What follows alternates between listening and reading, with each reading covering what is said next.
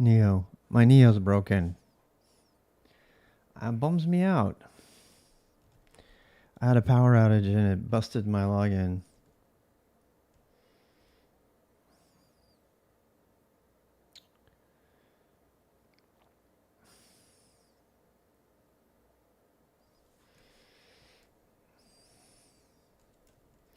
This really should work. I don't get it.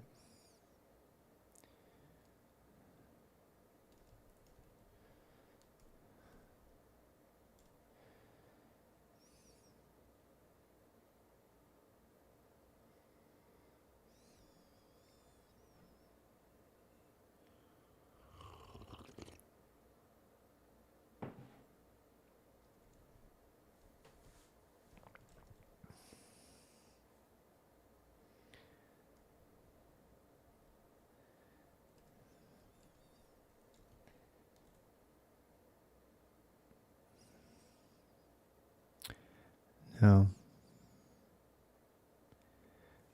Good question. How can a power outage break login, right? Well, it did. I was logged into this system using SSH and now I can't. The only thing I can figure is that when Proxmox gets rebooted, it reissues keys or something. I don't know. It's a Proxmox problem.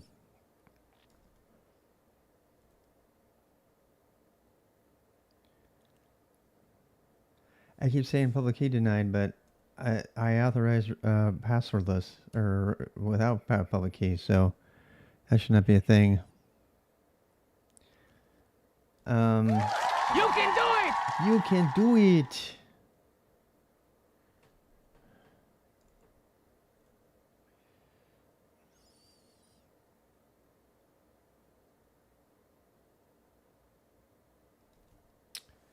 I don't know, it's this kind of stuff that deflates me every time. Like stupid shit like this.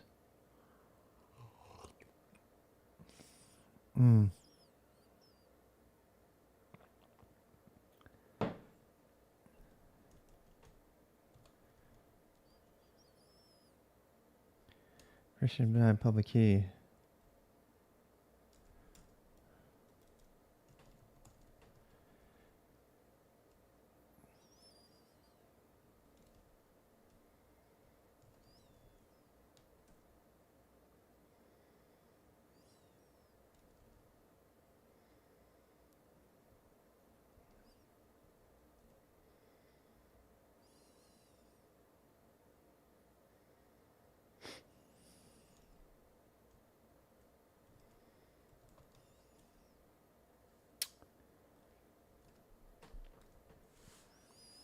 I don't know what's going on.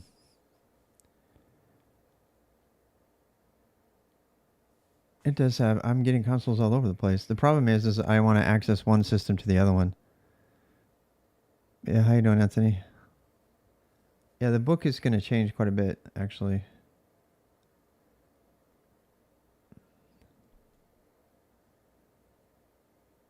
Store state, yeah. Can have their own link. I don't know if it even lets you pin messages. I pinned that one. You're going to add in Twitch in 20 seconds. Yeah, I don't know. No Neo today, I guess. It really bums me out, though.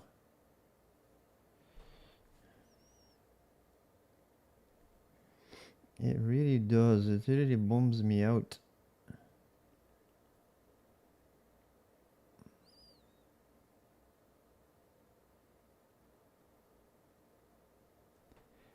It did come back, though. It brought all the systems, most of the systems back.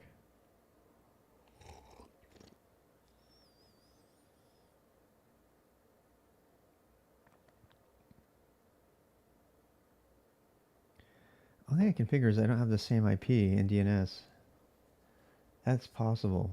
It's possible I don't have the same DNS IP. I don't think I ever set up my reserved DHCP result, you know. Yeah. A good idea. Get bombarded with matrix references. Neo's the thing. It's in my install Neo. Yeah, if you go in my dot files. Neo is this. Oh, I'm on Bastion now. It's going to be messy. Also, I have a ton of latency between my Wi-Fi and the Proxmox system, which is a network issue I'm going to have to fix eventually. And the home lab days, not today though. Today's not a home lab day. Yeah, I don't. This is really bumming me out. It's like bad. It's like what the hell? I can totally.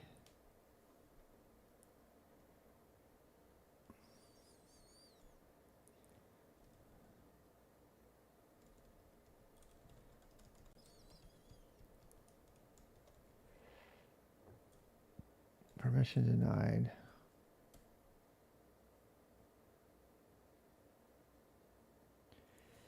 But it's not public key. I don't get it.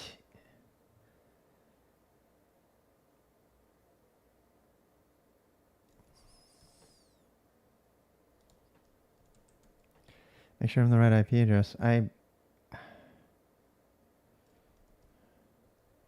18.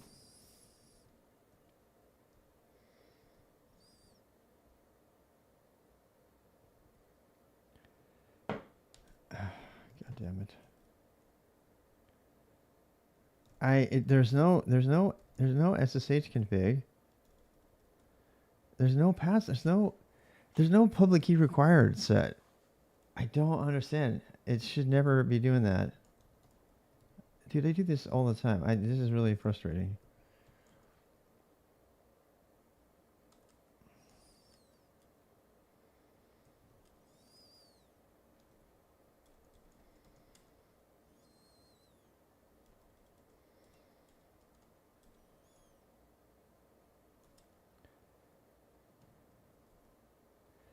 Password authentication, yes.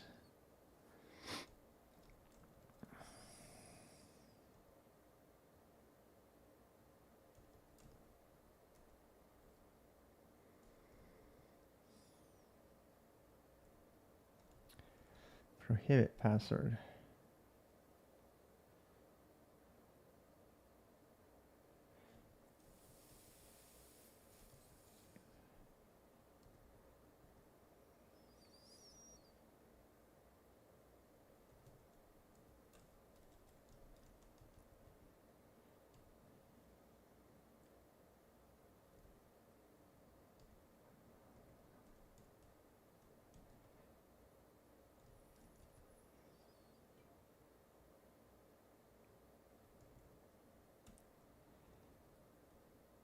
Unless it knows I'm re-authenticating. No, it shouldn't be. I wasn't logging in as root though, so I'm just widening my whole SSH up here completely. It's just really, really bad. You shouldn't do this. To just figure it out.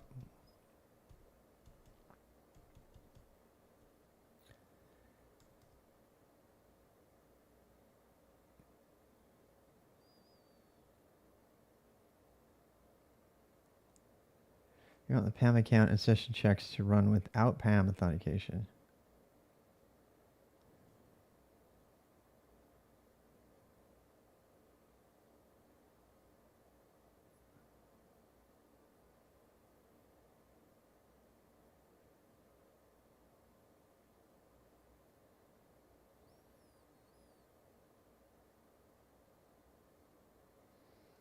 This was working before. This is what I don't understand.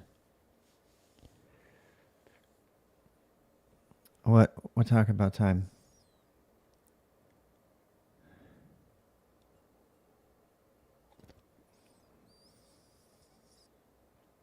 I haven't changed any of this.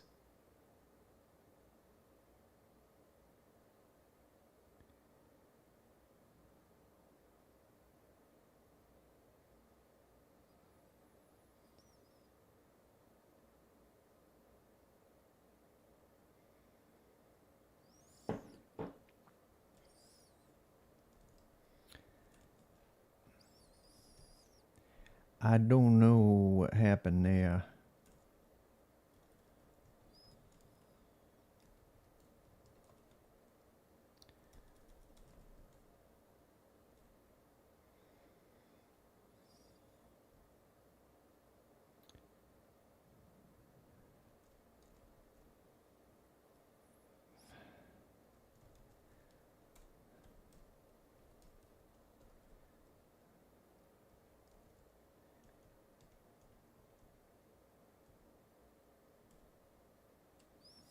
So stupid.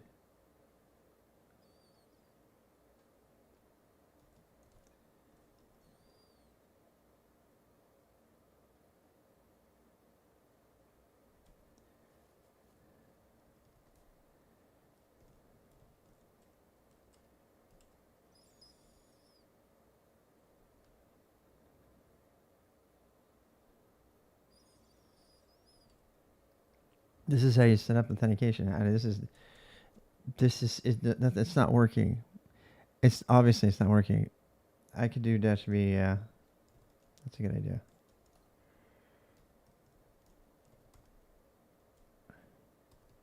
I've already added this like a couple dozen times now.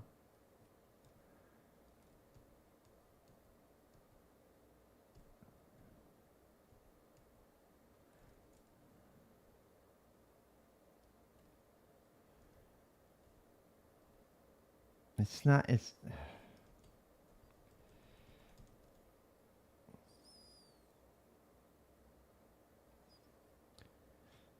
Why didn't I try the RSA key?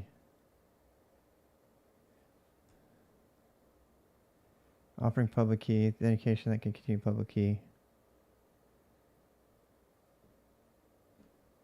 It's almost like Bastion has all of its authentication turned off, like all of it.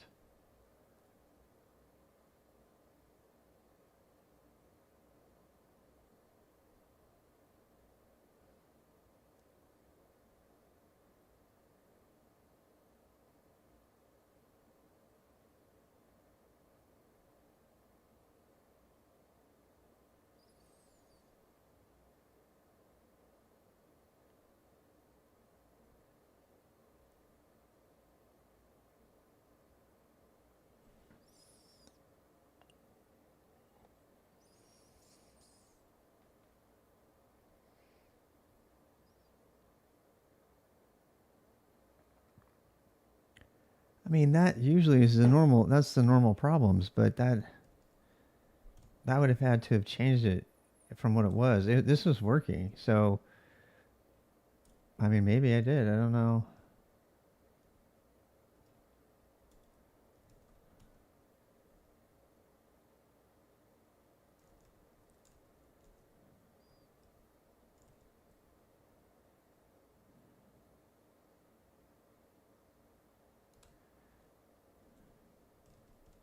Those are all the normal problems,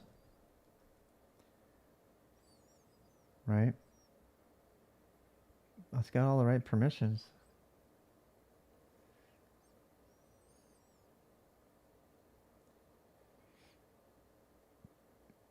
It's really weird. It's almost like it's here. We need to tail the auth log and see if it's even getting a connection. It's almost like it's connecting to a different machine.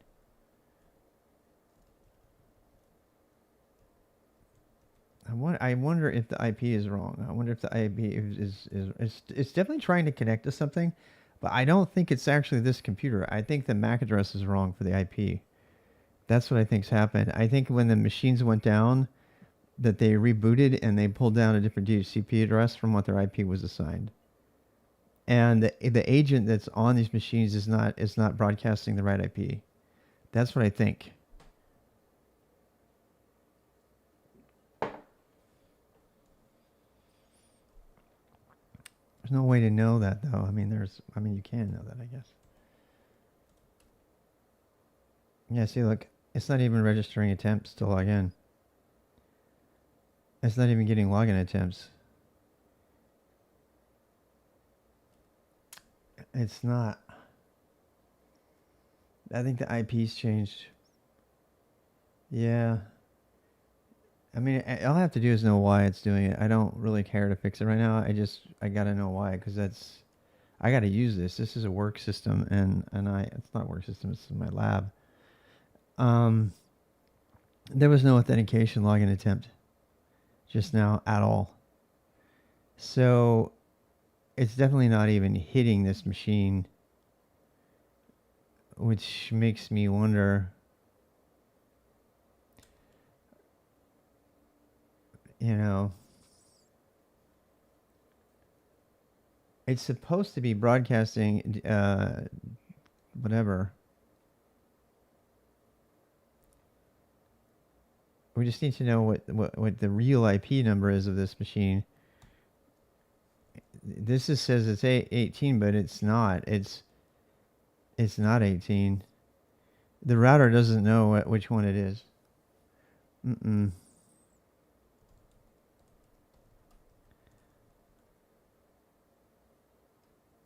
Look at that. 172. That's 17. What the hell? What the hell? Is that because I'm on it? Oh my god. I am going to freak out if they totally change. I think that's just an internal virtual network. I think that's an internal virtual network. That's darker. Yeah.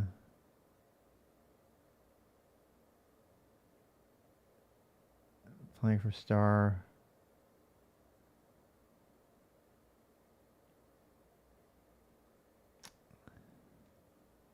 It's the Docker IP usually, right? So that's actually really bad. Because that means that either Docker or Kubernetes on there actually changed it. Hey, how you doing? And ITPS, yeah. I saw Docker. I saw all the virtual bridges there. So that...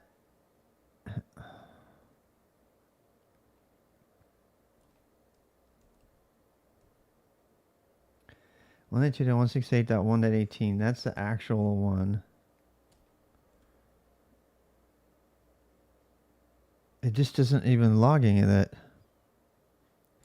That's just so weird. It's not even logging the authentication attempt. How you doing? We're gonna get into some Go here in a bit.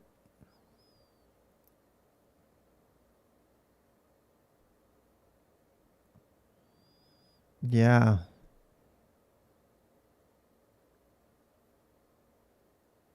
I think...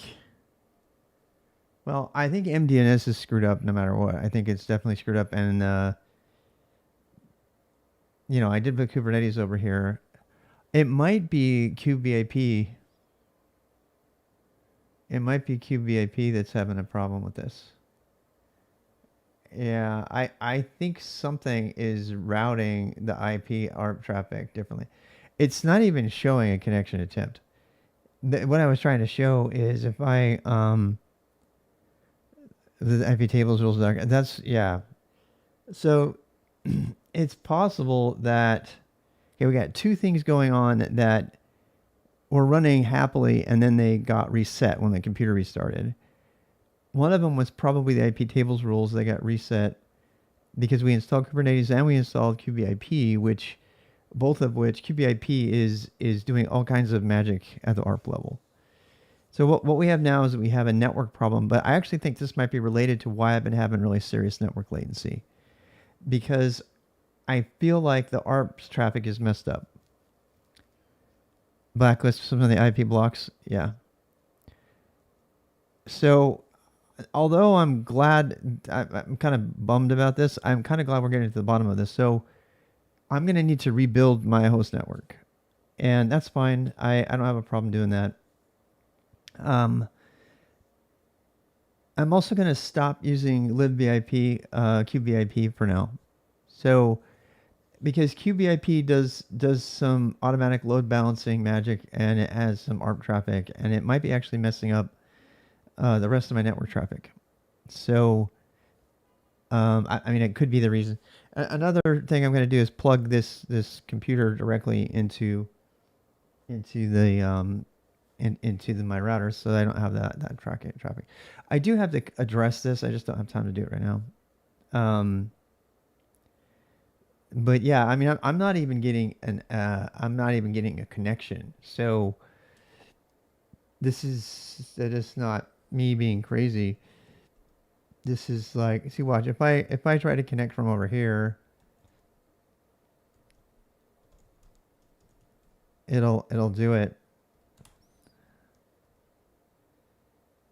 Okay, so what is that? Like date stamp? It's like 1515334.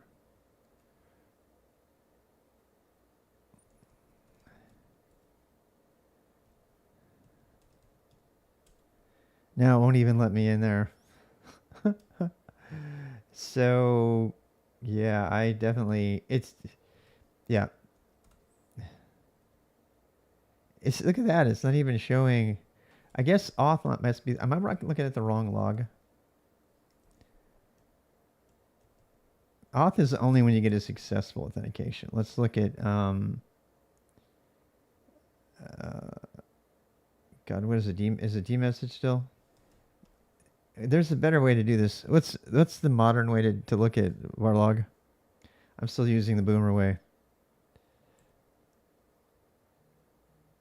It's not D-message. It's what is it? Log journal CTL. Yeah, yeah. Thank you. Yeah, I cannot remember. Thank you for that. I don't do that nearly as much. Journal CTU FU. God, I have so much latency. It's insane.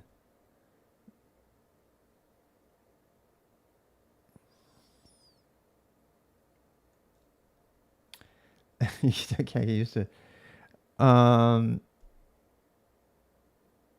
Yeah.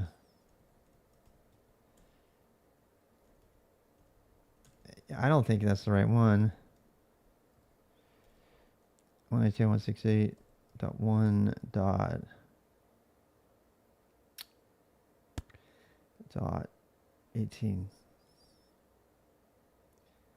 What the hell? Connection SIP of pair, connection SIP above 422. Connect exchange identification. Well, I must have fucked something up. Good to know.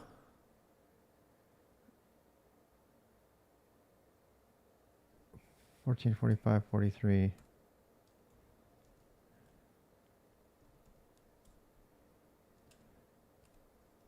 I'm in. Wait, what? Now I'm on controller 2. Now I'm on Kate's control 2. The IP tables are totally fucked up. They're totally messed up. Okay, well, I know what to do now. Yeah, I this is what happened. So they assign their own IP addresses, but they dynamically grabbed a DHCP address that was not reserved. And there's an assumption about what IP address it still has. But the agent, the Proxmox agent hasn't updated yet. So that's what's going on. Yeah, IP tables with Docker and Kubernetes. Yeah. It's so a lot of this is my own fault because I was so lazy. I set up the entire cluster really quickly and I didn't go in and reserve all the IP addresses. You know what I mean? I had like, God, a dozen or so IP addresses, reserved IP addresses, and I wasn't able to force them to be the same things every time. So I actually know the answer to this, so we can so now all we have to do is you just have to find what the actual IP is, because the Proxmox reported IPs are totally wrong. These are wrong. So if I go on Bastion, if I go look at the summary, it says it's 192.168.1.18, which is totally wrong. You saw I just connected to that, and I connected to control plane. So one of two things is happening. Either they both have the same IP address and it's round robining through just regular DNS round robin, or it's not. Let's see what we get this time. Yep, control 2. That is so funny. It's totally screwed up. I thought I was going nuts. I thought I was losing my mind. So this just makes me feel sane again. Because I was changing the configuration. It turns out I wasn't even connecting to the right machine. Oh, because this is a lie. This is totally a lie. totally 100% a lie. In fact, there's really no way to know which one is the right one. You know, there's really not. Oh, look, somebody changed their. See, this is how you know.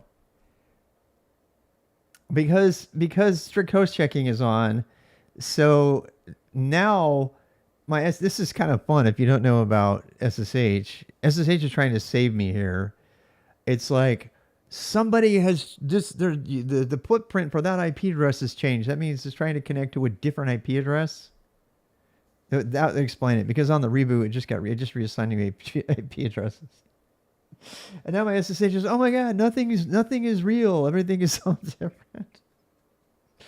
So I actually have to enable, to get down to the right one. There's no way of even knowing which one is the right one now.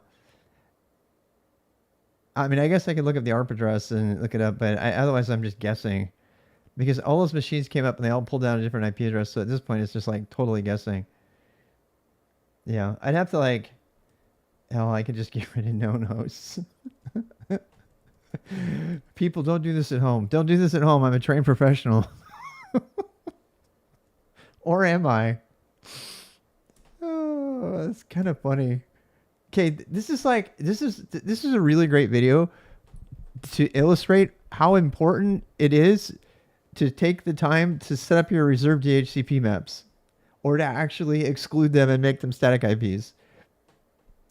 This is why you set up your static IP address as DHCP for certain mechanisms. Of course it is. That's. But I did it. You know what? I deliberately didn't do it because I didn't want to. You know how long it takes? It sucks. It sucks. I was like, well, it won't be that big a deal. Actually, I tried to trust MDNS to change it. Mistake. So here's another thing. Here's another thing that Kubernetes does not do. Okay. Kubernetes and IP tables and Docker and all that stuff, they do not play well with MDNS. So I thought I could put a Vahi daemon on there. Let me show you. I thought I could put a Vahi daemon on there and it would be fine, right?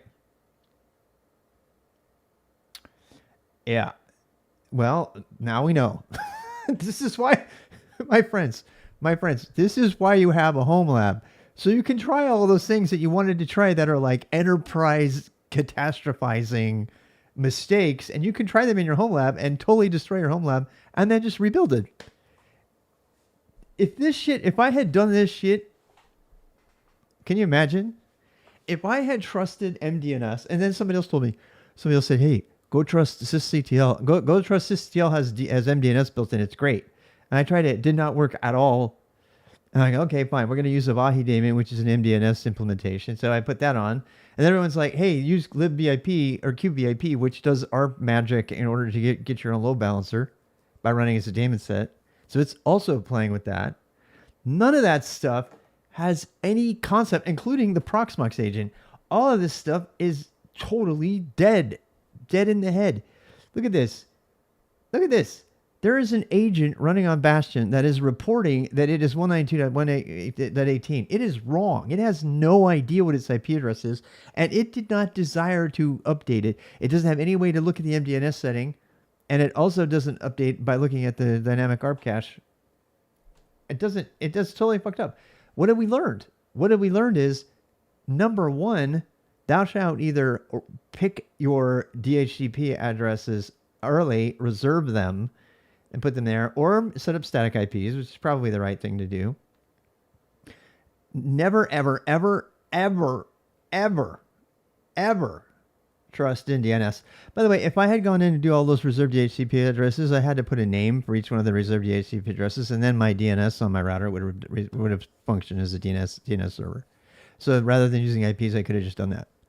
I actually want to re-IP my entire internal network. So this is actually my motivating me to do that. By the way, let me show you guys. I know you're here for ghost stuff, but let me just kind of do a recap, a post-mortem, as they say. So, Excalibur, I want to show you. There's a few of you out there that will actually really appreciate this, what I'm about to say. So this is my old home lab network when I had a much more involved. I have just running several VLANs and a bunch of stuff and some smart routers and switches, and I those are all gone now. But anyway, one of the cool things about this particular setup when I made it was the discovery of the 198.18 was it type B subclass address. This is really really cool. So it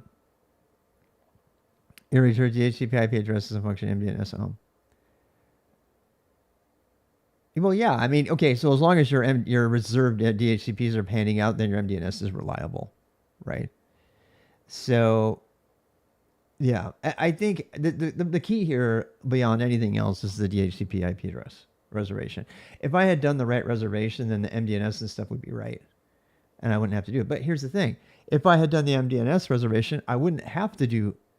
I'm sorry, if I had done the reserved static IPs with names, I would not have had to do MDNS because my router, this router right here, this really old Netgear Nighthawk, it actually has, it automatically assigns host names. And it has, it's the DNS server for the default DNS server. I'm not running a separate one. There's a lot of default things that I just use because it's just easier now. So, and one of them was this, used for benchmark testing for inter-network communication between two separate subnets. Yes. But here's the thing. There is a 198.18 and then there is a, oh, I'm sorry. Oh, no, here we go.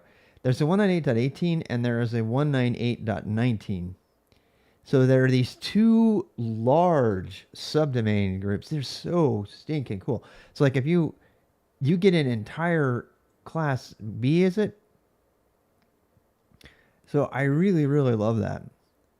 So my entire, what I did, you have to set up, I didn't do this. I have to reset my, this is network config, home network. Since we moved, I haven't done it. I haven't done any of this, but I've kind of been feeling the pain of, only 128, or what is it? 15. Yeah, they are. No, they're not. There's a .19 and there's a .18. Oh, no, you're right. But that allows you to switch. No, it does not create VLANs. I have to make them myself. The old system. This is an old system. The new one that I'm building, and I should probably diagram it actually. I should probably diagram my new one. My new one is just this router and this HPC 640 machine. That's it. And that's all I want. I have a really tiny apartment now. Kind of a New York apartment, even though we're in North Carolina. And accuracy be like, man, may get pwned. When Bitback can update their public keys. Oh, yes. Oh, my Lord. Yes. Yeah, so yeah, so let me just recap here. I gotta write some notes about what I'm gonna do here, and then I'm gonna get back to the Go stuff. So the takeaway of this is I need to take some time and actually do a network diagram, even for my Proxmox servers. The reason I didn't is because I want to be able to take my Proxmox servers up and down really, really easily and quickly.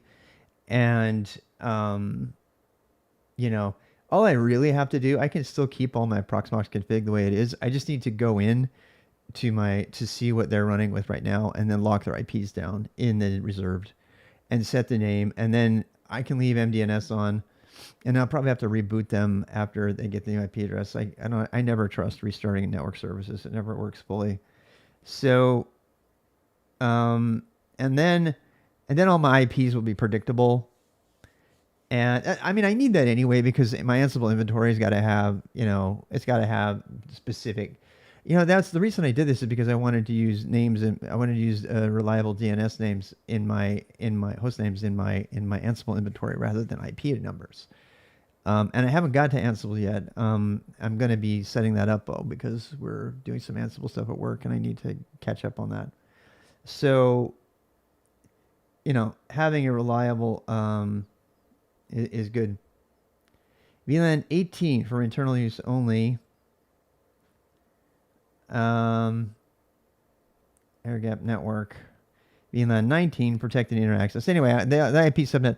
I was just telling you that you can actually have these two different .18 and .19, and you can have as many hosts as you want. I don't, everybody knows your thing. It depends if it's enterprise or not. But if it's consumer facing, it's usually going to default to 192.168.1 slash what is it, 18 or 22, and that is obviously not enough, right? That's like for a home lab like mine, I felt like it would be, but I'm starting to feel the pinch, because this IP pool is like spread across the entire house, all the devices in the house and stuff. You start getting smart devices and phones and things on your network, and you kind of lose.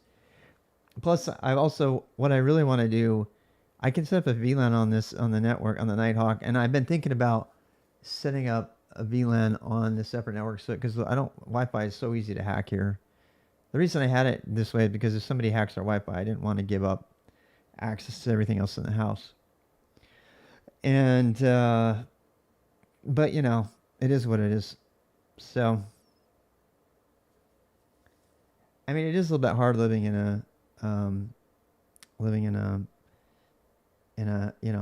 apartment complex, because you can't split that one up as easily because it's /8. And also, it's also used everywhere else. So that's why I'm a huge fan of the 198.18 and 19. Here's why.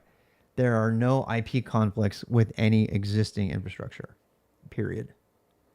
So, 10 the 10 dots are used by lots of things. Docker uses, somebody already mentioned it, Docker uses 172, so it's kind of locked down. And the reason I really like the 198.18 and 19 is nobody uses them. They're literally defined for issues when it is used by work, right? So yeah, and my VPN does use that, right? So that's why I really love these subnets. I should make a video just on that. When I found out that they were actually being used by large research organizations to test things, knowing that they would not conflict with 99% of the stuff out there, is very, very valuable. 10 dot is a really popular network, right? For people to set up their own internal stuff. And, whether it be VPN, and then you got the whole Docker thing, which is 172, and then and almost everybody uses 192 dot whatever, which, is a problem because there's not that many IP numbers on that network. It's a home network usually. That's usually the default on most home routers. If you get the bigger the home router, the more likely you're going to get a 10 dot, right? By default. So, but yeah, I have had problems with 10 dot addresses being with VPN conflict things before in the past. So, it's kind of fun. So, but see, this is actually, kind of a side note. I don't know how to help people learn about this stuff. This book is all focused on learning to code and go, and we're going to do that right now. But,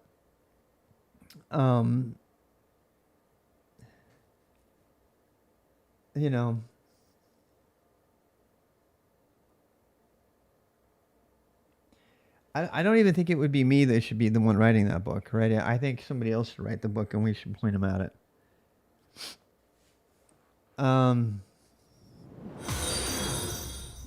But you changed it because problems with the default networks of VPNs, and yes, completely agree.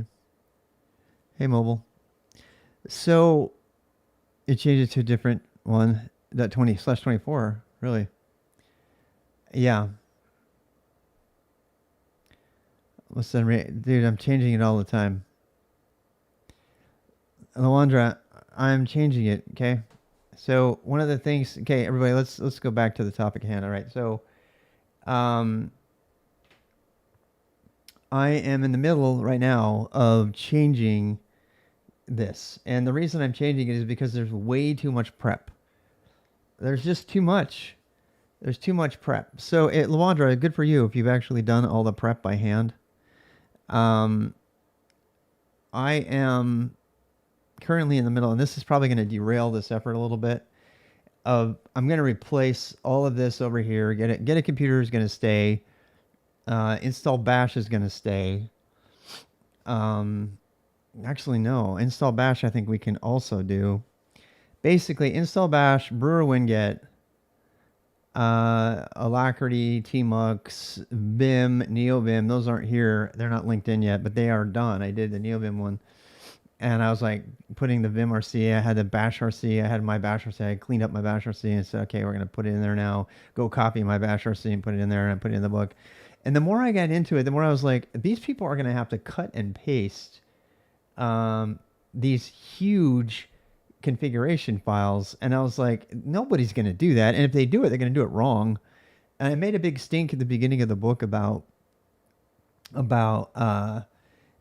needing to know how to customize your environment and where all this stuff is and how to do it. But this has been one of the biggest hurdles for everybody since the dawn of time. And when I started SkillSec, I started by having them SSH into a server, and they used it that way. In 2021, we had a container, and they would just fire up the container. There are very few steps to learn how to use a container. They get in the container, and then the container was all set up. It had everything. It had fishies. It had everything, and they could just use their code there. The downside of the container thing is, unfortunately, that a lot of fun things that they wanted to do, like open up their web browser and with a script, or make a clips program that opens up your clip library and runs an application on your laptop, like my clips thing that I do. You guys know about this, right? My Xclip, this little tool that like runs a thing. That kind of fun stuff cannot be done unless you're running code on the machine. And so there's a lot of reasons that the containerized version limit it. Now, so the reason that I am redoing that prep part of the book and turning it into a code-mage or a CMP, not CMP, CM code-mage book, CMB. CMB. All right, code-mage book. Because I'm going to... That's not too hard to type, actually, so... That's going to be the shortcut. Anyway, the reason I'm making this is because we've never done it before, but I think that we might be on to the absolute perfect way to get a beginner going on their own computer in the way we're going to jumpstart people. And they do this. NeoVim has a thing for this, and there are a lot of cases where you run a pre-configured NeoVim or a pre-configured container, or you go into a website and then you access a command line through a web browser, which to me is really ass backwards. I know people do it, and there's nothing wrong with doing that, but I don't want to do that. And so that leaves us kind of wondering what comes next. So the answer to that for me is to write an installer, a very public open installer, that will not only install all of those things, but also have the whole book in it. I'm going to embed the book in it, and if you guys want to see me do that today, that's what I'm going to be doing. So if you want to see how to put an entire book inside of a bonsai branch, inside of a Go command, then I can show you this. So preface. So who should read the book? Who's included in the book? code-mage. The code-mage CMB command. What kind of book would this be without giving you a command line utility to go with it? Rather than get bogged down with a lot of code installation. So, yeah. There are a lot of other stuff code-mage can do. Check your work as it progresses. Create unit tests to see if you type every time. Time how long it takes you to complete. So I've been talking about putting making Skillbot again. And those of you who don't know Skillbot, it was a thing that would run, and it would, you'd run in a separate tmux pane, and it would watch what you did, and it would score you and time you and give you a little checks if you passed, and as you gave you challenges, and it did full examination of your code. Display local code-mage book community announcements. Serve a full copy of this book to your web browser without internet. The other thing too about the skillbot thing that I can do is if I finish Pagan, I'll be able to create metagrammars in Pagan that represent what a program should look like in its entirety down to its AST. And I will be able to check the correctness of any Go program by comparing the AST of the program to the output AST. And I don't know if I can put into words how fucking awesome that is. There is nothing that allows that level of clarity in checking an application. In other words, if I can automatically parse any Go code, and I can take the AST that comes from it, and I can look at specific sections of the AST and say, did you implement this if statement right, or did you implement this other thing right? I can also check the result, of course, but more importantly, I can check how you wrote it. So that is a way that we can give really interactive feedback about how you're writing the code. So like if you accidentally write the code without trapping an error, or if you've trapped the error wrong, or you use an identifier that's non-conventional, or you use an if-else instead of using an early return, I can tell you all of that. And I can actually write code that detects that in the code. I can write a linter that's designed to catch newbie errors and to list those out. And that is definitely coming. It's not a lot of work. You know why? Because normally that would be a tremendous amount of work, but it's not a lot of work if you have a drop dead easy grammar parsing expression grammar. Because then all I need to do is display the parsing expression grammar match that I want that represents the type of the AST that I want, and then I can just compare the outcoming AST, because everything that's parsed using Pagan becomes represented in the same exact AST, exactly the same, without everything's in order and everything. And I can actually just look and say, okay, do you at this point in the AST, is it a thing? So it is a lot of work, but it's a lot less work than a bunch of regular expressions, which is what I did before. Before I did a bunch of regular expressions, and I'd say, okay, do you have this thing in the book? Any site that checks to see whether your code is complete to help you pass is using a bunch of broken regular expressions to do that. You can almost always get around it. So why is that important? Because that is the reason I'm going to make code-mage. So code-mage is going to be more than just an embedded book. It's going to have a number, the examples that are in here it's going to have intimate knowledge of those examples, so that it can see, actually it can in real time, if you open it in a different pane, it, like my skillbot used to do, it can show you which pieces of the code you've implemented and which pieces you haven't.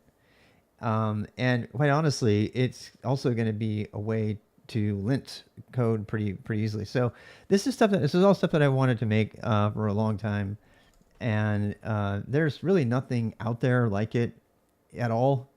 There's nothing that has the ability to examine code to that level, and I wanted to do that. And I don't like the compilation part of creating a language. I like the transpiling part, the Pagan part. So I'm gonna finish that, but I got a lot.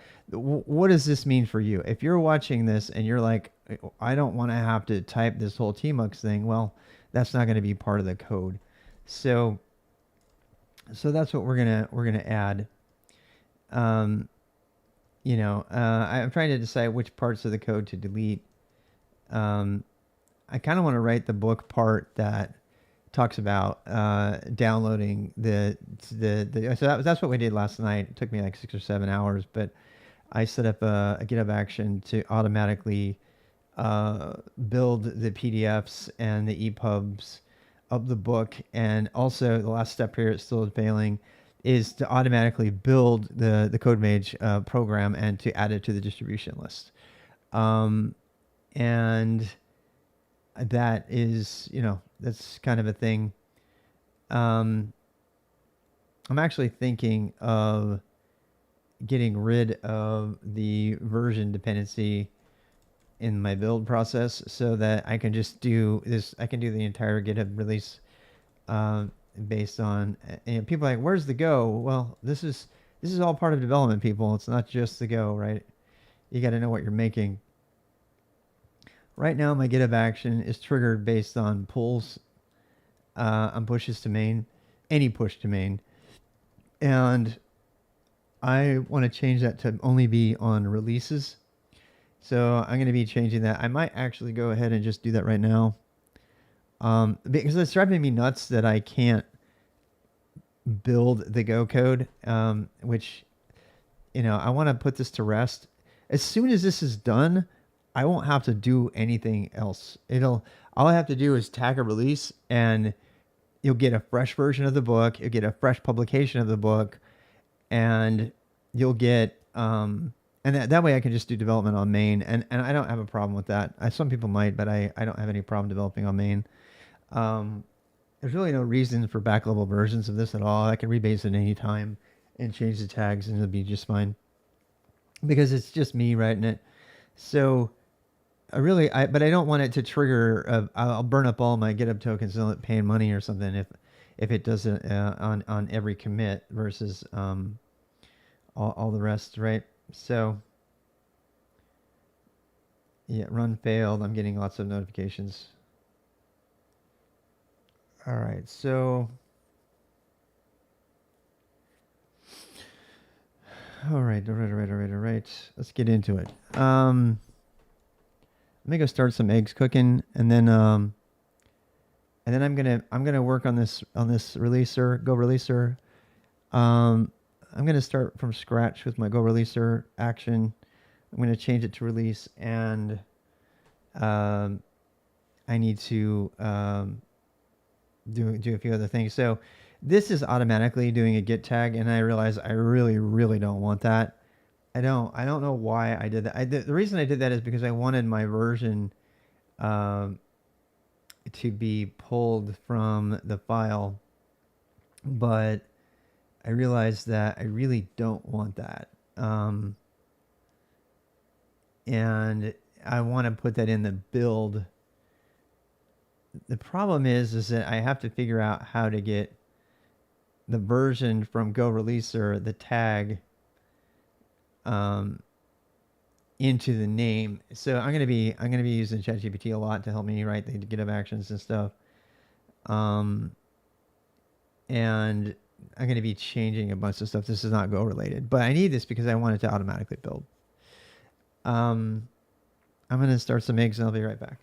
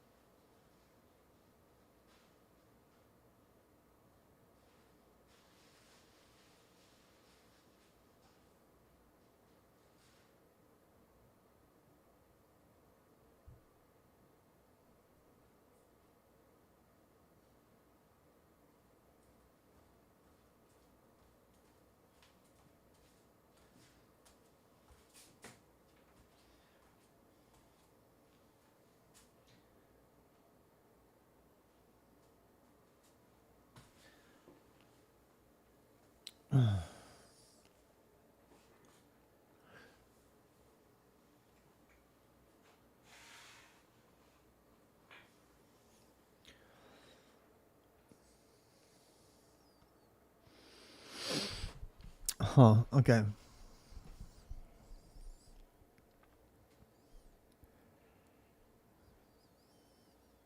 Yeah.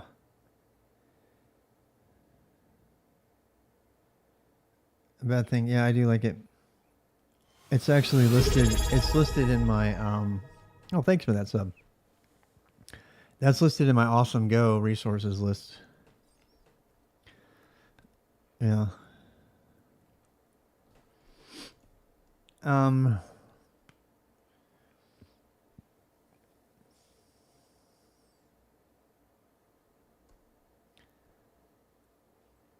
we need to rework this whole thing.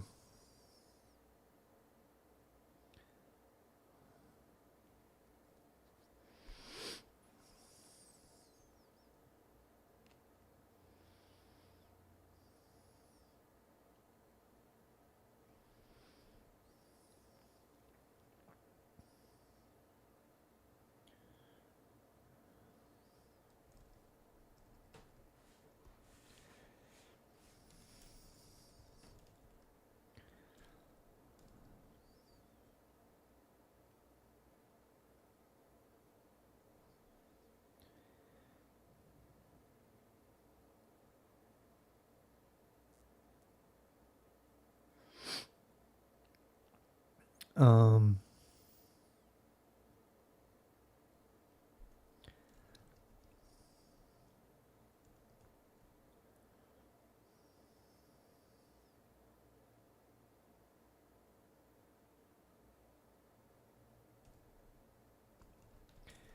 if dash is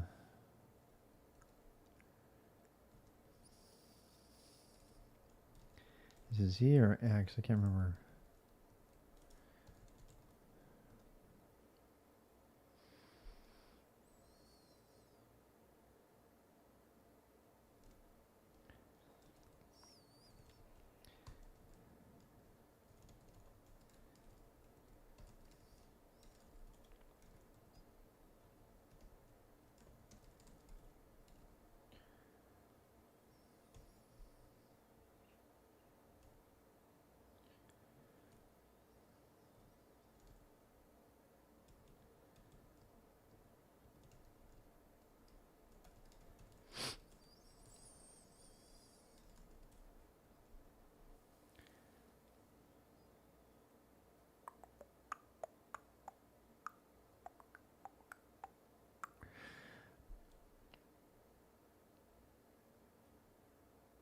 Yeah. Yeah, it's good.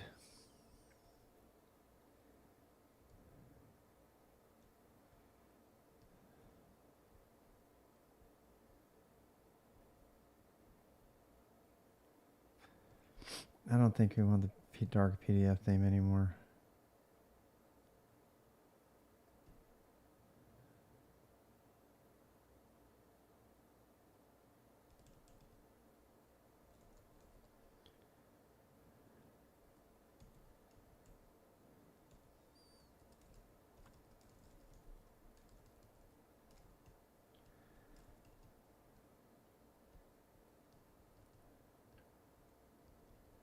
All right.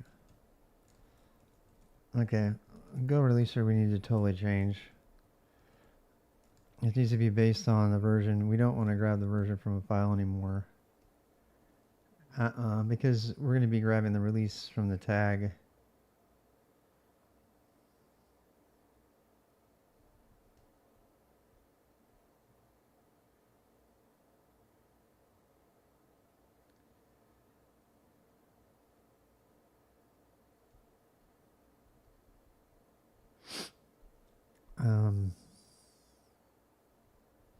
We need the version in here.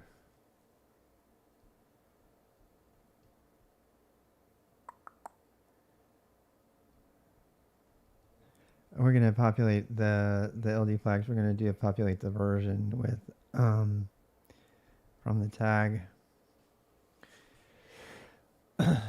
Um,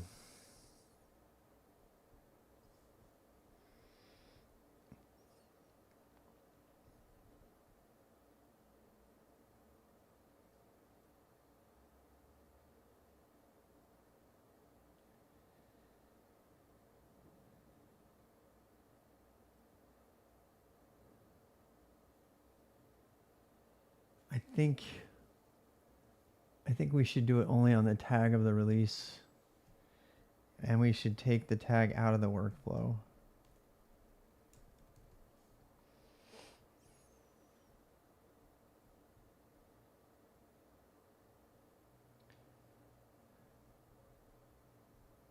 If we do that so that the tags are matching the version tags, then that would be fine.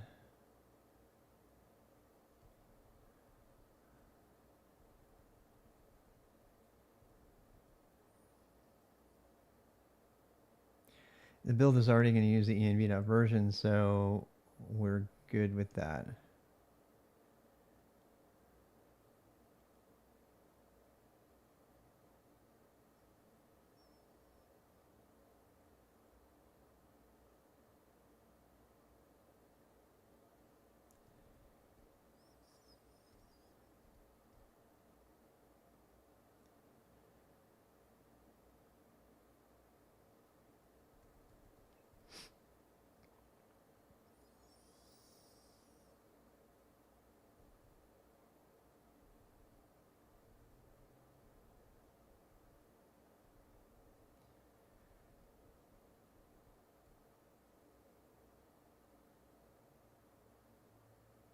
I don't think we need to create a git tag anymore. Yep. How you doing, Hagner?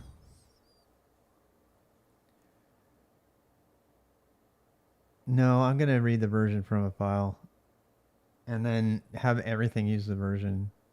The reason for this is so that I can do a local build and still see what it's going to look like.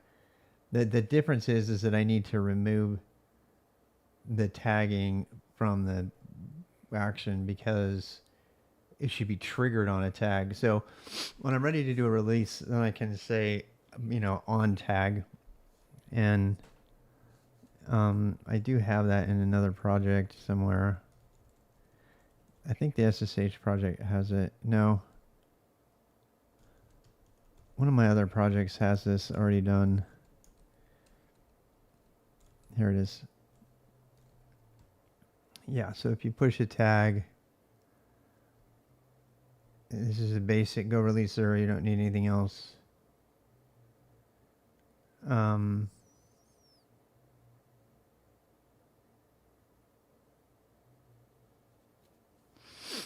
And don't really need much more than that.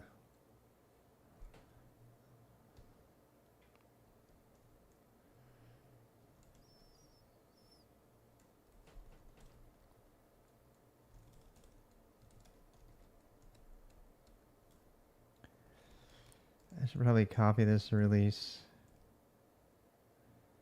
Move to GitHub.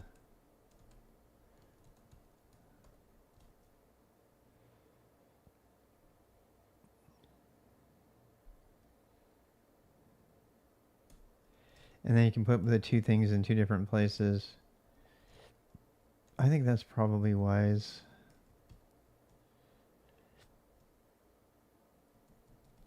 The release is a lot easier when you do it this way.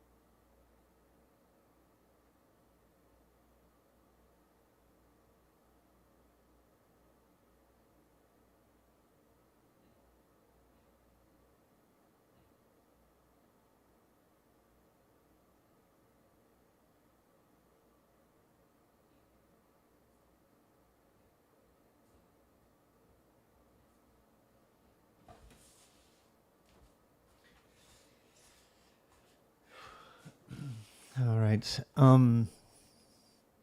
Let's back up a little bit and like re-scope what it is we're doing here, because I don't want to have to redo this again. I spent 6 hours doing it, and if I had thought about this a little bit better last night when I wasn't so tired, I might have done it completely differently. So I'm going to keep a lot of snippets of the stuff that we've already done, but I'm going to largely scrap everything we did. I was just, grabbing coffee and taking my eggs off the heat, and I realized what we need here.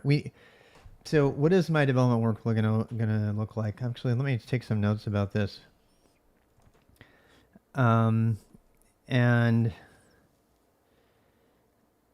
actually gonna make a log here.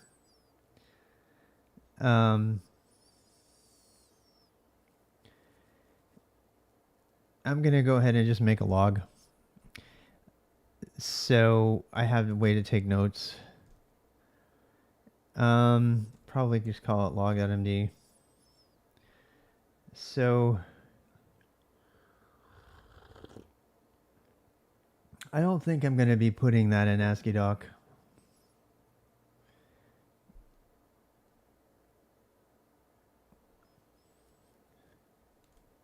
Now I could do this just as get issues, right? Like, where are we at on the project? That might be better. But then you can't just go read them. I know I'm bike shedding, but I mean, we could just keep updating issue 1, which is the thing that people do.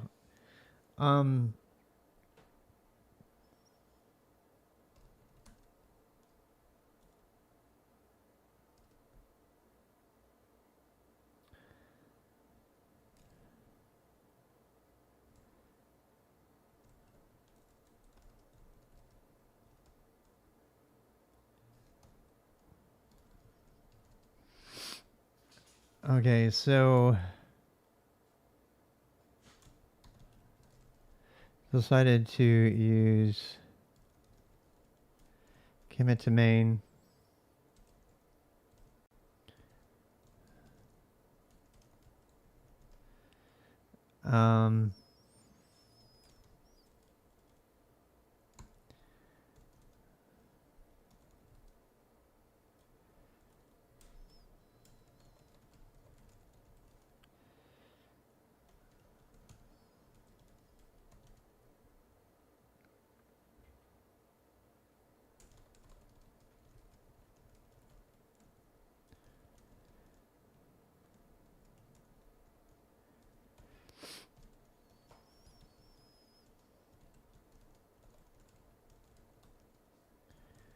And we need to only have those run with tagged release.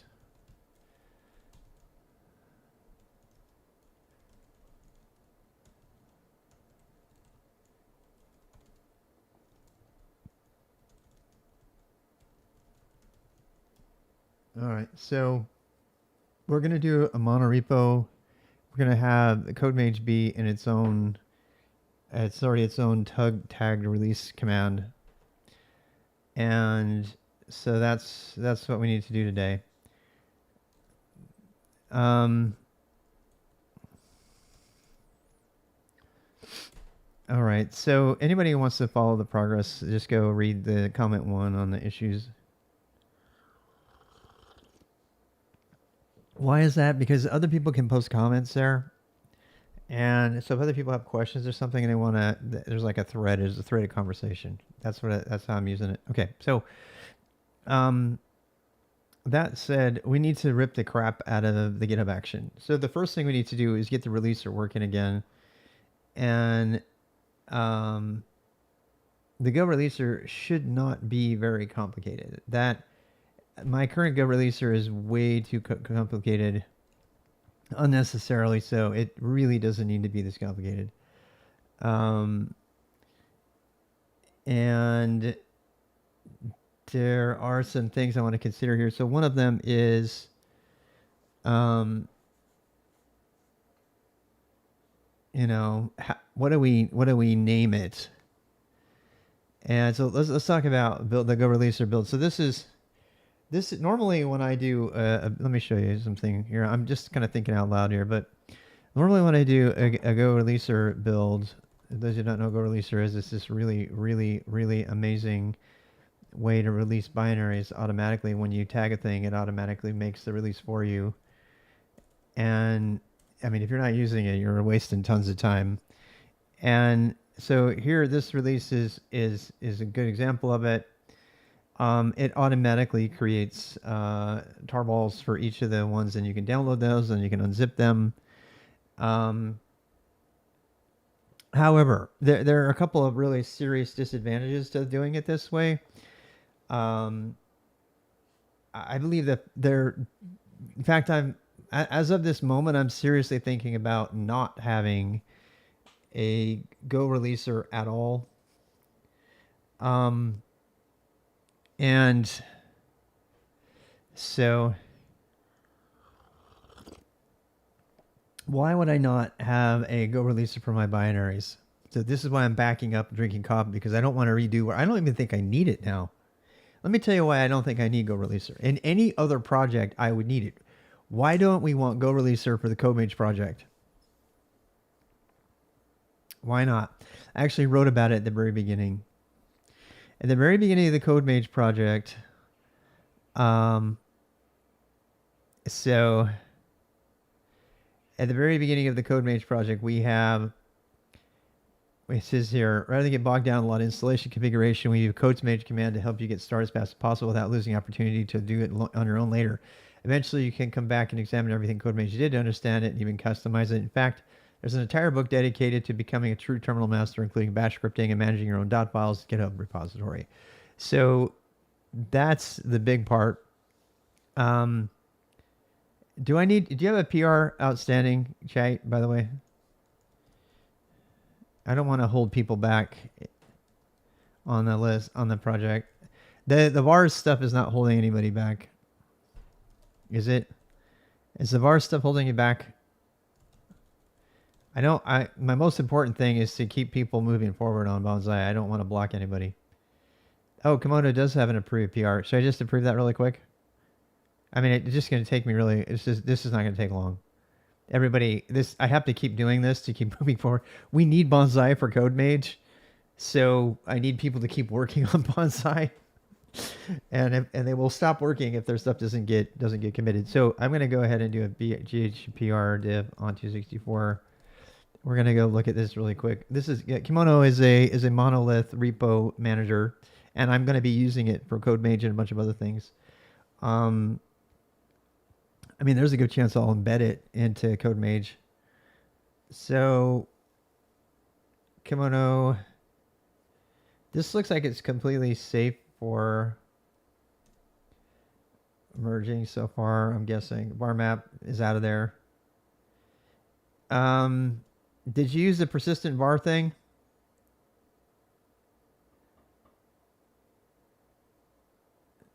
Yep, we got the long tag. Just let you know, Chite, are you still there? On your long tag stuff, you can indent that and it'll get dedented automatically. If you prefer to not have it. Do you think the persistent var thing is the thing you're going to do? It should not break compatibility because, well, versions, first of all, and secondly, because it's an additional field. We're not reworking any existing field. You'd have to use it. Okay, so I did want to show you this, though. You can indent here, and whatever the indentation is, tabs or spaces, it will automatically assume the first line is the dedent, and it will dedent for you automatically, so it's not all left justified. If you want to keep it right justified, you can keep it. I mean, you can do you, but I just want to let you know about that.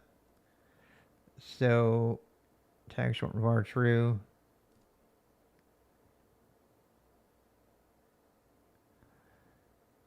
Yeah. Tag command updates the ties to Go module depths. Dedent because it helps me track on the number of columns used. Yes, good point. No, that's totally fine. Yep. Yeah, Yep. Kimono for variables. Okay, so this here is going to be later. Eventually, it's going to be redundant. I know for now it's not, right? I'll go ahead and merge this, but this makes me really want to get that done because the variables section is going to be summarized automatically. That's going to be something that's going to be automatically added to any output. Because it's declared now, all variables have to be declared. So in fact, it's going to be defaults to whatever. It'll be default colon whatever. I really need to finish that. We need to finish that. Ugh. Like we have so many things going on at the same time. I have so many things going on at the same time. The reason that I spent a month and a half on Bonsai is because I wanted it done before we got to the codebook thing, and now it's blocking me. So,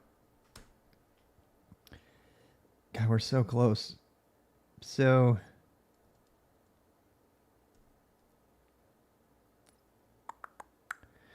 The hidden bug, I gotta fix that too. You know what? Fuck code-mage. I'm gonna work on Bonsai. I'm gonna change my title. We got too much to do on this. I can't get people coding if this isn't ready because I can't make code-mage until this is done. I hate that that's true, but it is. Environment can't be explained with 50 characters. Environment variables cannot. I know I have issues. Well, I have new issues. I've been reading my issues every day when they come in. I saw the run API thing. That's an easy one. Seeking it should call cache. Yep. Yeah, you wanted to move the caching. The persistence. The fetch and persistence stuff is new stuff, though. Yep. I can't do codebook, guys. I'm going to have to cancel a codebook for now. So I don't have time. I got to do one thing or another. I cannot get stuck on the codebook stuff until we're, okay. Let's like, my copy is still not done. I gotta prioritize people. So, these bugs are like relatively small and they're easy to fix. I mean, I'll be done with all the Bonsai stuff in the queue by the end of the day, like maybe a couple hours. This is not hard stuff. It's just stuff that has to be done. And one project at a time. Yeah, the problem is I've been doing Bonsai for way too long, and I'm off next week. I'm off all week next week, and I'm off in Christmas, and I want to get the book done before Christmas. I was shooting really hard to get the book done before Christmas, so that people could use it. It's definitely going to be on the shelves to buy before next Christmas. For those who want to support me that way, but obviously there's going to be a free version, a web version, everything. And we still have the whole help parsing, and now I'm realizing that the help parser's got to be done, that the pagan and rat parsers have got to be not just to do help generation, but also to do code validation. So we have a lot of like things. I need a map. Okay. Project map. So let's say I could do it in KN. Should be code approach to projects and learning, starting a QK util. No, I'm not.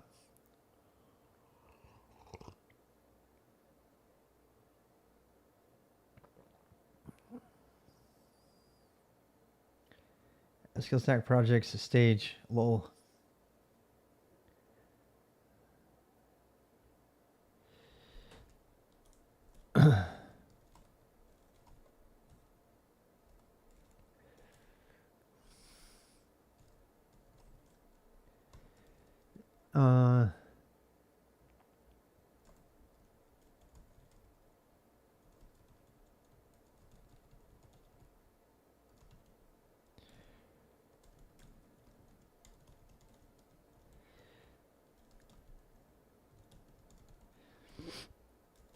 I'm using the SD.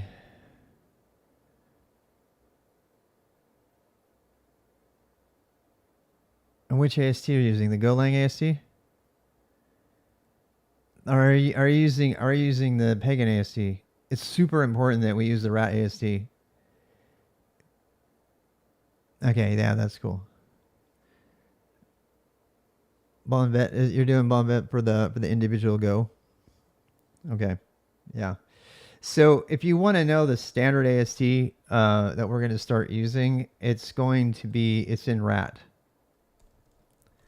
and it's not done, but this is going to be the standard one. If you look at the tests, this is going to be the standard right here. It's going to be this node idea, rat result.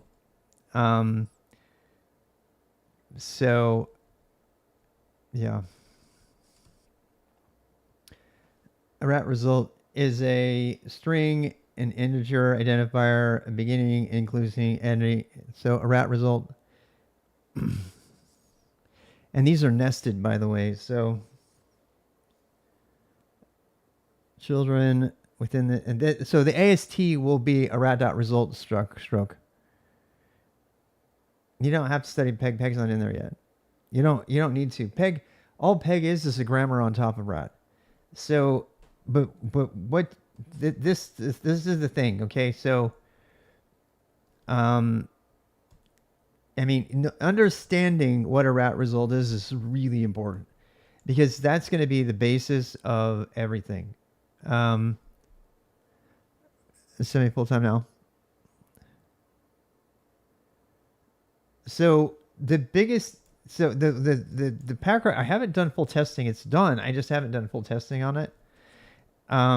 Is this is the pack rat parser. So, and it does, here's all the types. It does, this is the whole string conversion. And then, I mean, I'm just telling you in case you want to study something. So we have to finish the pack rat parser before we finish Pagan, because Pagan's easiest way, it's not the most performant, but the easiest way to convert from Pagan notation and grammar into an AST is to translate it into Go pack rat. And Go, Bonsai rat is actually is itself Go code that can be evaluated, and we use types to do type switching. So what we do is, you see how this says this join string print whatever.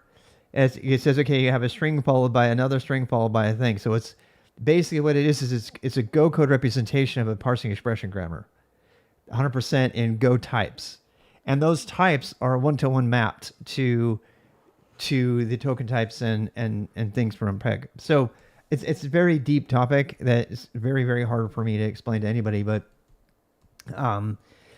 so that's it's a combined string any. So yeah, var true false. So anyway, so this is an n, x dot n. Foo name, and then each one has got an identifier. So x.n is, and I think that's not the name rule.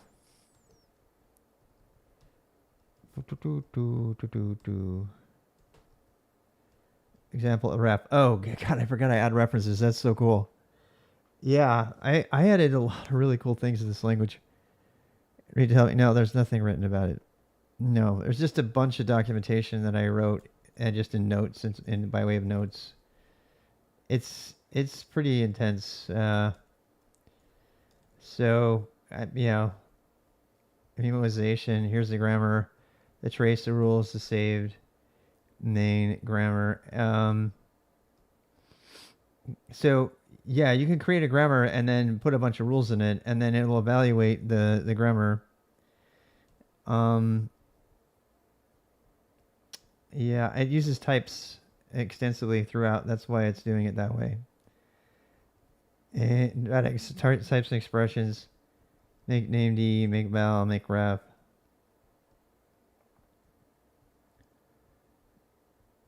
MMX minimum first one, make a sequence is, it's a true false, make not, make to, make any, arrange. And so all of these different tokens or structures or whatever you want, rules is what they are, the rules.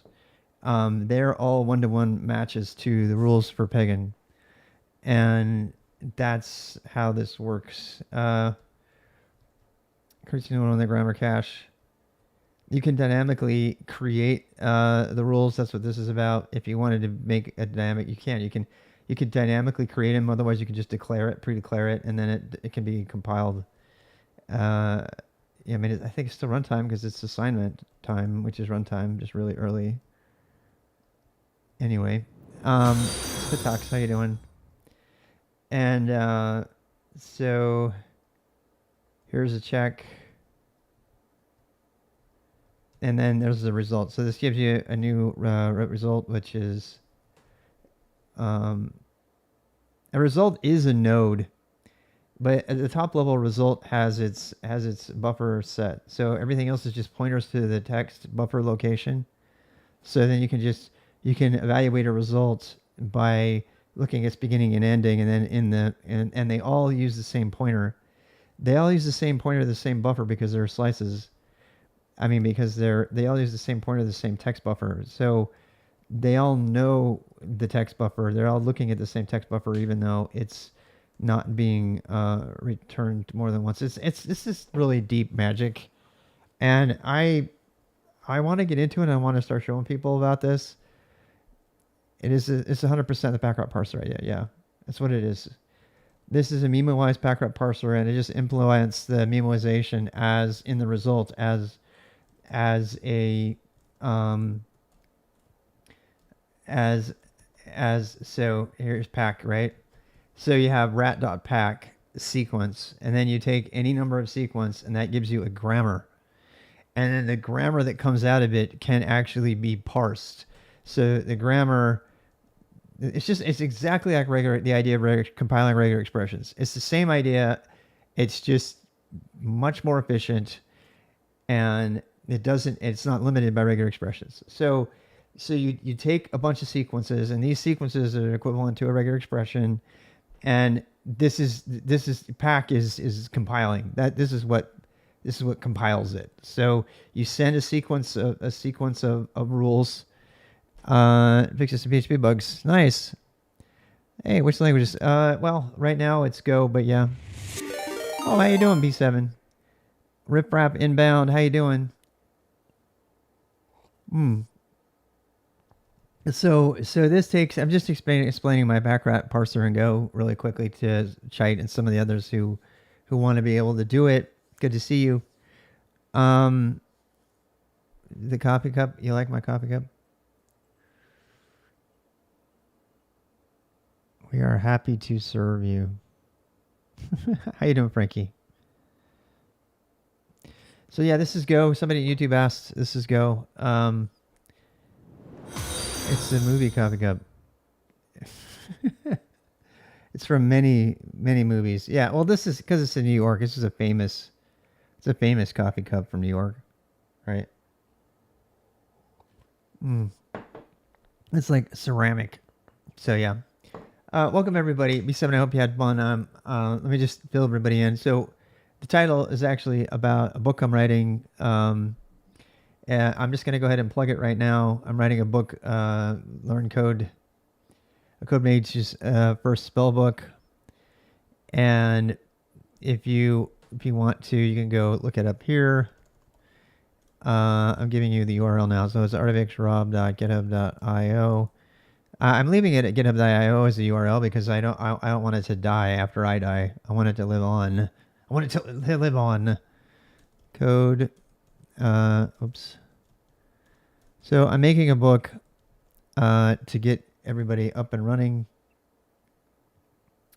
code-mage's for spell book. Now this is going to get revised, and we actually kind of got sidetracked because I'm making a program to go with it, an intelligent assistant, not AI, but an assistant to run on your computer and set you up and everything, and organize your. And I started to write that, and I realized that Bonsai is another project I have. It's a command line framework and library of things, and I've been working on Bonsai for years, but for the last year and 90 days or so, Chait and Krusma and I and Frank have been trying to get the framework done so that I can write the coming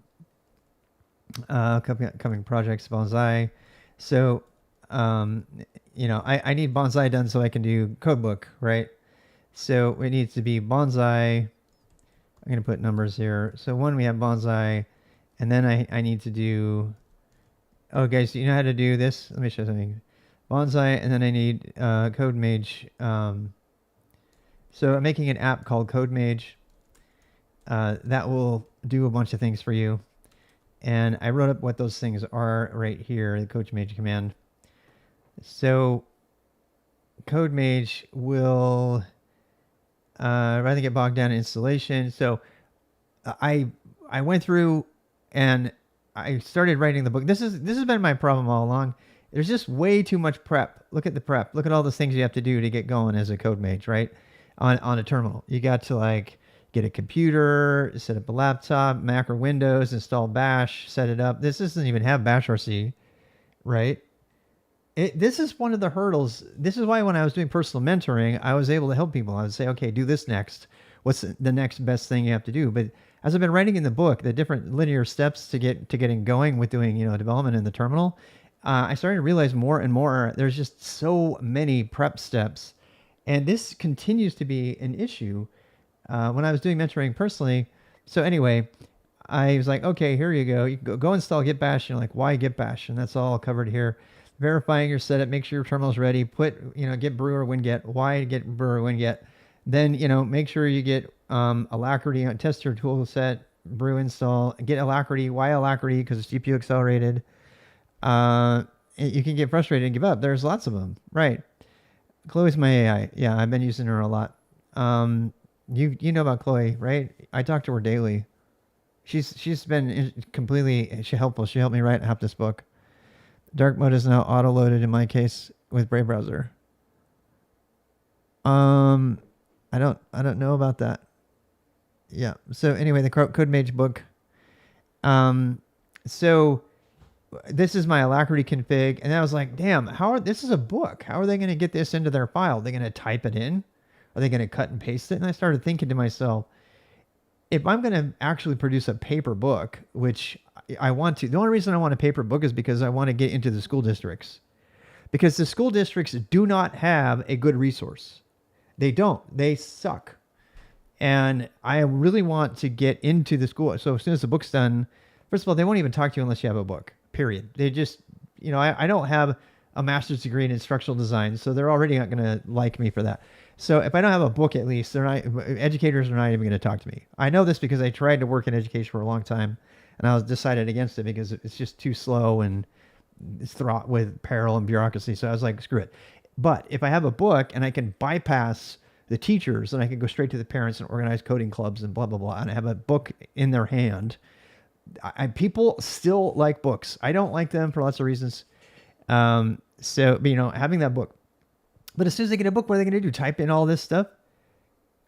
I kept looking up, and that was the first one that made me go, I don't know. And then I saw this one. So this is the tmux config. This is my tmux config.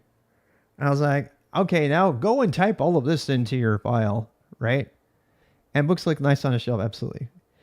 Right? And and then I was like, damn, I forgot to put my bash RC. So I went through my entire bash RC. It took me 6 hours. Cleaning it up, making a version that I could give them to copy and paste. They're still using HTML 2.0. I know. They're still, you know what they're teaching for web development? Wix. I am not even kidding. The official web development course at the high school teaches you how to use Wix. I am not making that shit up. And I was like, oh my God. So one of the reasons that I'm shaking my head here is that if I show all of these like really dense configuration files in my book at the very beginning to a teacher or some parents, Even though I make a nice pretty paragraph about how you're learning, hey, look at this, you're learning a bunch of stuff, you're doing it the real way like everyone else. If I do that, and quite honestly, I didn't do that when I started. When I started, I stole everybody else's stuff. I have no idea, yeah. As I point and click, I know. So the point I'm trying to make is when you're starting out, copying somebody else's stuff, and I didn't even understand my vimrc file for probably the first 10 years of my career. I had no idea what was in it. I copied my vimrc file from, it is the front page if you're that old. I copied my vimrc file from somebody that I trusted, and I just used it. So where am I at? So right now I'm like, okay, rather than have all of this, right? This is all going to change. And I'm actually going to write it right now.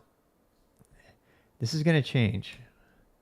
I'm going to change the code right. I'm going to change the write up right now. Because I want you guys to see how this is going to change. And I mean, I'll leave the published one the way it is for now. But it's going to change to this. Prep is going to change. Setting up your development environment manually is not just technical exercise. It's a foundational step to mastering your craft. By configuring your tools from scratch rather than relying on containers or pre-configured environments, you gain a deeper understanding of the technology you're using, ability to troubleshoot and adapt to your needs. That is true, but it is also unrealistic. Yeah. This is true, but it's completely unrealistic. So this entire preparation section, I got into it. It kept getting longer and longer and longer. And I started going, okay, I almost threw the whole thing out and said, okay, here's the container, go do that. We did that in 2021 and it worked very well. And before that, at SkillStack, I had people log into a server. They'd SSH into a server that was pre-configured. They just had to learn VI, period. Their first task was to learn like 6 commands in VI. That was it.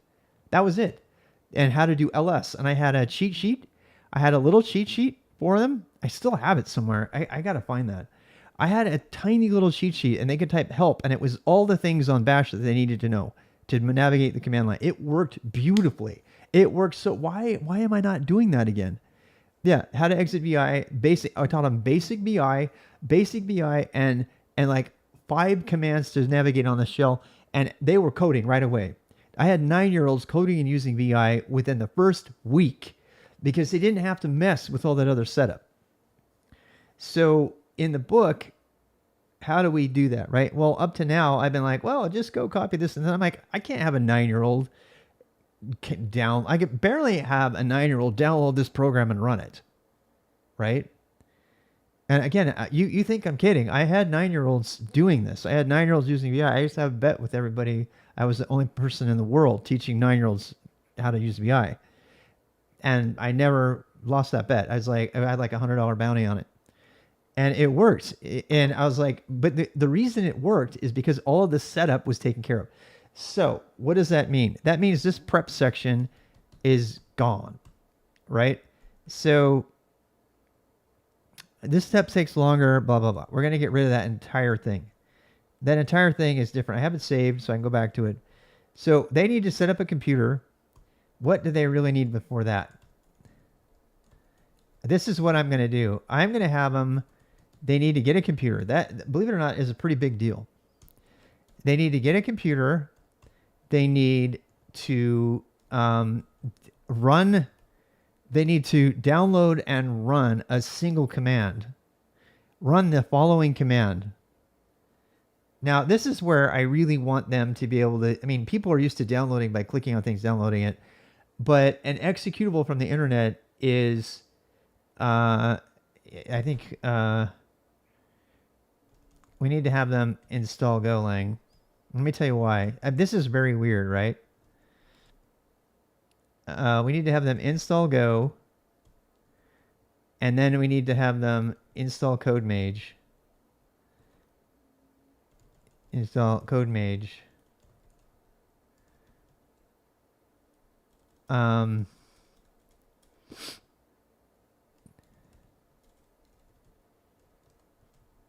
Get Go.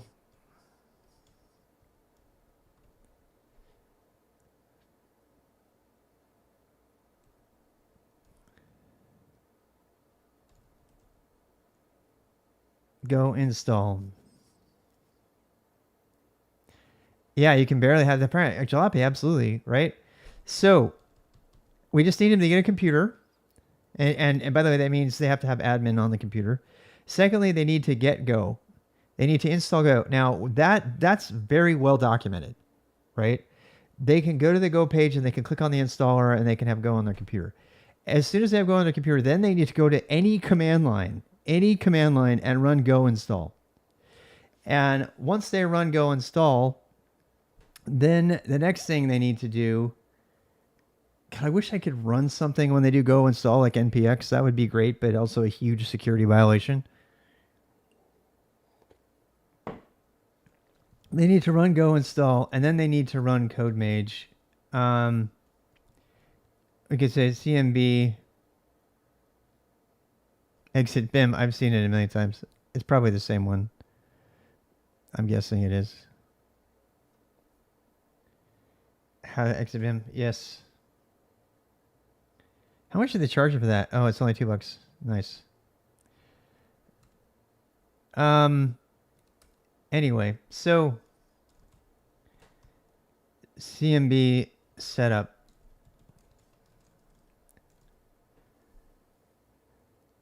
Get stuff for a while. I know you're a bit scatterbrained, but that's because there's so much knowledge that's getting organized resources. Yes, I think this is what most people want.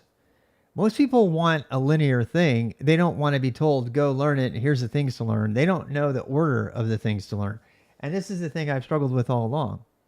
So, but I think the thing that has always been kind of in the back of my mind is you need to get people started. And the closest we came to this, I told you the two successes. One of them was having them have a server to log into and get coding right away. They didn't have to worry about anything.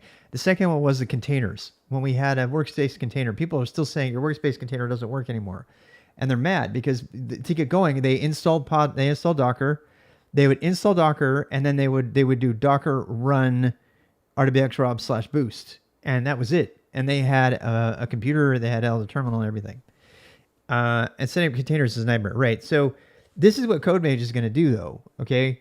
So, CMB setup. When they run code-mage setup, it's going to actually. Let me write this. This is great because this is going into the design and stuff. So prep CMB setup.adoc. All right. So it's going to be. Let's see. What do we want to call it? Your sanctum. Preparing your sanctum. I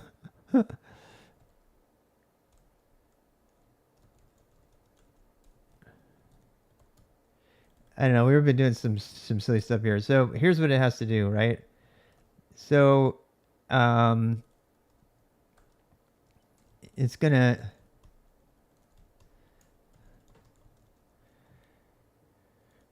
Running code-mage setup.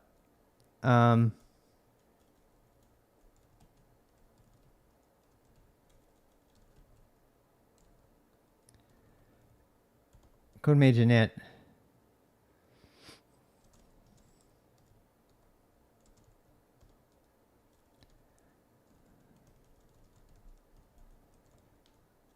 Should we say will do or does? Keep your case consistent.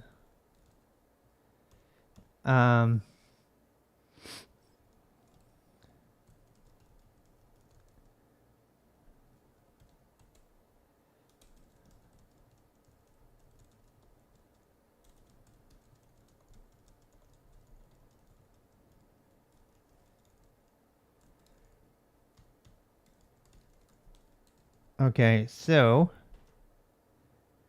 it's going to be good forever, and you still have it to be able to. That's great to hear, Jalopy. And then they can come back to it and reuse it, right? The thing of it is even when I die, the book will be out there, and people can pick it up and they can continue the tradition if they want to keep it up to date. So I want to make sure that that's the reason. That's why I've been being careful with the names. I don't want to pick domain names that are going to die when I die. I want to have this out there for a long time. What is a container and an image? Well, good question. Even when I die, you can continue. Yes.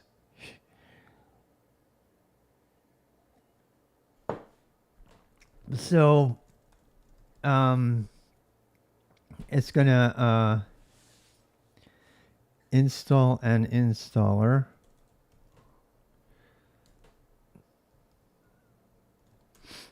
Set up an installer. Brew.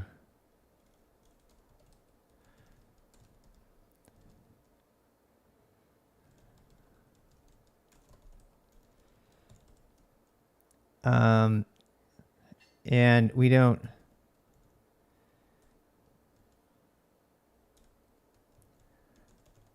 So we are actually going to support Linux in case somebody actually manages to get Linux installed. Please don't die. I know, until I finish it, right? Yeah. Okay. So we're only going to use APT. I'm not going to, Ubuntu's it.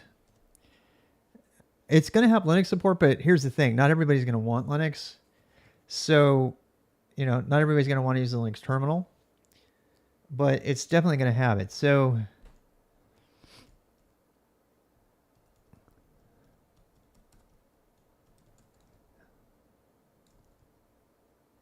it's going to set up the installer, install Alacrity terminal.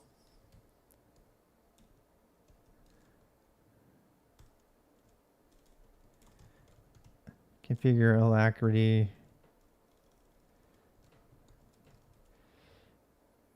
To use bash and have Groovebox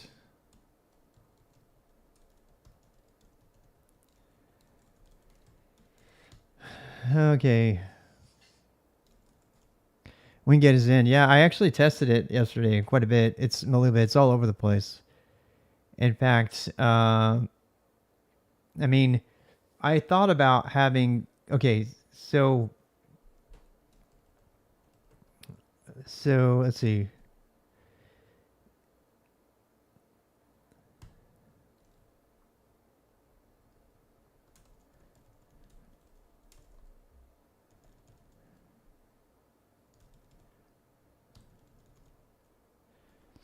So after, let's see.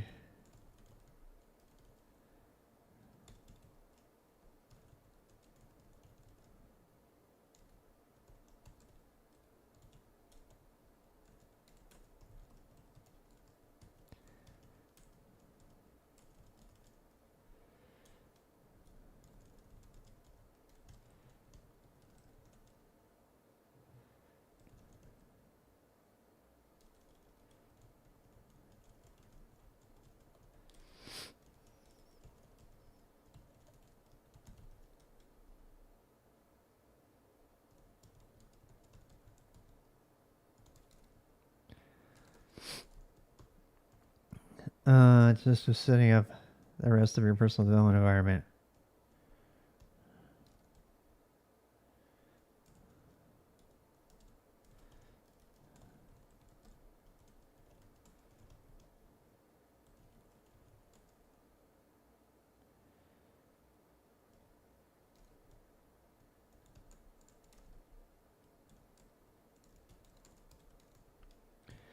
I do want to figure out how to do vocabulary words. There is a way to make it so that it's particularly so selected words actually appear differently, and then I can identify them. Let me actually look about this. How can I add words to a glossary in ASCII doc? This is one of the reasons to use it while writing chapters. Shoko till you die.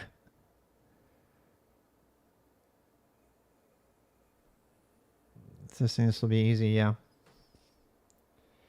Well, I think that's the thing. Before we had this assumption that you're at a Mac or Windows machine, and because I was writing to parents, and there's going to be other people that are going to want to learn it, who know how to use Linux, but they might have gaps and they want to do the other stuff, right?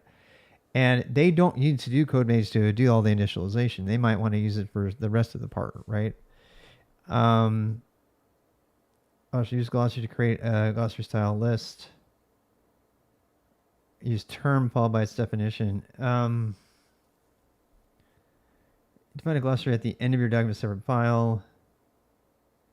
Use glossary to create a glossary. Use term followed by its definition. Add glossary entries while writing. That's weird. The chapter is just the concept term. I have to look this up. Sorry. I can test everything. And clean it. Yes, I would really like that. That's yes, please. Yes, yes, yes. I would love all of this help. We need extensive help of the code-mage tool. That's going to really become a major thing. And you know, I am going to add a thanks page, but I don't want anybody to feel like they can get contributor credit, but you're not going to be able to. There's going to be, look, I want to sell this because I want to retire on the money from this book and talking to other people about this book. So any contributions are going to become my property, period. If you don't want that, I'm sorry. But given the amount of fucking time I put into this, I don't feel bad about that. So, but if you want to do it, that would be fine. So there is no resource like this anywhere in the world. There really isn't. This isn't me being Trump. There is nothing that cohesively and comprehensively covers all this stuff to become a terminal master and a Go programmer. There's literally nothing. So, you know, this will be the first in the world. And I want it to support me in my retirement. It's going to be huge. No one teaches the terminal like I do. It's going to be huge. Lacry.tuml. Yes. Choose your own adventure book. It absolutely is kind of like that. Yeah. So I do finally feel like we're in the right direction, and we did it. There were a lot of things that had to happen before we got here, right?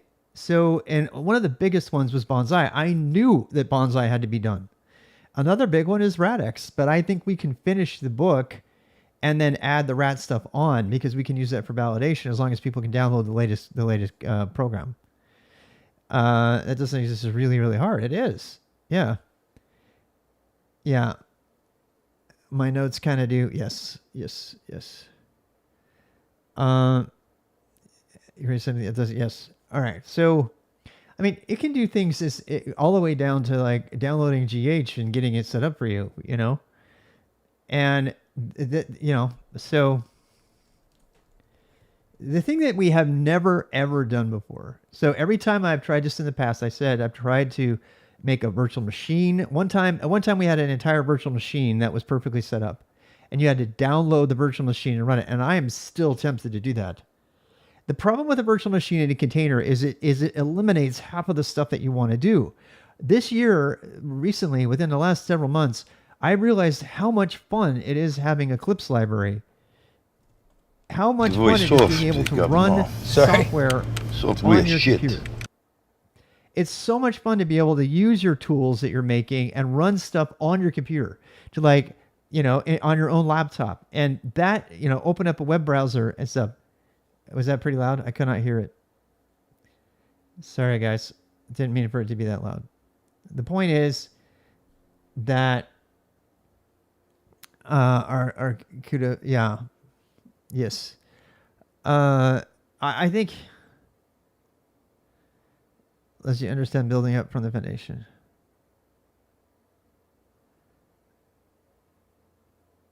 Let's see, what? It was too loud. You're skipping over the foundation. Yeah. The thing is you kind of have to skip over the foundation, right, in order to go back and understand it. Seeing and having things work makes curious people curious, right? Oh, right, the virtual machine.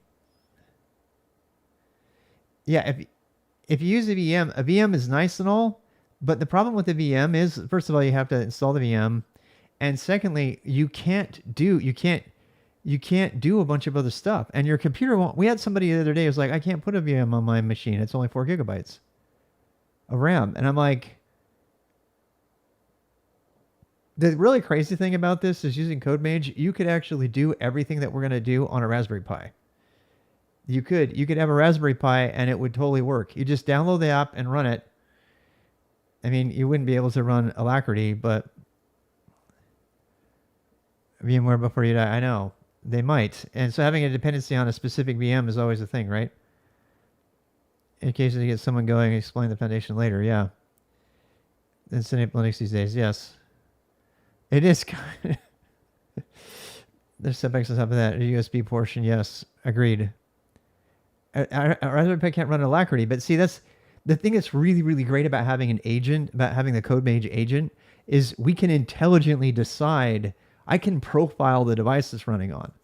I can totally profile it. I can say, look, how much RAM do we have? Do we have this? I can do it interactively. I can say, just, do the whole thing. I can do a dry run. I can get, it's an installer. It's an installer for education, for learning and stuff. And it can say, I see you're on a Raspberry Pi. Do you want to use the built-in terminal? What are you going to do? There's like a million things that we can do here with the Raspberry Pi and having to be forced to use a command line to do anything. Yeah. And a lot of, this is another reason that we need to do it this way, right? So rather than have a section about thou shalt put Alacrity on there, we need to have an installer that gets people up and running and then gets them immediate success right away. As soon as they write the first Magic 8 Ball program, usually, Hello World gets them happy, but the one that really hooks people from 9 years old all the way up is writing their very first Magic 8 Ball program, or the very first terminal animation. Those two things are really, really fun. And when the people immediately have the hit of saying, "Hey, I wrote that, I coded that," they immediately want to do more after that. So that, I'm kind of just like, so what are all the things that are going to have to go into code-mage? Let's actually figure this out. So does the following setup work for you? So you don't have to for now. It sets up brew, winget, or apt. I'm going to put sets up your installer.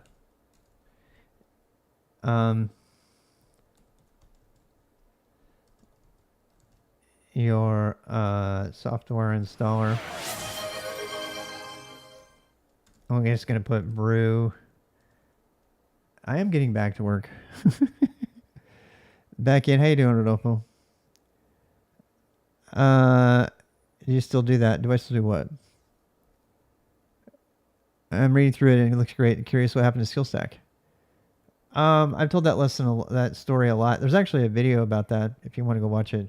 The very sad story of SkillStack. I'm still going to do SkillStack. Don't worry. SkillStack's going to be kind of like the umbrella.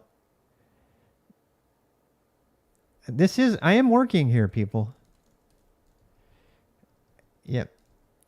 Brew.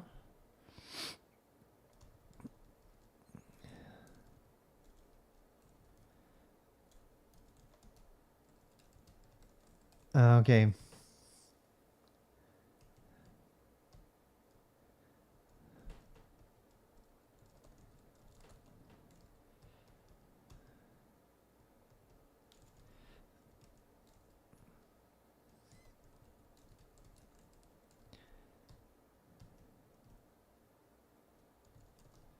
You can use them.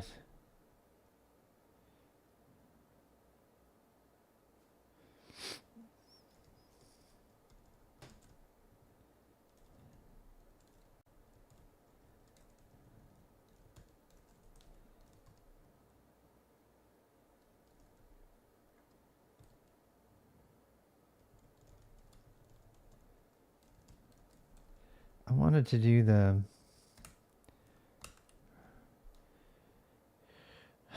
What is this about? A key concept of this book. Add to this glossary, if def. The chapter introduces the concept of term and how it applies to our work. Why did they use backtick? Inline glossary ranges can be included, blah, blah, blah. Keep them modular, blah, blah, blah. Link of glossary terms.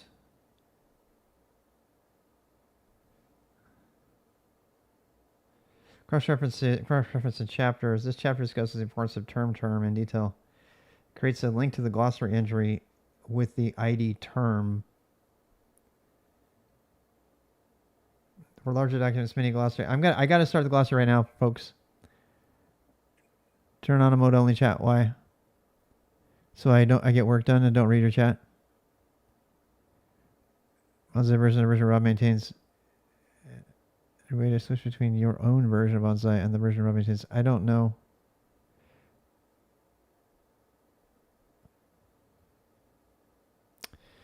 Yeah. All right. So.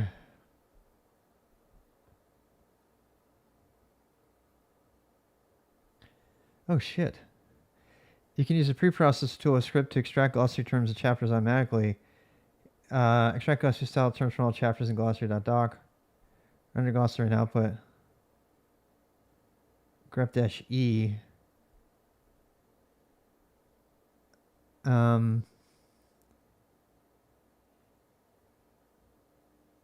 Glossary with IDs.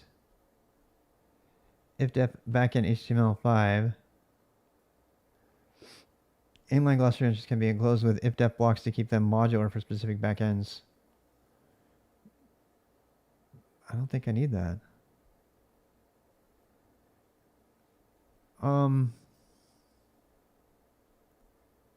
grep-e. Guys, I need to know how to write the book because I don't want to have to redo this. Path of Mosaic, yes. You can actually put at the end and it'll put what version you want. Let's see, glossary, term, definition of the term, another term. Okay, so you can actually have them like all over the place.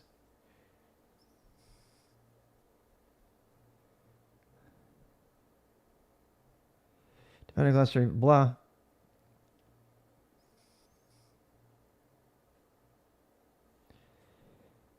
Use glossary to create a glossary style list. Add glossary entries while writing. As you write chapters, you can add terms to glossary dynamically.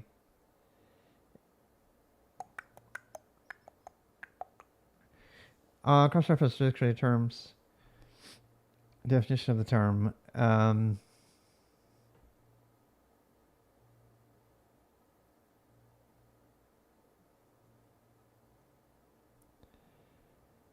Glossary with IDs. SQDoc. Discuss the importance of term in detail. First, look at the glossary ID with the ID term.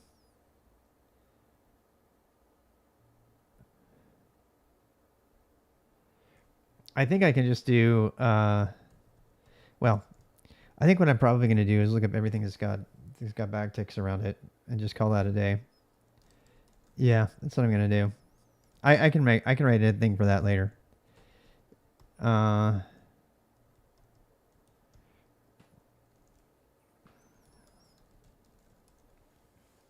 I'm just going to use code monospace for terms.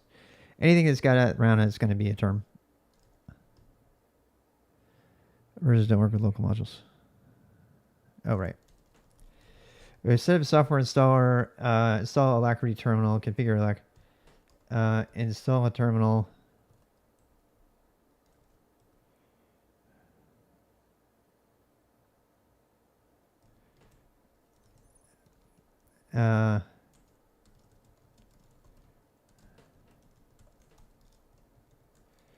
So I'm changing this because I'm now including Raspberry Pi. Configure Alacrity.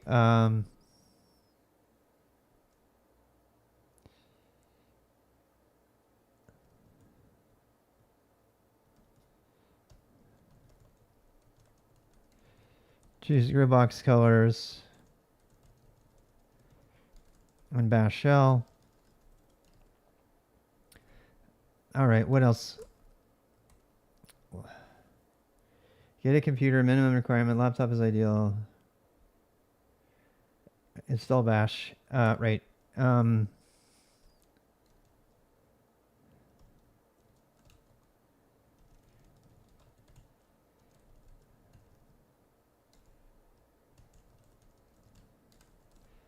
Install and configure the latest bash shell.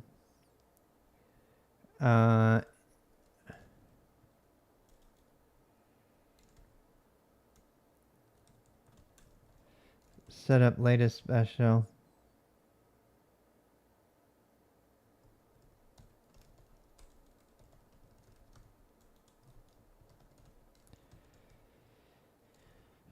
Okay.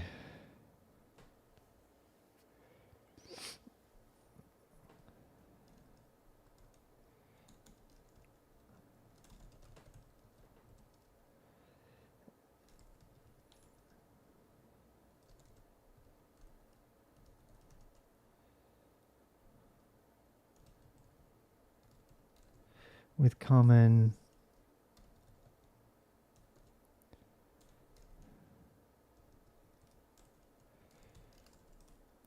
preferences, bash RC.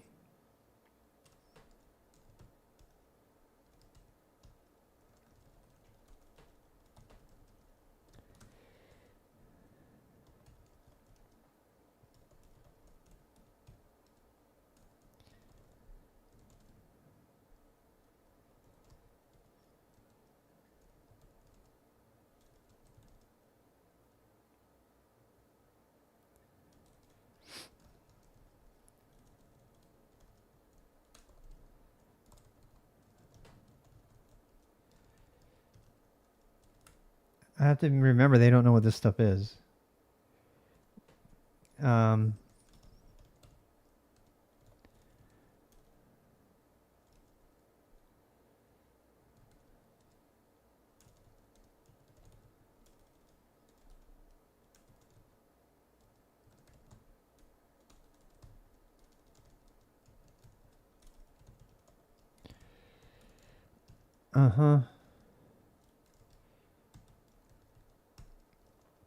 Install Vim or NeoVim.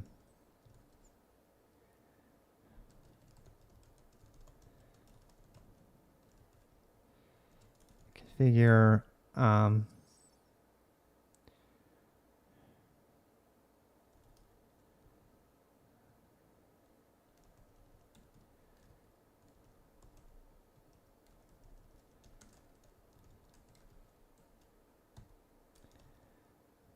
nvim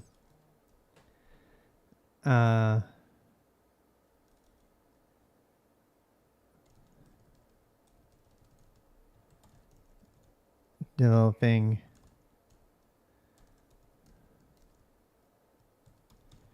coding go bash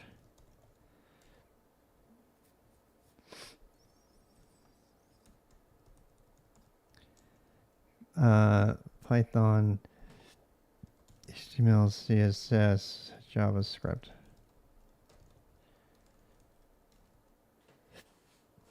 That's it. So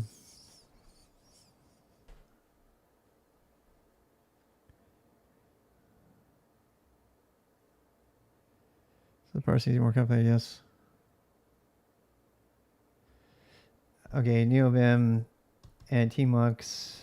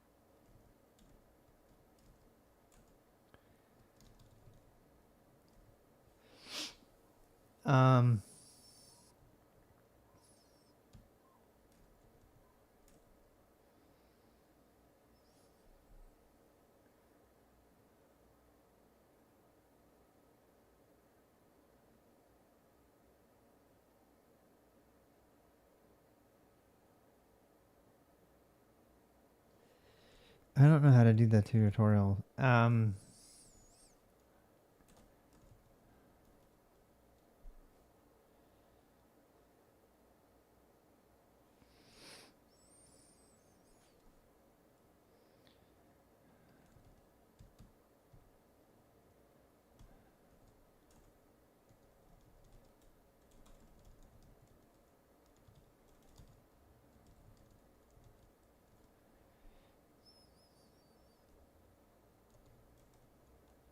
I don't like the word tutorial.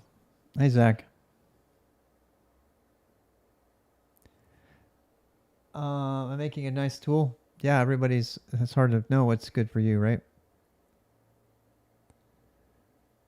Rob Pike, yes, it's great, right? The one where he did the whole pipe thing. That video is really great. At the very end of it, he says he gets challenged on how fast it is.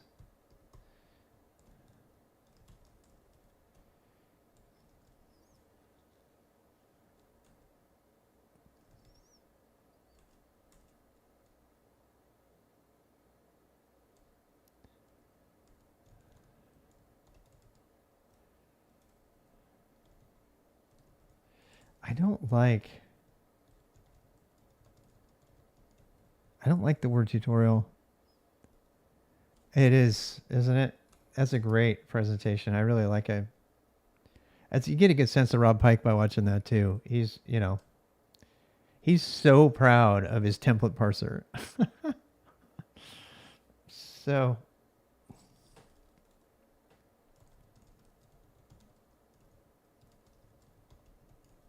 I've always hated the word tutorial.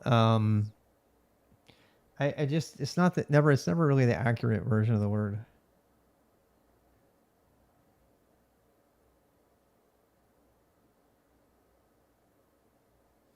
Walkthrough is good. Lesson is good. Guide is good.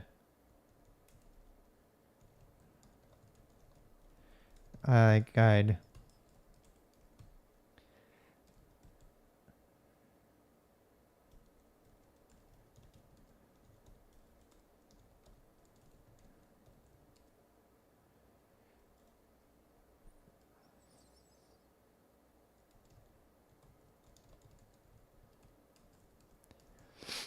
Um,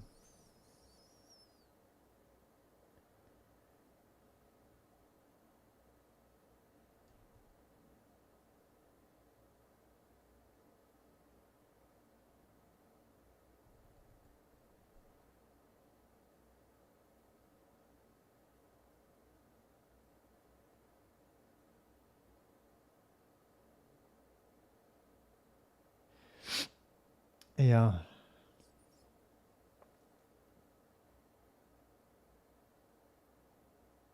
You know what's cool about this is we can actually fire off the local web browser and show them all that stuff. There's like so many cool things we're gonna be able to do now. I did it on Skillbot. I am so happy Skillbot is coming back. That's what this is. Um,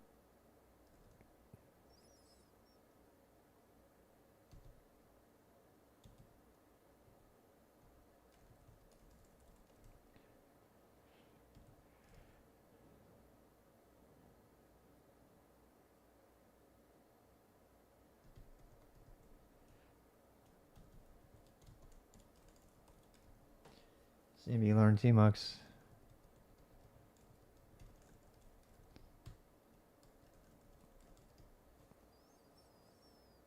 I need to know what I'm making, so I'm writing it in the book. And then we'll go back to the other stuff. I just have to get this out of my head because it's just been weighing on me a lot. I mean, I wrote an entire Podman guide, and I realized I don't need any of it, and it was a waste of time. So, getting really kind of putting this lay of the land kind of down. So we have bonsai, and then I need to do code-mage.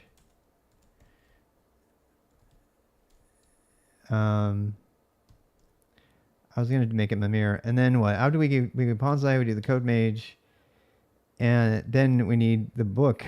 Actually, it's just we need code-mage done, and then I can write the book that goes with it.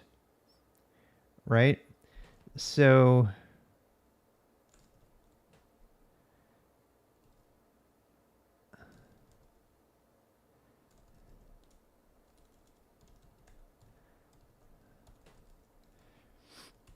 And that will include all the Go stuff, right?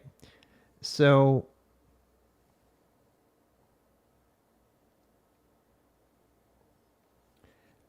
okay, so let's put here. So I'm gonna put Go spells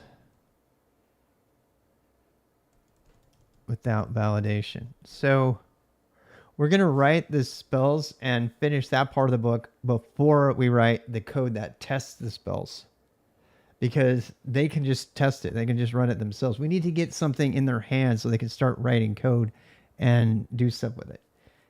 And honestly, a bunch of this, you know, the learn Vim and all that stuff is just going to be boilerplate, tiny boilerplate. And the default for this, the default for CMD, learn bash, Vim, and tmux is going to be basic, right? So there's actually going to be another option here. It would be like advanced. There's going to be other levels, but they're not going to be implied. So the default level for Vim, tmux, and bash is going to be one page about how to use it. Same thing that I used to have on, I made a command for each of these. In fact, if you typed H on in my server, it would show you the cheat sheet. It would fill your screen. It was designed to be, 80 by whatever by 20, and it would fill the screen, and it had every single thing you needed to learn to survive on the command line. So yeah. I think the default behavior for CMB should be that. I think it should print out everything on the screen, like in really nice ways. Favorite terminal to use Groovebox. WQ. Yeah. I'll find it for you. It is the best summary. I refined that thing over 9 years. It was like, they were like, okay, we got one line here. What is the one screen full of commands that everybody has to know in order to be okay on the terminal? And they would pull it up all the time. They would look up the little thing. It was like, here's the main ones. Let's see.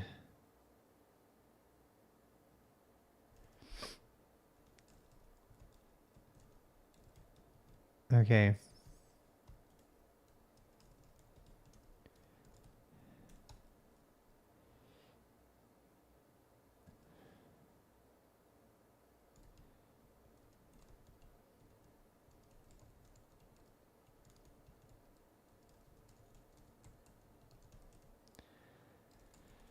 I need to find that. Where would it be? I need to find it actually, guys.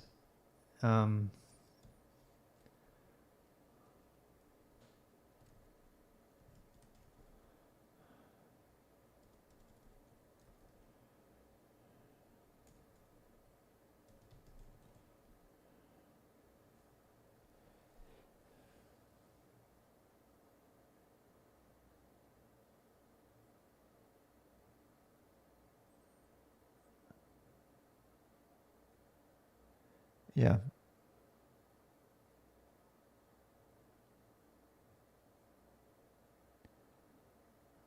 Yep.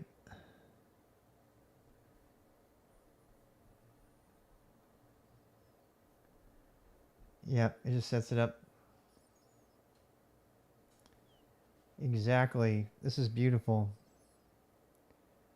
Yep.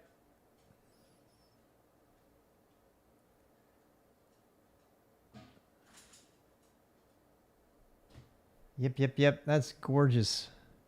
Absolutely gorgeous. I'm glad you're working on that, Chite.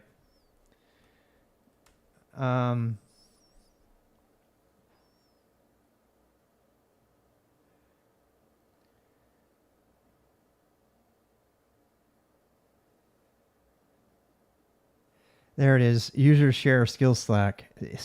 See this one right here?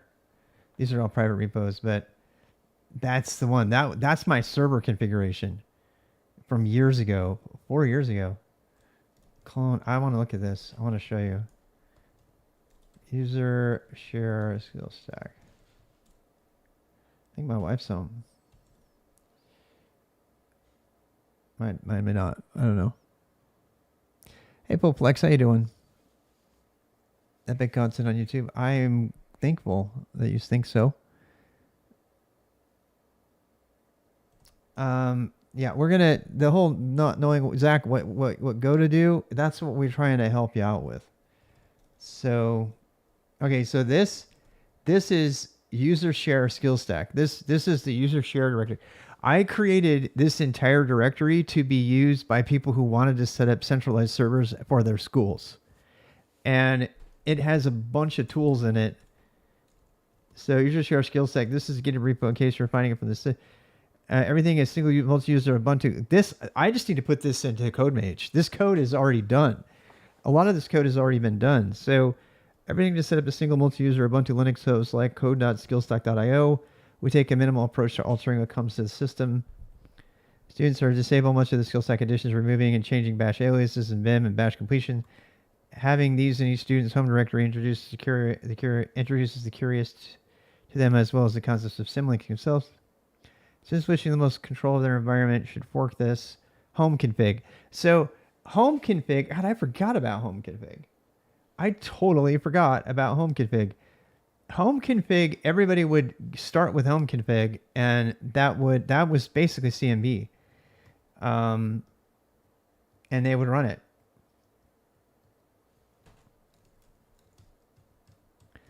I need to clone home config. What is it? Is it called home config? Oh my God. Oh my God. I haven't seen this in 9 years. I haven't seen it in 9 years. Look at this. Team stamp links for ion links do targets. Raspberry Pi set up vimrc. The tmux config is already there. God, I forgot about this. I totally forgot I did this entire thing. When we got off the server, I made home config and I say, get on your computer and run home config. You know, and what they would do is we would git repo this. Oh my God, this has got browser sync config in it even. Holy shit. Oh my God. I cannot believe I wrote all this years ago. Home config here, but this is supposed to help you build the same workspaces in your Linux and your Raspberry Pi that we use the skill stack. The easiest way to use it is just to clone it and run setup. Yeah, you just clone it and run setup, and it's done. This is all we have to do. It's already been done. I just have to take this code and put it inside of code-mage. I just have to put it inside of code-mage. Dependency is a strong word. Git, tmux, vim 7.4, Python, Go, Node, browser sync, Google Chrome, Solaris terminal. It's the same exact thing. Oh my God, I'm so glad I found this. On a Mac, you have to install brew, which also installs Xcode. Do this. Then you can use this. Actually, I don't need to do that in CodeMage. I can even do that. Brew install, Git, Vim, tmux, Python 3, Ruby, Perl, Go, curl, Node. That's all we're gonna do inside of CodeMage. So, and then on Linux you do the apt get installs. There was no Windows option. There was no Windows option. I was like, oh, these we can have it. I'll do winget. Bash completion. Yeah, all the bash completion. SKS admin. Oh my Lord, I totally forgot about all this.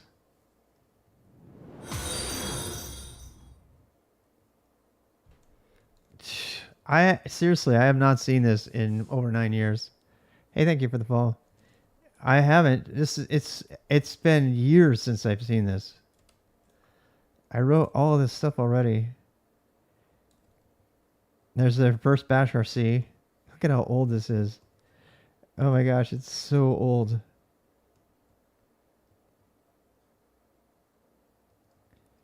It's so old. Hey, look at all the shell check failures. It's kind of cute.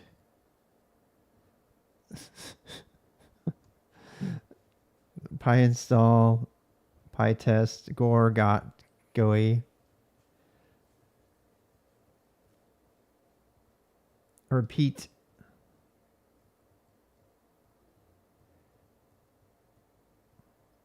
Python bytecode. Listens netstat tulip. That's not even a thing anymore. Man, this is old. Browser sync is the best. BSD, are you on a Mac? If so, install Brew. All your colors, so they could use the colors. They actually did a lot of shell scripting, and they would use the colors here. The big prompt, you could change your prompt to whether you wanted a big one or a small one. The emoji command. Damn, I forgot all about this. I forgot about this. What's in the bin? Oh, there's a bunch of compiled stuff. Oh, look at this. Oh my God, Yan is here. Oh my God. I cannot. I was looking for this. Shit. This is next morning, Yan, Seabase. Oh. All right, wait. I gotta make this work. I gotta make this work like right now. I have got to. Oh, shit. Command not found.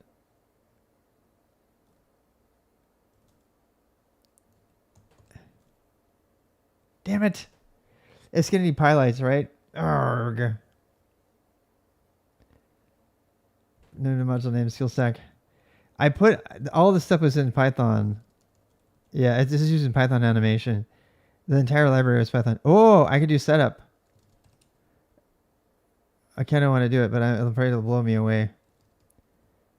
Yeah, bash completion, bash RC, bs config, vim, SQLite, dir colors, tmux config. God, I wrote all of this already. libpython,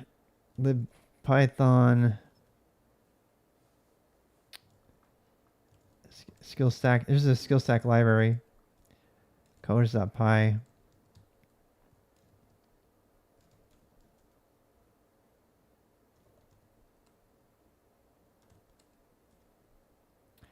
There's all the pretty colors.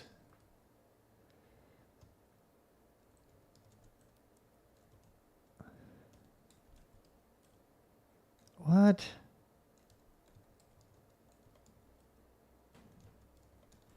There's definitely one. I must have screwed up my terminal somehow. I did. I ran the bash RC. Look at it. It changed my prompt. Yeah, it did. It changed my prompt. I want to get Yan to work. You guys, you got to see Yan. So we had a student make it. I've got to get this stuff working. I cannot believe I lost all this. There's Magic 8 Ball. It's all Python though. It's all Python. Yep, it's all Python. It's like, can't do it. Module name colors. Module name not found colors. I need to have skill stack in here. I know I'm gonna get it to work. Move. I'm gonna move lib skill stack Python to here. 8 ball. Sheet.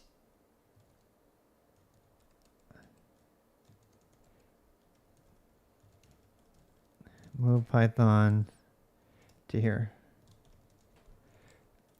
I'm like dead set on getting this to work now.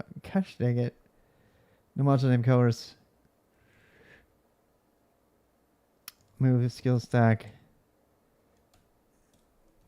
How about now? 8 ball. Ooh, here we go.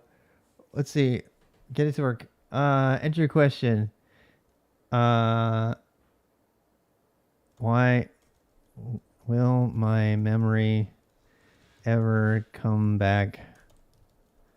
You may rely on it. That's nice. Really? Without a doubt. Do you think they will like the book? Yes, definitely. Nice. When will I finish bonsai?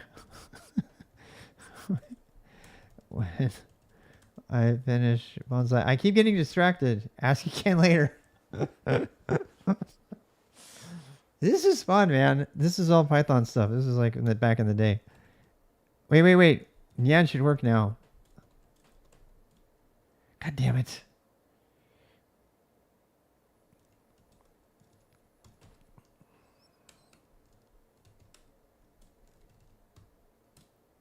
Arrgh.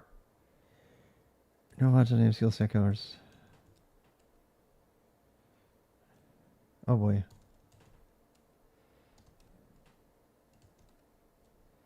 I think I need to put the, what is that thing that has to be in it for Python? Oh, crap. Then skill set Python colors, Python partially initialized module code has no attribute. Circular import.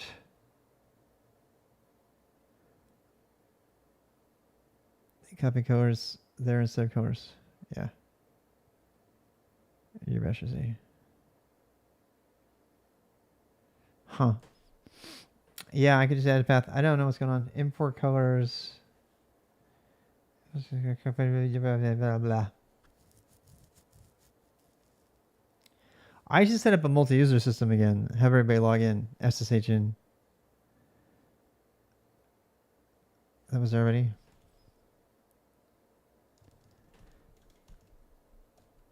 No, I moved that one.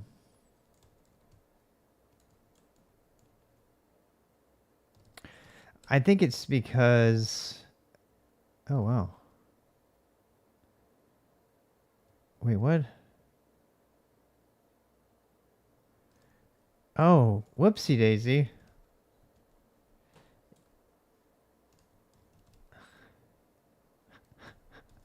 You got me. You got me. And also saved me. Thank God you're here. Oh boy. Here we go. Here we go. Thank you for catching that. This is actually one of the cheat sheets. This is one of the cheat sheets. It shows you all your colors. So, I mean, you know, imagine you're like 9 and you want to do code. And yeah, Nyan should work now. Woo! Woo! Yeah. I had to put colors that PY back. Control C. And there it is. There's a kid made this. Yeah, like a 10-year-old made this. A 10-year-old made this. Back in the day when we were doing highlights too and everything. We made so many animations. We made oh boy. It's not, you can't find it now. Highlights. So that's where highlights came from. Not me. No, this is like people that were in my community made all this fun stuff. And I had a ton of stuff here for them. Oh, this is Pico. Pico. But seriously, learn Nano. Nano. Oh, it's not there. Damn it. Now. So, God, what were these? Oh, wait, that's Soul. That actually uses your. Oh, args. This is such a great tool to help people learn. Here is a thing. If you want to learn about what arguments are, it's like you have 5 arguments. Args, here is a thing. I am so glad I found all this. Oh my golly jeepers. What's bump? Oh, right. This bumps the file number. This is bump for file numbers. So like if you're... God, so much code. So much code. For beginners, this is 100%. This is really great. So we had a way to take notes. Oh wow, that's Perl. Note, my note. Note, another JSON note. Tab complete, my note. A bunch of Perl here. So much stuff. I've written and forgotten about more stuff than a lot of people. I really have. I've written so much code. I totally forgot this existed. 100%. 100% forgot that these things all existed. Generally speaking, I knew the code with for skill stack was out there someplace, but I forgot how precise it was. So like, here's a good one for beginners, trash. So this doesn't delete anything. It just moves it into the trash directory. So if they accidentally remove something, those cheats into bonsai. Oh, we absolutely are. You should do that. You should do that, Charisma. Charisma, you should do that, and then we should well, we need to figure out how to organize them because I'm going to put all those cheats into wait. Yeah. So this just moves it into the trash so you can actually recover it. It's like a nice way to back stuff up. I notice kids, you don't want to have them doing RM on stuff because they're like, oh, I can't get my thing back, and they don't know how to use get yet. So that was how they did it. GH reset, GH ping. Oh, GH ping is cool. GH ping is cool. Again, these are all okay. Hey, yeah, you guys know what that is? It's not hard. It's how you know if your GH is working. SSH get. That's it. Get phaser. Go get phaser. Get bootstrap. Get foo. Foo. 8-ball bootstrap. Get Minecraft. Get Minecraft. Curl progress. Go get Minecraft.jar and run it. Go link. What is that? Last on skill stack repo.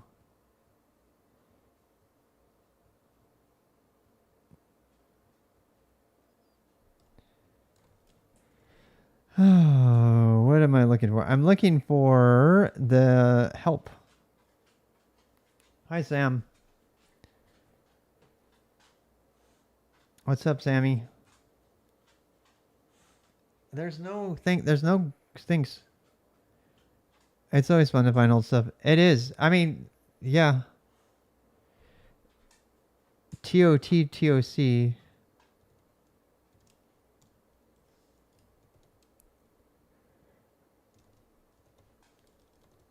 What are you smelling me for? I got nothing for you. Why are you here? Oh. I don't know why she's here. Why are you here?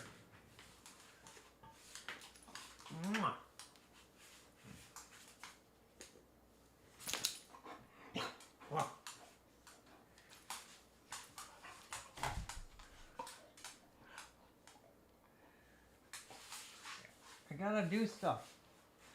Why are you? I gotta sit there. Move. Good girl. Yeah, she's bored. I'm bored. We're all bored.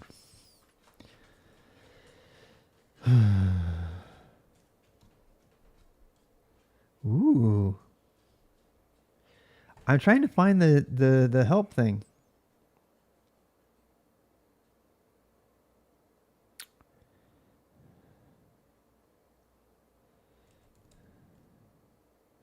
ANSI colors. I'm trying to find my help. I can't find it. I think it's just the command H.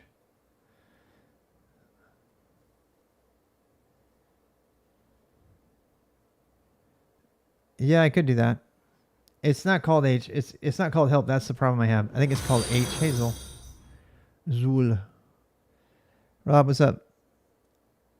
What are you doing today right now? Nothing. I'm just doing random things. I got started writing the book and writing code-mage, which is a helper for the book. And I've had many tangents since then, which have saved me a lot of time. So the book is actually, the entire prep section is being replaced by this, running code-mage init, which is the same as home config from an earlier time. Server Horror, what's up?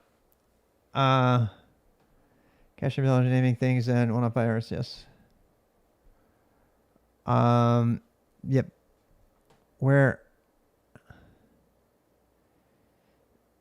F1 errors. Yeah, I do lots of random things. I'm trying to find my one page of help, which is so good. And all this stuff is going to get put into code-mage. So the reason I'm looking for it is because I can tell Kruzma I need a command that does this, and they can put it under CMDS. And quite frankly, CMDS is going to end up getting filled with a bunch of these commands. And no. The one, I mean, if you want to put Yan in there,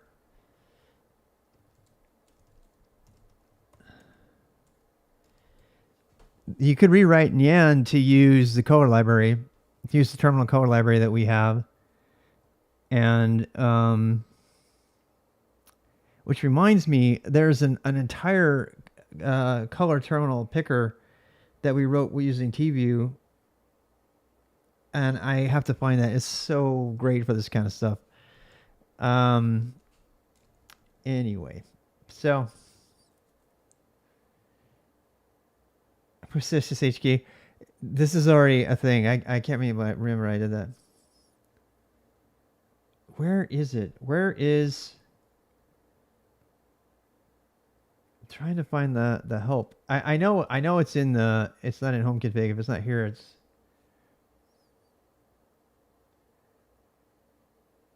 Solarized. Yeah.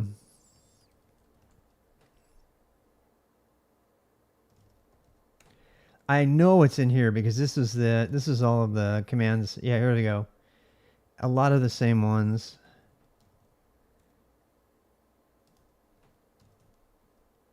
$80 columns. So that's an 80 column thing, so you know not to go beyond that. Remember that. Clock, cap, FMT, 8 ball. Is this the same 8 ball? I think it is. Nope. Workdev H. Soul trash. T stamp. Last on all. Air. There it is. H. Oh my god. That's right. It's not. Oh, this is so great. Yes, I found it. This is the single best screen of educational text you will ever see for the terminal. I stand by that. Did you see how it didn't go up the screen? Because it's like, oh, it did. It went off the screen a little bit. Damn it. But I'm using a pretty big screen. This has this shortcuts list. This shortcuts list has evolved over 10 years. And I have, like, anytime somebody was like, what does this mean? Or this thing, it is to help people understand the absolute basics. And if I can get rid of the SK command, show all challenges. See, I told you I used to have a skill bot.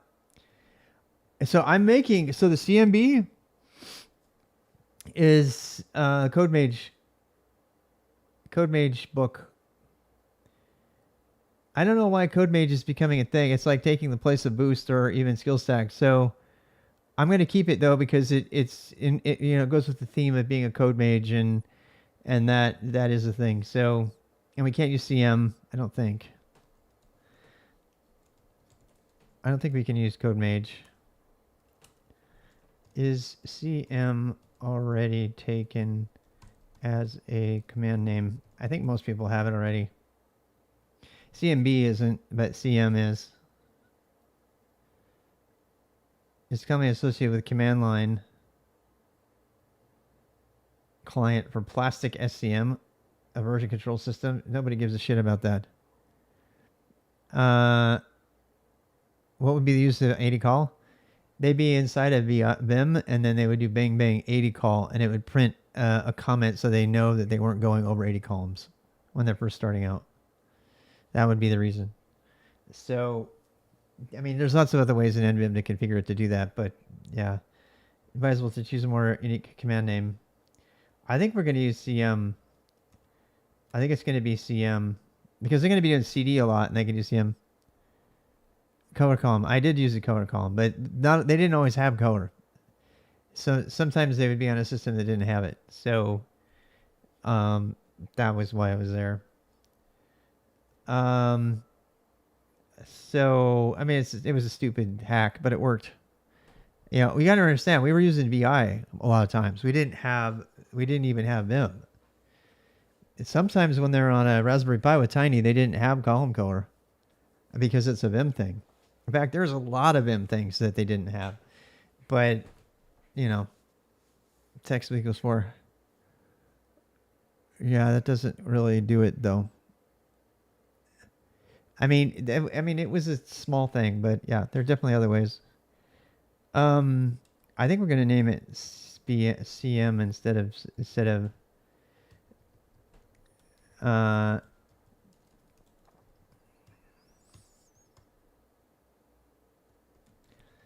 CM init.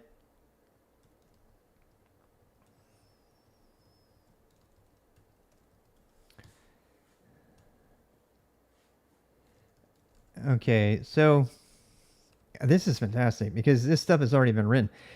I am so happy to find this because this can be down into, we can change this to be, oops, this is just getting fun. I can change that to be CMLS. I can change this one to be CMDoc. Colors, show the colorized tables. I mean, some of these we don't need, right? Exit tmux or SSH terminal. Control left bracket, same as escape. Control C, cancel something running. Control I instead of tab. Tree show directories. CD into Bob. I don't know why I have Bob there. Clear the screen. I also have C to clear the screen. PWD. I mean, this is all you need. This is all anybody needs for, like, you know, the most recent stuff. Find tree type path. This is fantastic. Okay, so let's get risk of doing it. Hello, run hello. If hello is in bin. Yeah, their stuff all had a bin directory. Yeah, they would have a bin directory. These days I do .local bin. But back then everybody had a bin directory because it was like really obvious. But .local bin is the place to put it nowadays. And this is all you need for BI right here, I'm telling you. Move around, next paragraph. TP. Change to P, change word. Command mode, undo, repeat.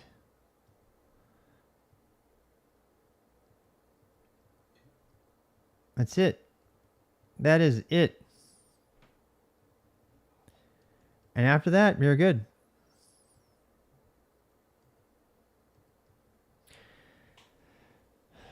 They were a thing. They used to be a thing. They're not anymore. But yeah. Yep, that's phenomenal. All right, so I'm going to stand up and walk around. My back is sore. And then we're going to come back and I'm going to lay back and I'm just going to bust the code out. I'm going to finish writing up the summary and then I'm going to start writing the code-mage code. Actually, I'm going to start the bonsai code. So we can figure this out.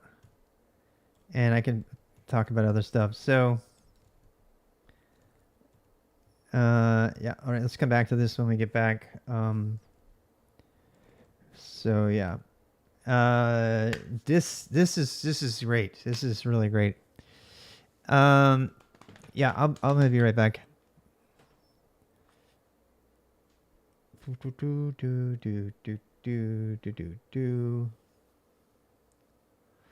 All right, I'll be right back. Anyway.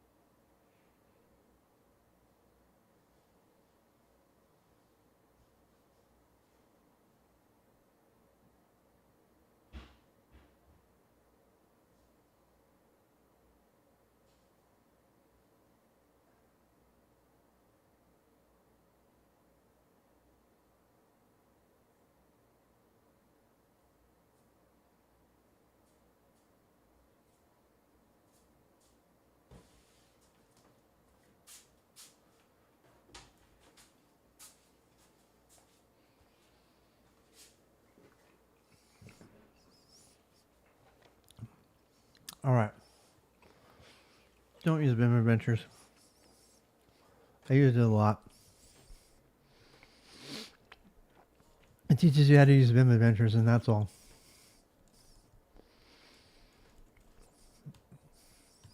I don't like it. I actually paid for it for my whole school for a couple years. Then I started having a Vim tutor, and they were much better. In Vim tutor, they actually use Vim. Vim Adventures just teaches them how to get good with Vim Adventures. I know the keystrokes are the same, but the mnemonic associations are not. They're not actually editing files. This is something I found out the hard way. I actually paid them money years. A lot of people do like it, yeah.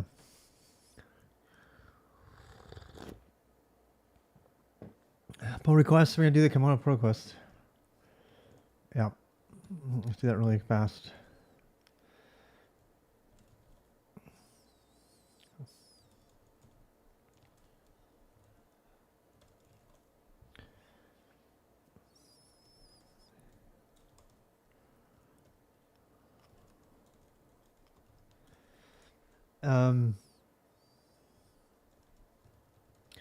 I mean, it's not anything that I have control over, so I'm down with doing it since I'm just trusting you on this one.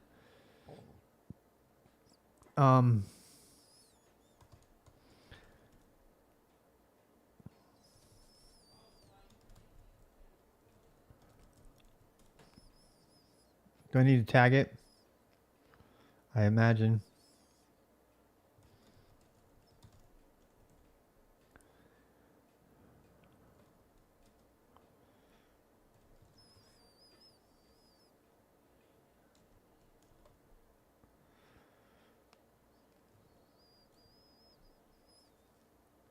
There you go. You guys are in. Go try it. I just realized that before we start on the bonsai coding, first of all, I have to change how I'm sitting. I got to relax. My back is getting really sore. Muscles are getting sore because it's holding me up straight. What was I going to say? We need to actually finish the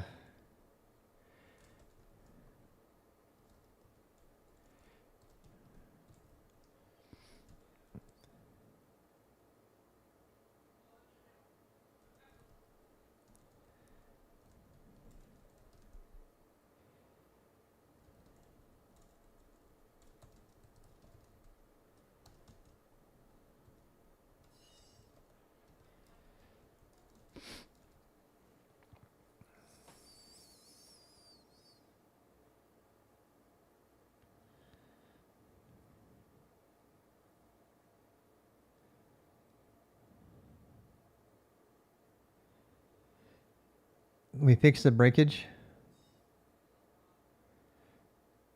It was broken and now it's not. Nice.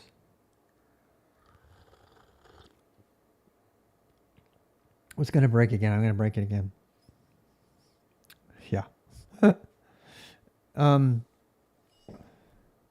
So let me make an argument for why I need to finish the book up to the part where we install code-mage. And the reason is because, how you doing, Chris? Because I don't want to block the rest of you. Anybody who's watching me out here wants to get going with Go. I want the book to cover everything up to and including getting Go running and installing code-mage. And then I will keep working on code-mage and they can keep downloading the latest and they can just run the installer again.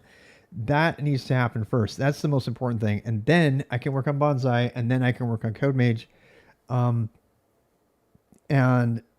so let me go. I'm going to catch the book up and get rid of all the other sections that are in there. How you doing? Yeah. So let me, the book is going to change pretty dramatically actually. And so, yeah, I mean, we got so much going on right now.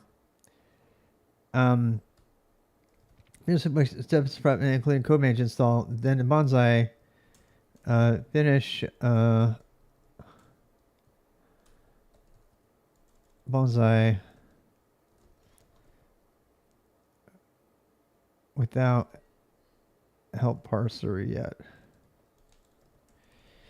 And then we're gonna start code-mage. Can install latest.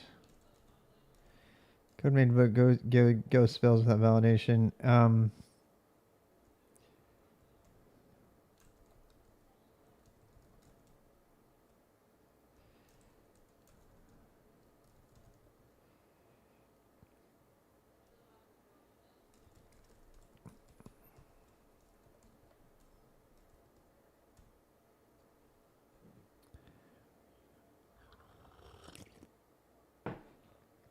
All right, so the problem I have is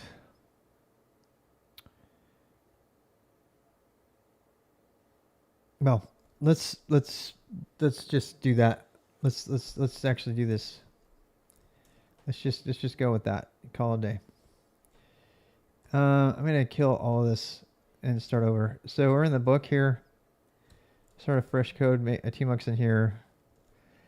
All right. So the code itself is under the cmd command. I'm actually seriously tempted to change it from code-mage to cm. Code-mage or into bonsai. Well, I don't know. That's really the question, right? So I think we should not clutter up CMDS. That's what I'm trying to say. I'm trying to find you a place for this stuff, right?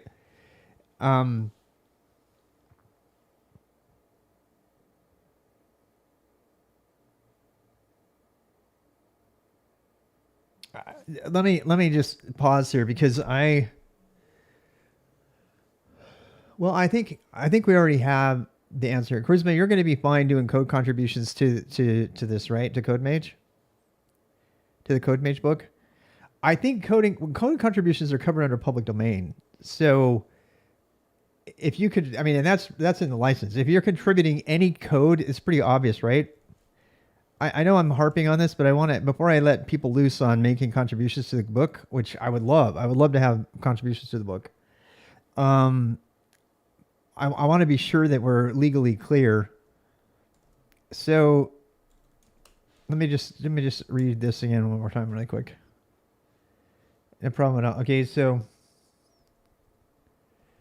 content to get repos under the license covering. Okay, so code first, yeah.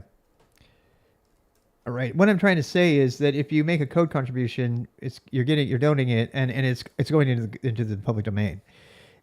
You're the license stuff. Okay, so the reason I think that's cool is that you could still be listed as a contributor to the book, and you see what I'm saying? And then we could actually start finding a way to put some of these commands in there. So if I can get you guys helping me write these like little helper commands for code-mage, I mean that's phenomenal. Whether they be fun or not. So like Sunrise needs to go in there. In fact, I think Sunrise should go into code-mage. I think all of the fun stuff, all of the games and stuff, that should probably go into the code-mage project, and they should probably come out of the fishies, all that stuff. I feel like those should come out of the bonsai project. They're not. The bonsai is all about business, and I think that we should clean up the bonsai tree and put some of these commands in. And then what we can do is we can say, go have a look at the code-mage project as an example of a bonsai tree. Yeah. So then that's what I'm getting at. If we lay out the structure right now, then we can actually start, adding it in there. So, I feel like there's not going to be any high level functions going on here.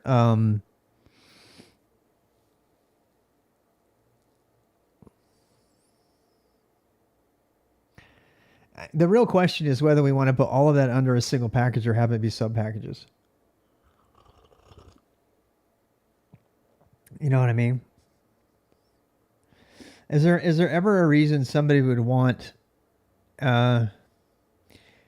Well, we have a really big question. Do we make? Do we make? I don't know what the question is here.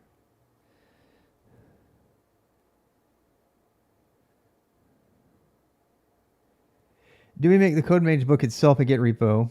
Which I think the answer to that is no. I mean, we could make the code-mage program itself its own thing. It could be its own. We have the code-mage book, and then we have the code-mage app.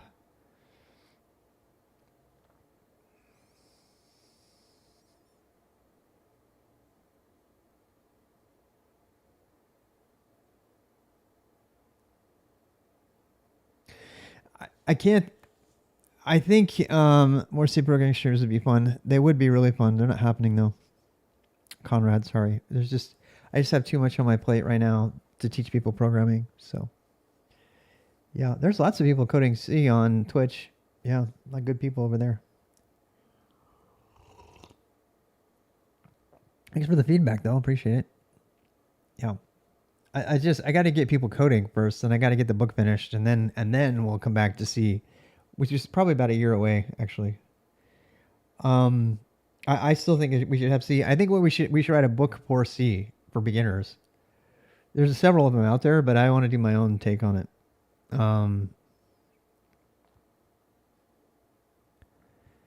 Your streams are special. Yeah, I really like the working thread for C. So yeah. I see your J Anvil comp after we talked. Hey Nacho. Yeah, I went in there going, oh, what are they talking about? And then I ended up liking it. So yeah, there were a bunch of people who presented about why people are using NeoBIM wrongly, basically. I'll probably present. I will probably present at some point if they'll let me. I want to get the book finished. I got too many other things to do before I do a Vim comp. After I get the book finished, though, I'm going to be on the conference circuit. I'm going to be pushing the book and selling it, and I'm going to be presenting it as International Society for Tech and Education. I'm going to be going door to door to different schools and selling the book and say, hey, let me help you set up a coding club program. And I'm going to talk to the individuals, and I'm going to go all over the country. And the reason I need to get this book done is because it's the foundation of the whole thing. If I have the book, then when I go to a university or I go to a private school, I can, which, you know, they've invited me. I taught for private schools for a long time. They had me come teach for them.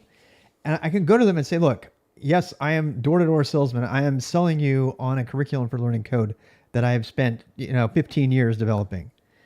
And, look, do you have somebody I can talk to? All I'm asking is that you consider supporting me, even though this is all free. You can use it for free if you want.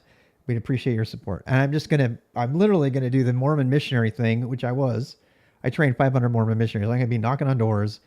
Please buy the book. And I'm going to get my Starlink on, and I'm going to drive all around the country, and I'm going to be pushing the book to teach coding, to teach terminal-based development, and kind of stem the tide of the lack of tech skills out there.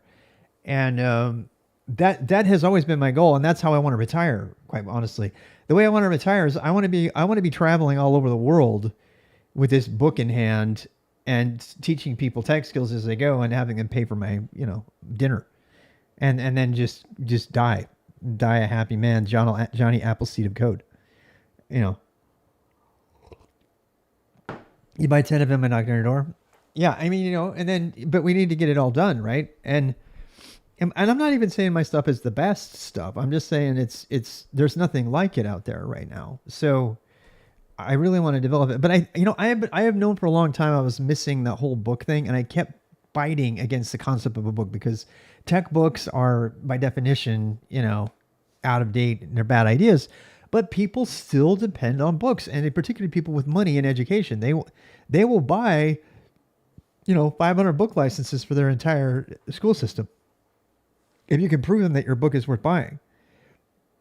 It's draft manuscripts might be in Vegas for Black Hat. Nice. You'd like a physical copy? Yeah, I mean, the physical copy is going to be constantly updated, but the physical copy is one way to say, hey, I want to support you, kind of thing.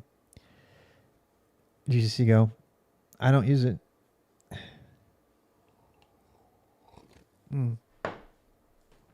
All right, so how are we going to break down this command so we can start building the commands? Does it even really belong in the book? I don't think it belongs in the book. Bottom line, I don't think it belongs here. I think we need to break it out. If we break it out, the releaser is going to be really easy. Working paper on transmissions backlogs. Ooh, yes. Azilov, were you the one who sent me the PhD paper about learning deterministic practice or something? I think you were the one. That was an amazing read. I think you were the one. Now that I remember. It wasn't you. It was somebody in academia. Yeah. All right, let's do that. Let's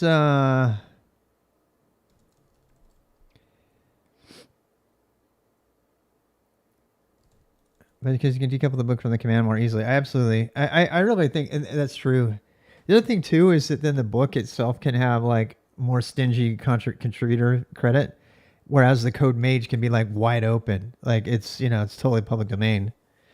You know what I'm saying? We'll make the license public domain on the code thing.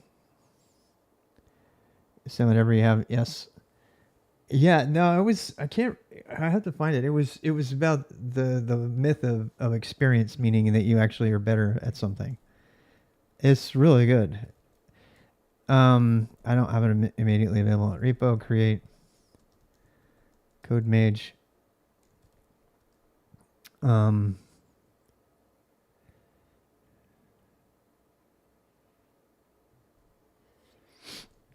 can't put a trademark on this because anybody can do it.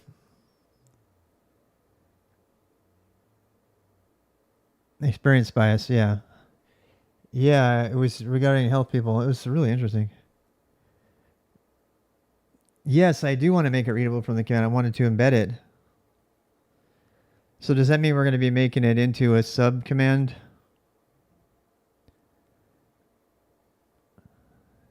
You know what we could do? We could make the book command a command. We can make a book a command, but not have it be in the branch. You see what I'm saying?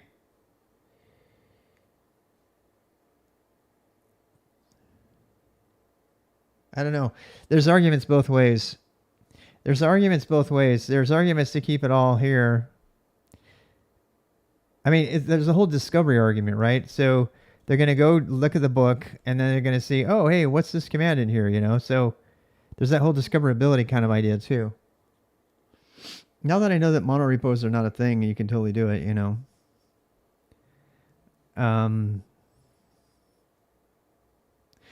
The real question is are we going to have Go packages in addition to the actual command itself? And I don't know about that.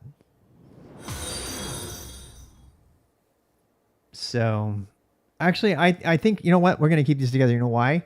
Because when the book gets to change, the new binary is going to be released at the same time. It's going to have the same version tag. Because I have to have the command have the updated data in it. So it stays here. That we got that. That was easy. All right. So go mod init. So basically this becomes a Go repo in addition to a book. So go mod init. And how you doing, Thesis? Do you have to keep track of when you're in the book and reading it using the command? Yeah, absolutely. That's what we're going to do. They are really tightly coupled.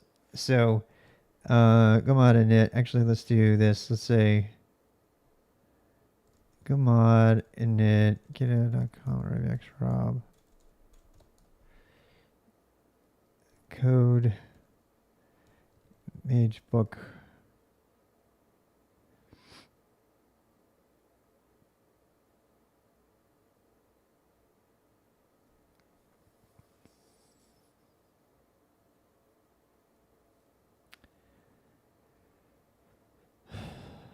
You know what we could do is we could actually have several commands in there.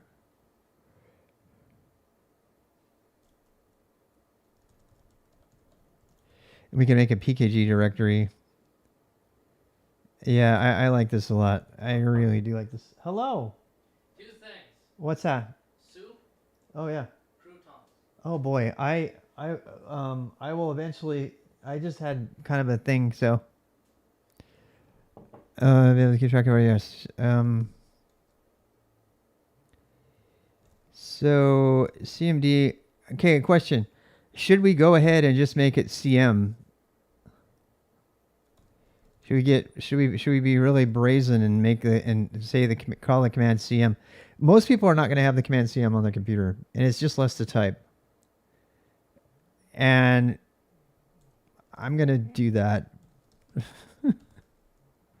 Also, I'm not going to have it have its own version. So yeah, you know what else I think is nice about this is that people will see when they come to see this project, they'll see a project organized using Go conventions. It'll have a PKG directory, it'll have a top level Go mod, and then it'll be it'll have the CMD directory with only main things in it. So they can use the project itself as an example of how to write Go code. So that seems to make sense to me.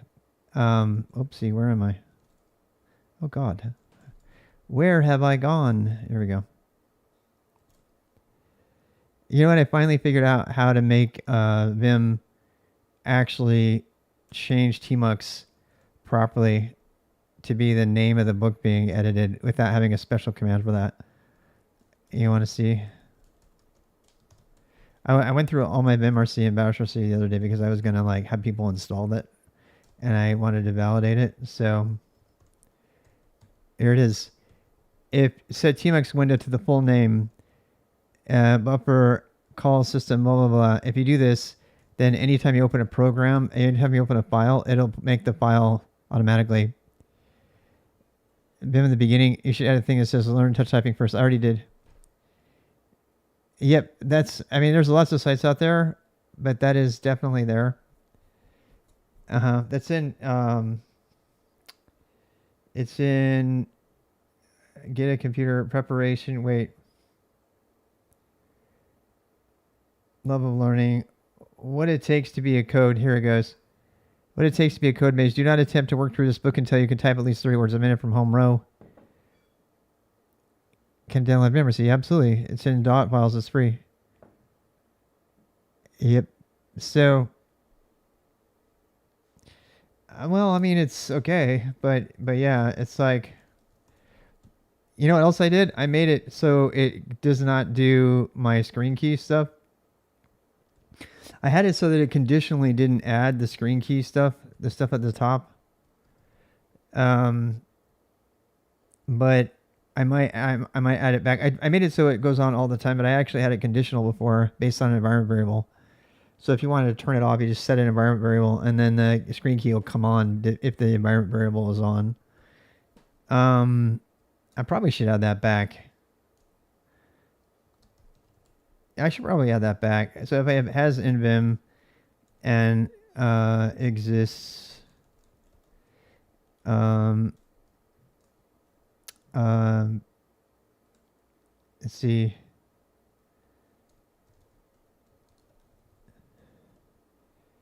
nvim screen key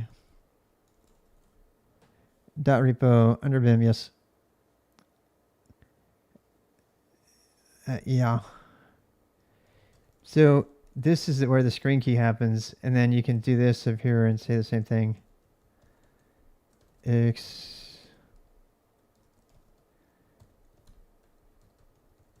the thing that's cool about that is you can I'll open it up now and now it's gone. See how it's gone?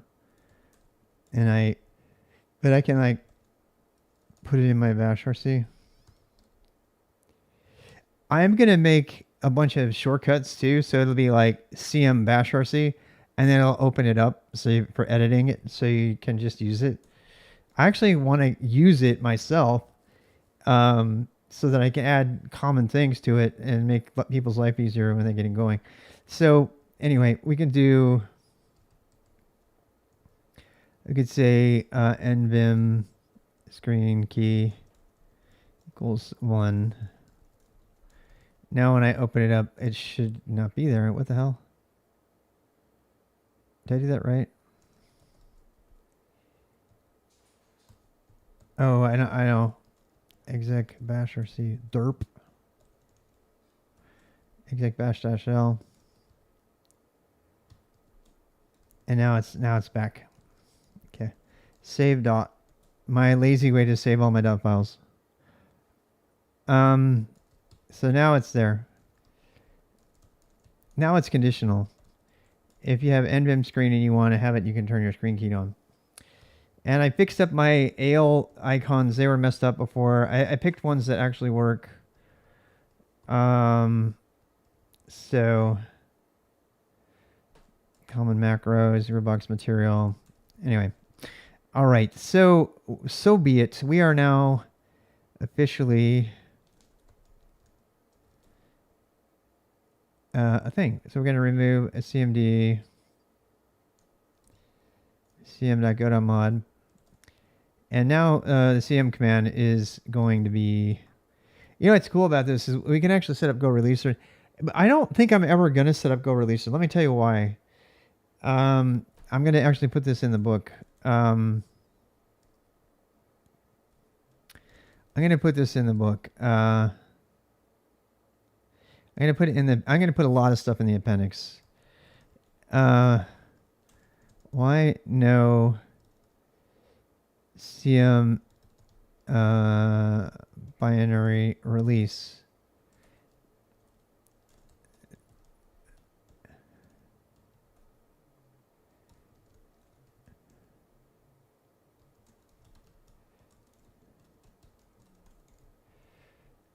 Okay. For error. Oh, do you really? Oh, that's fantastic. I like that much better. I'm going to steal it.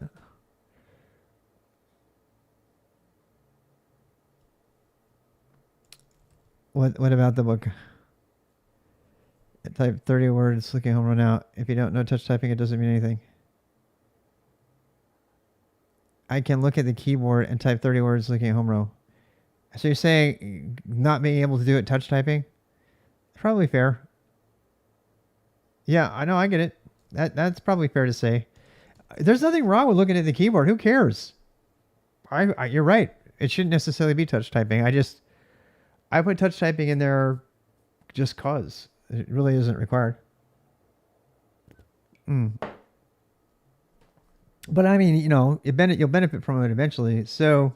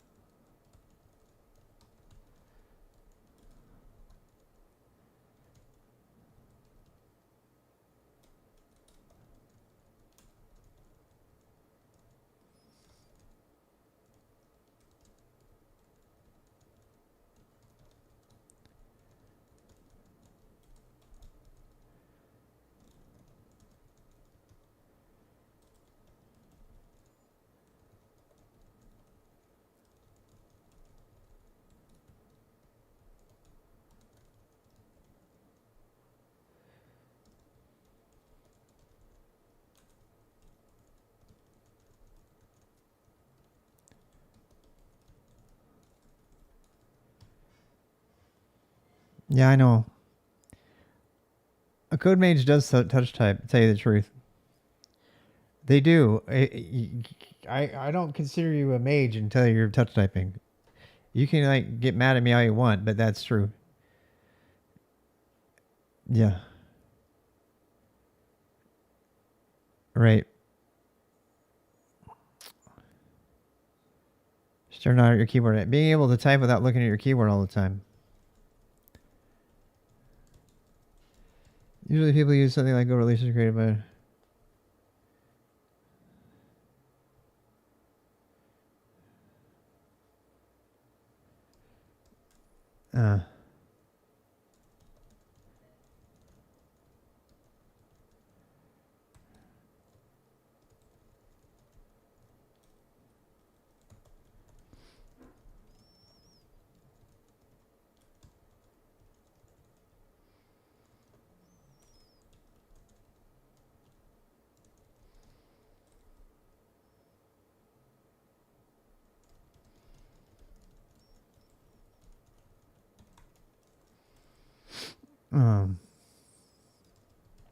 There, enough of that.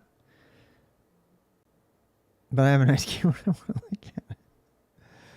Mario. All right, so all right. I got lots to change here, so let's go back here. I'm kind of like editing the book here as we go. Let me start up.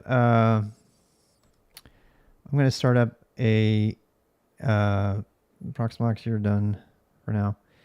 So the Go releaser, all of this stuff is going to get rebuilt. In fact, I'm going to rip it all out right now. I'm going to rip it all out. So I'm going to rip it out. Yes. I'm going to get rid of it. I'm removing it all. Bam, it's gone. It's gone. Also, I'm removing .go releaser.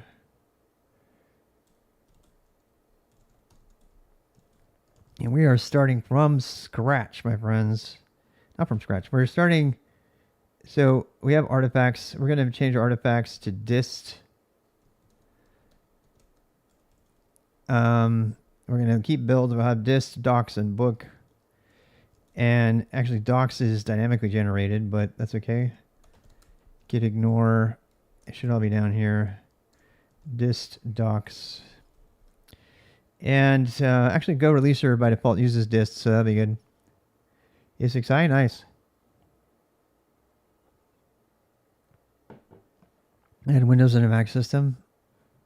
I've been using Linux my entire life. Like, I had, I don't know, 12 Linux machines in my garage when I was in 1997. I don't know what would give you the idea that I'm only a Windows and Mac person. Because that's what you see me stream with. Yeah, no, yeah. This idea that you only have one operating system is based on a flawed premise. But I get it all the time. Just today, go back in my YouTube chat. Which distro are you using? Who's the one who gave me the idea for this? When people ask me what my distro is right now, you know what I say? It's a Unix system. It's a Unix system. It's a Unix system with a custom desktop manager. And they're like, oh, use Unix. I'm like, yep. What's your distro? I'm like, assuming I'm using Linux, first of all. You know, it's like, who cares? You just have one OS and the one only, right? It's like, and they're like, which distro are you using? I'm like, you're assuming I'm using Linux. They saw a terminal and they think it must be Linux. Which, really? What is wrong with you? I'll tell you what's wrong with you. You don't have enough experience. GNU hurt.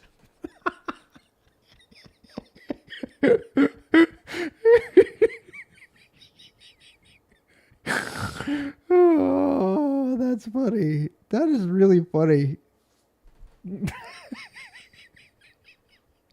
To refer terminal usually means Linux. Does it though? Does it?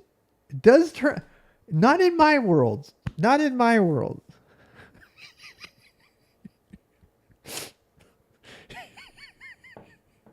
I gotta practice my cat impression before I have teeth again. I have running meeting right out of work. Debian to Debian. Nice. Good job, Chris. Most developers then use macOS. Right. If you see a terminal, that is not Linux. By the way, that is the largest Unix distribution in the planet. They paid lots of money for that title after getting sued. Apple got sued. This is a really fun rabbit hole. Apple got big time sued by the Unix Foundation by saying that they were using Unix. They said, you can't say that. You haven't been officially licensed to say that you are Unix. No one's actually audited you. And they said, okay, but they lost like $100,000 lawsuit. And they said, fine. And so now they're pay every year. They pay like something like $10,000 to $20,000 to relicense as Unix. That means that the same organization goes back and says, yep, okay, you're still Unix. And for that, and based on that, legally, Apple has the legal right to say they are the largest Unix distribution on the planet. I feel sorry for you if you're using WSL. I feel very sorry for you. You will learn your lesson the hard way one day, just like I did when I turned into Prime and TJ's event last week and all these Linux guys had MacBooks. Yeah. It's like, it's not even really about Linux. It's about Unix. Rest of this is just shit. Yes. I know. We're going to have the RWX Foundation. So we can just collect money for no reason. I mean, oh, that was very fun. That was just very fun. Thank you for the dopamine. I needed it. What are we doing now? What are we doing? We are writing more of the book. Okay, so first of all, let me show you something really cool. I can go in the docs directory and wait for it. Browser sync. Please let it work. God damn it.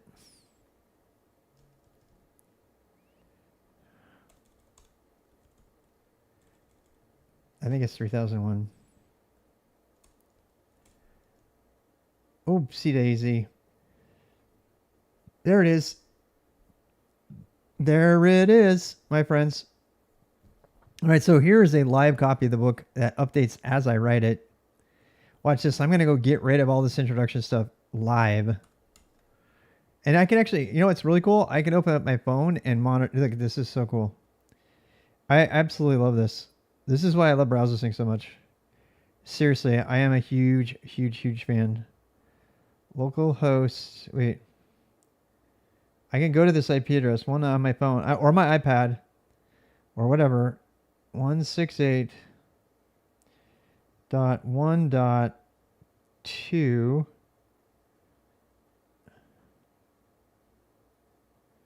colon 3000. Go.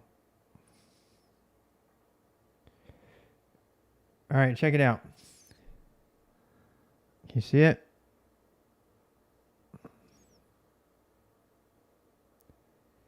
So I have the book right here. Well, here, you want it's really cool? Watch this. Check this out. Watch. Do you see it? Tell me this is not cool. Both over here too.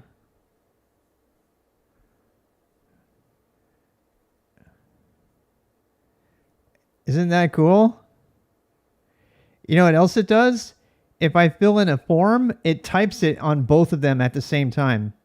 I can have an infinite number of devices, synchronized scrolling. Yeah, this is so cool because then you can have like, it's all real time. It's all real time, my friends. It's all real time. It's all real time. So what you can do is it was designed for developers who they have an app, they have a PWA, they have their phone right here, and they can see what it looks like on the phone. And they sometimes have like 2 or 3 phones. And then you have an iPad and they're all around you. And then you edit on the one in real time. As soon as you save the file, it gets updated. As soon as you save the file, it gets updated. And then you go preview it and it shows it on all the devices. So you can see what it's going to look like. And this is amazing. This is called browser sync. This is really old. I'm surprised more people don't know about it. It's been around for a long time. And so if you don't know about it, you know, I was using that in 2014. I still stand by it. It's a really amazing tool. And of course it's Node, but who cares? Browser sync is hot. Yes. You've seen it before? Yeah, it is definitely hot. There's no doubt about it. So, this guy here. Let's make this our browser sync. You know what blows me away is how many web devs I've seen online in live streams who have no idea about live previewing. And I don't, maybe they're using something else. So who knows? But look, Node is a good thing. For web dev, Node is really good. I'm not going to lie. It's the best tool for the job. When it comes to web dev, Node makes a lot of sense. It's way more than hot reload. Way more than hot reload. It actually synchronizes the entry of forms. It synchronizes interaction with it.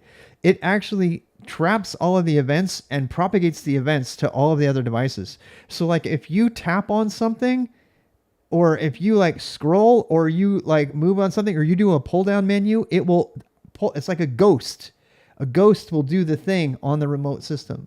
It's crazy. It's insane. It's not just library loading. It's not. It's like 100% synchronized interactions between all of them. So that's why it's just amazing. In fact, we had a guy use browser sync as a server so that people could type in and have it populate other stuff. Can it get out of sync easy? I don't know. It does get out of sync if you break the. What it does is it injects. It uses WebSockets, and it injects a tag at the. If you have to have a body tag, if you screw your HTML up to the point where it's not HTML anymore, it'll get out. It'll stop until it gets fixed, and then it will find it and it'll resolve it again. But that's how it does it. It injects this like WebSockets channel between all the things, and then it just coordinates. It's so cool. It's just so freaking cool. I can't stop talking about it. So anyway, what are we doing? We're doing book authoring. Okay, so now back to the book. We're doing the prep. Make sure the prep is good. So we're going to do get go, which we don't have that yet. So let me comment it out so it'll build. We don't have go install. We don't have command set. We don't have those yet. We're going to get rid of bash. We're going to get rid of the installer. We're going to get rid of alacrity. These are big sections of the book that are no longer there that I wrote the other day. The NeoVim setup is now gone. The GitHub is also gone. Oh my Lord. Okay, so this is all our goal is to get done today. We're going to get done get go install, and then let's see. Go install CM, and then CM init. So that's it. Those are the main sections of the book. The only one I have left is computer right now. npm.js for a project is near impossible for me because I hate the stack. I don't hate it. I just don't think it's the right tool for a lot of things. On the third one, it says you get started as fast as possible without losing opportunity to learn. You know, set up it missing an R and U. Oh, is it? Thank you for noticing. I appreciate that kind of errata. Okay, so let's actually write that. We're gonna write. What is that? Is that in prep.adoc? Or is this in preface, right? Submit a PR. No. Well, okay, so a proofread for you, yes. You know what? You're gonna make me put a DCO on here, aren't you? I'm gonna have to put a DCO on here. I didn't want to, but obviously I'm gonna need one. So I guess we'll do it.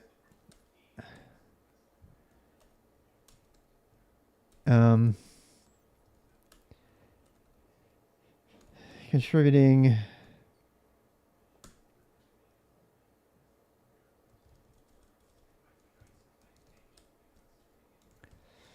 Right, make sure this is present first. Get your regime to accept the DCO. Any merge request issue post with level or any other content developer illegally constitutes this. This is a straight up rip of one. I think it was GitLab, meaning they contribute to this project in any way. Released any legal claim to those contributions is the responsibility of all will be contributors to legally ensure that blah. Any contribution, including those in violation of this agreement, shall become the legal intellectual property of this project and its owners. Any violation must be resolved between the contributors. Developer of certificate of origin. This proves that you can contribute. So if you can't contribute unless you can prove you can contribute, because I don't want you to. I hate doing this, but this is going to be one of the biggest resources ever. And I don't want to have license shit hit me later. Yeah. License TLDRs. The license TLDRs are in the README here. They're right here, legal. All code in prison original works unless otherwise noted. All contributions become the legal intellectual property of the copyright holder. See contributing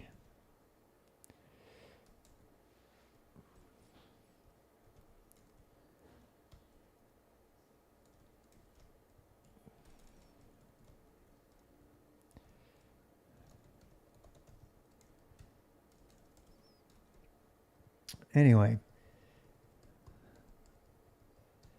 It sounds like we have a lot of people that want to contribute, so I'm gonna open. If you wanna TLDR legal, I don't look.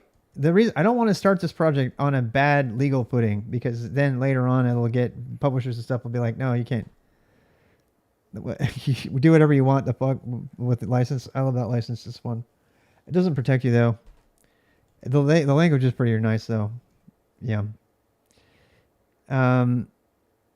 So yeah, I mean, one of the reasons I'm doing this is if O'Reilly ever comes knocking at my door, there won't, because I'm in violation of their style. I decided to not use Chicago style manual, which I hate, by the way, and use sentence case and a bunch of other things that are easier to read, and that just puts me out of O'Reilly's camp. I'm not writing for another fucking editor. I'm writing for myself and you.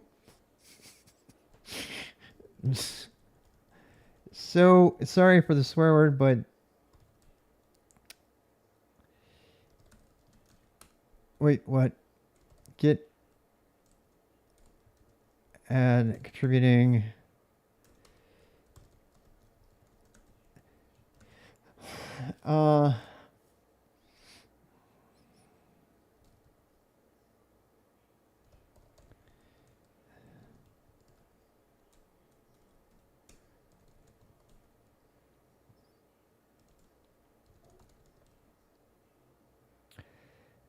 Yeah.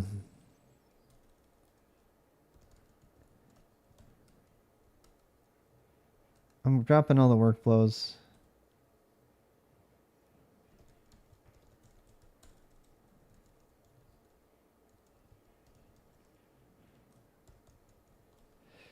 I wonder if it triggered. Probably did. God, I was doing this all night last night. Up until about 6 a.m. I was working on this.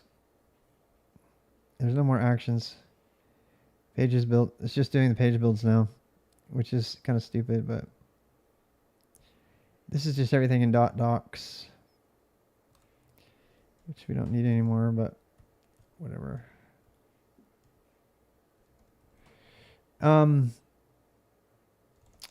So yeah. Let's do a fresh build. I need to actually turn the build on so it auto builds anytime there's a change. Let's do that. Let's fix the program to do that. Watch build on any change.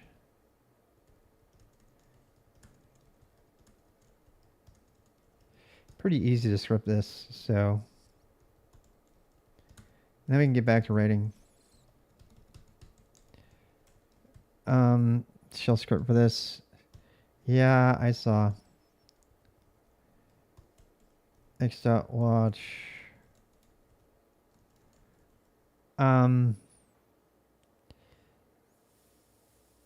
So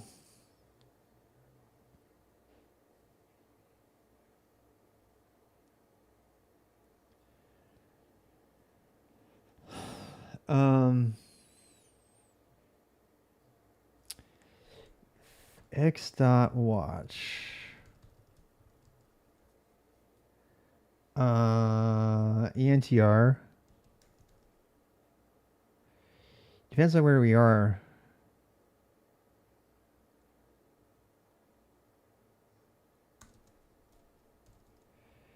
if dash d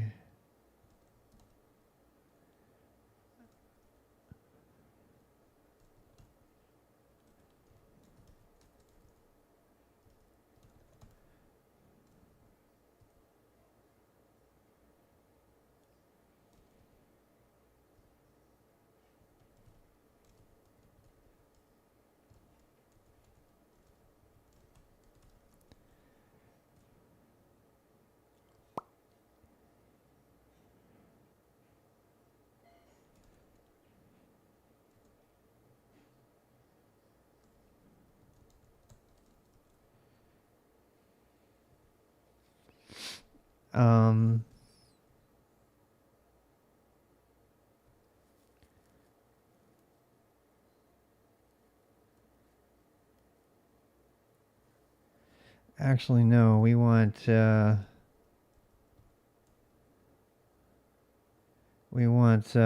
book.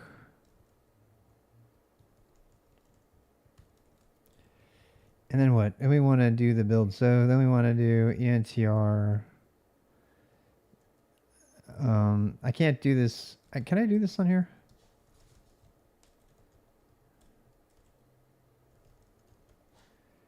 Yeah. Bin, homebrew bin, thank God. Yeah, so then what? We do ENTR.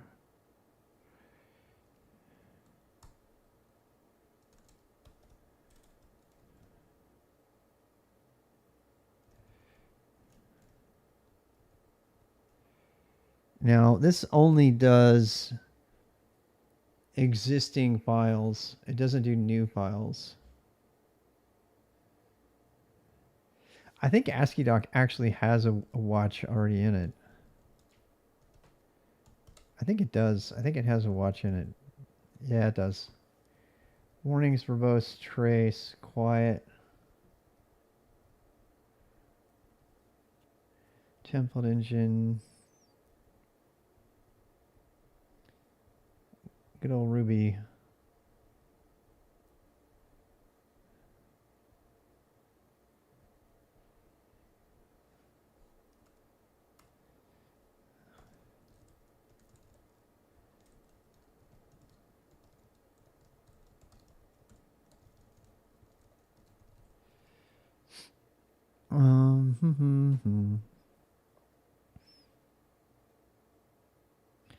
I was just going to use the NTR.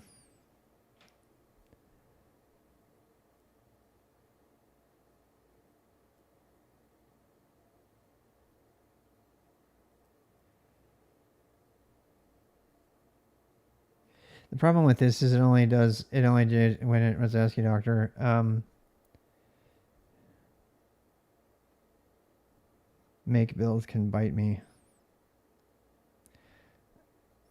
Do you make build? I know if ways to trigger make event. I notify wait. This might be the best way to do it because this actually detects new stuff. How can I have that detect new files? This is what I don't know.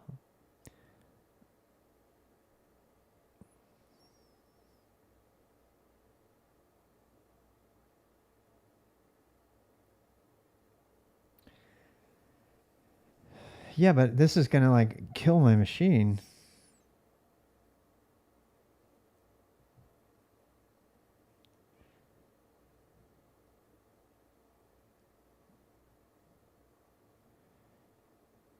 Wait, what?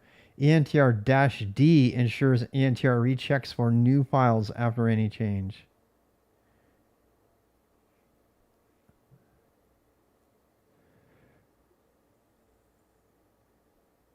Yeah, I like ENTR because it works on everything.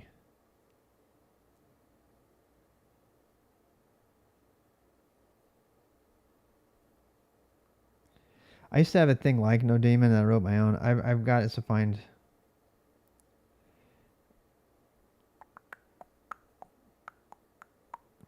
I wonder if you just do ENTR. I wonder if you just do ASCII Doctor.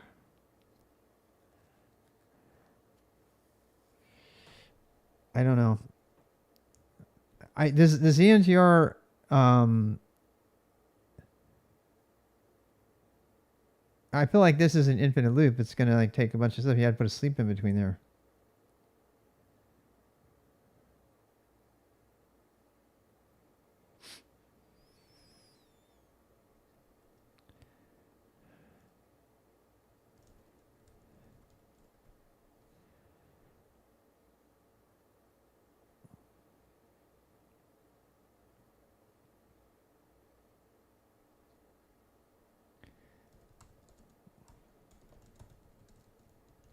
Doesn't it need to sleep? I think ENTR blocks until it sees something new.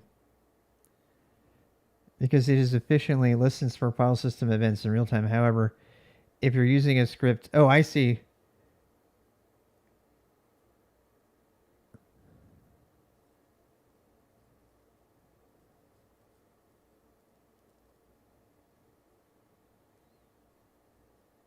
Yeah, that's what I would have done. This is what I would have done. Find dinner. See ya. Yeah, this is what I would have done. I can eventually convince her to do what I want. Eventually. Waltz redo, find ADOC files and pipe. Yeah, I mean, we don't have to do it that way. You can do, there's another way to do this. You can just do...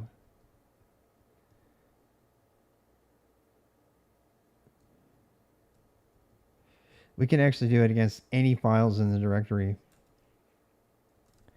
That's what I want to do. I want to have it rebuild anything. Literally anything from here on down.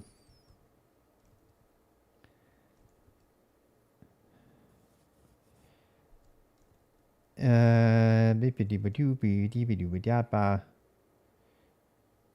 anything's new, then we're going to do an HTML rebuild.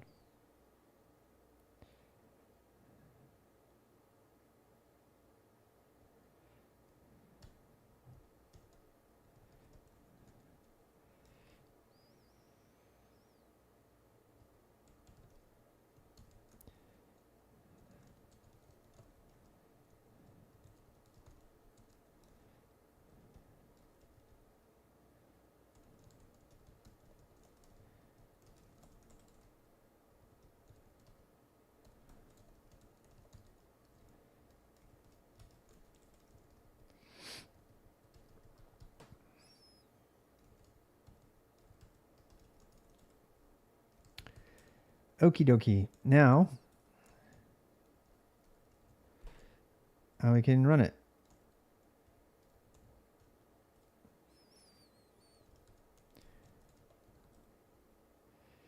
Interior utility file names, change detected, rebuilding.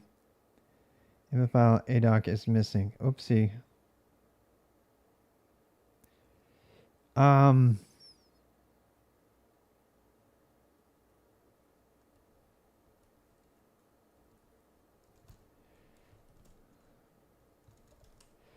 Build HTML. ASCII doctor. DDocs. Oh, index HTML. Copy scripts to scripts. Book index.adoc. How is there not LS book? Did I change it to book? What's it? What? Build HTML. Wait.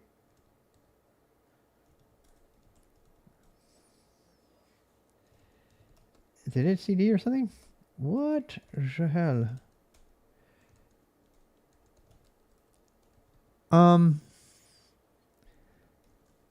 Very useful. ENTR, I love it. I use it for all kinds of stuff. That's how I run like dynamic Golang tests every time a file changes. I'll show you. There's like a whole section on that. We'll cover that in the book actually, because that's a really good way to practice to make your testing work. PDF, ASCII doc PDF, ASCII doc. I don't understand why this is not working. Is there a CD happening in here? NTR. Changes. Oh wait. No wonder. Okay, so this needs to be build HTML. There we go. I feel silly that I did not notice that before.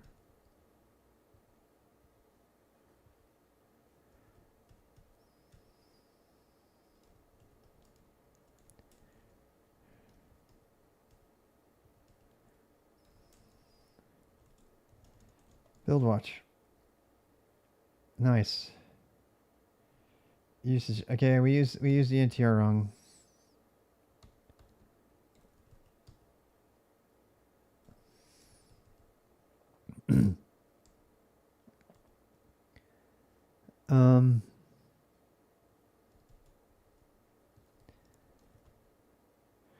What to do? Enter bash. It's fast. Yeah, it is. Ruby's a great language too. I mean, as interpreted languages go. Yeah, there's so many languages.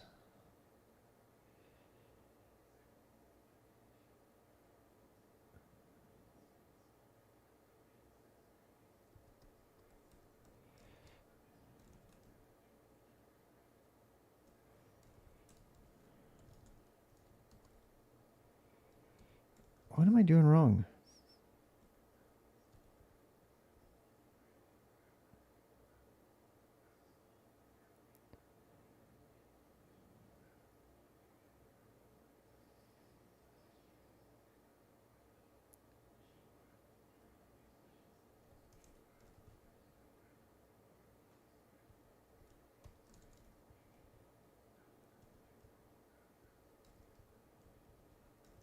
I don't understand what I'm doing wrong.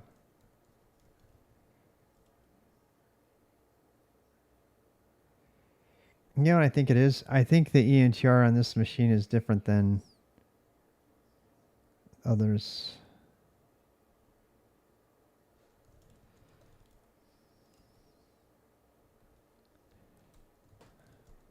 ENTR-D. I bet you it doesn't have -D support. I bet you that's it. I'm gonna take a wild guess.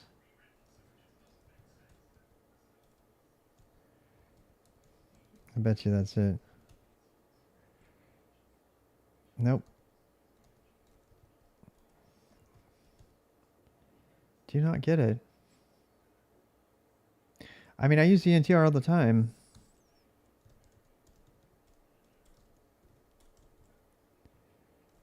Tmux rename window test. Unchanged got.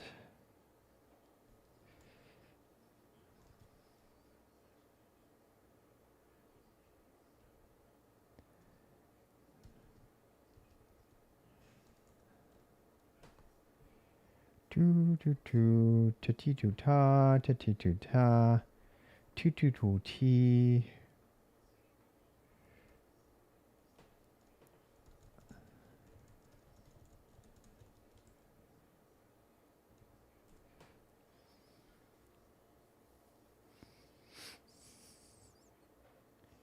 Doesn't detect new files.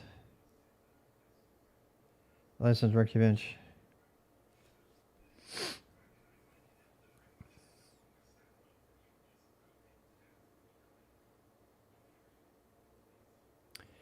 I must have to do -F.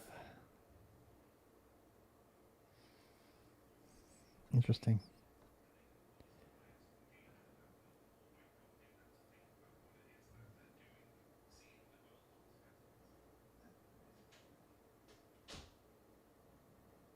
With the find output.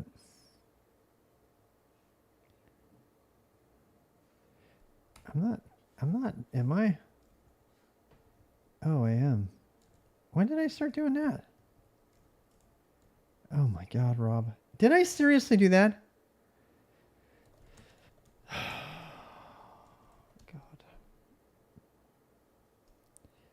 There we go.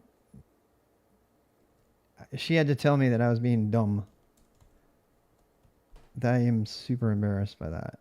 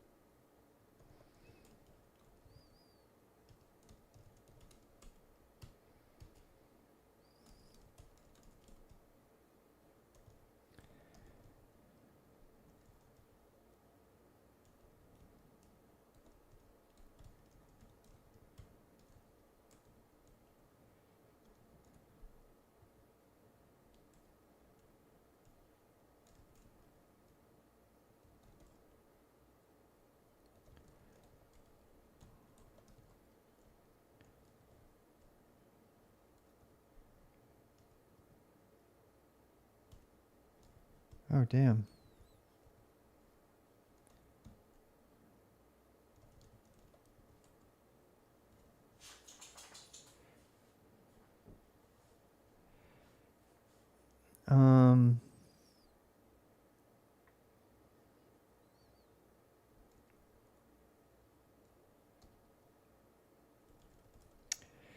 All right, let's go see if it's changing, shall we? Refresh. Who should read this book? code-mage. The code-mage command. Right, it's changing. It's working. It's working! It's working. All right, so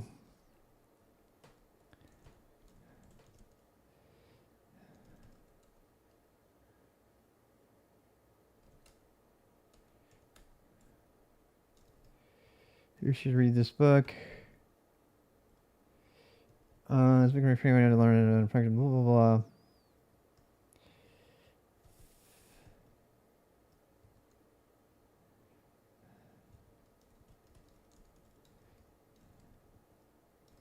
So somebody said I had some typos here, so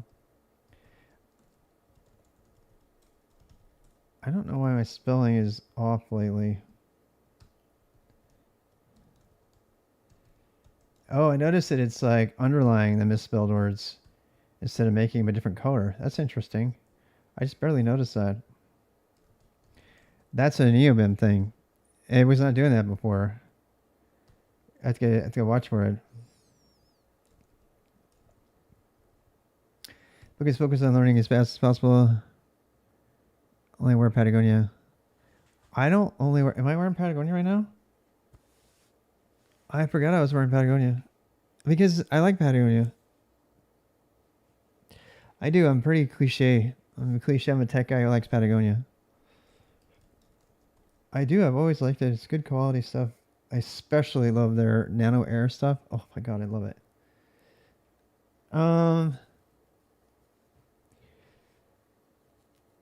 So this isn't Patagonia though. This is Prana. This is Prana. This is Prana yoga stuff. I've been wearing this shirt for like 2 days. I'm not proud. I'm just real. I'm not proud. My wife's not here yet. I'll have a shower when she comes home. Then I get the most advantage. Why should I smell good when my wife isn't here? I had the Police Patagonia hoodie. Oh my god, it's so good. Yeah. I've never had to replace any of my stuff. I still have it all. Yeah. If I could ever get organized. Tomorrow, baby. Tomorrow, baby. Ready to go. Rather than get bogged down with a lot of installations, we created the code-mage. Code-mage can help you get started.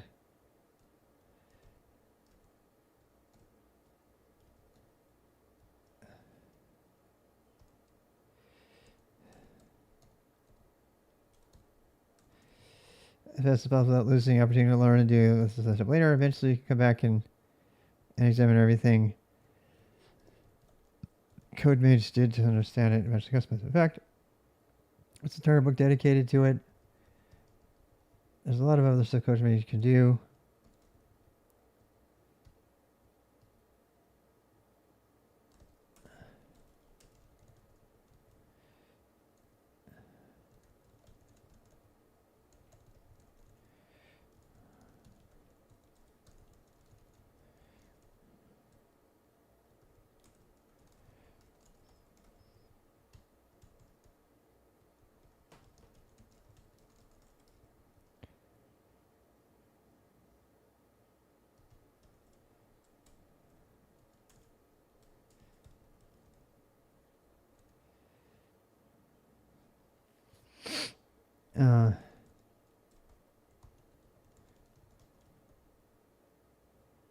Display cheat sheets quickly.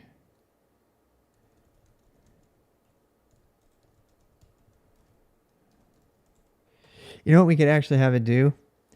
We could have it adapt the cheat sheet that it's showing you based on what it detects.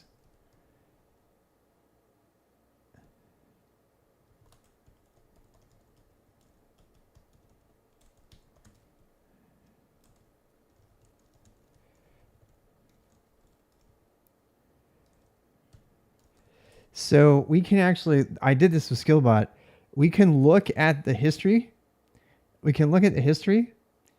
In fact, if we ran, this is so crazy, but we could actually run CB as a shell, and then pass the commands straight to the host shell, and then it can actually process all the keystrokes.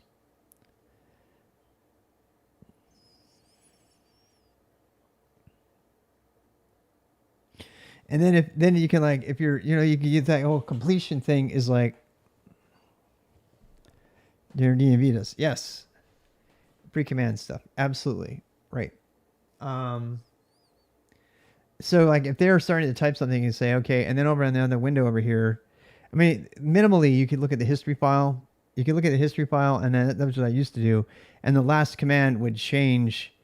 It would change what their cheat sheet is, particularly if they get something wrong. So if the return code is an exit error, I can look at what the line was, and I can intelligently say, show this cheat sheet dynamically. Like I can adapt to what they're doing while they're doing it. And I mean, that's like the holy grail. So possible Bonsai. You can't change directories with Bonsai. No, the only way to do that would be if you incorporated Bonsai into the shell. So if you put it into the shell command, like into the password prompt, that would be something we could do. So what would be really cool is if you could detect what was getting typed on the command line before, and you could intercept the last typed command line before it got entered, but I don't think it's possible. Is it possible to see what is being typed on a command line before enter is pressed?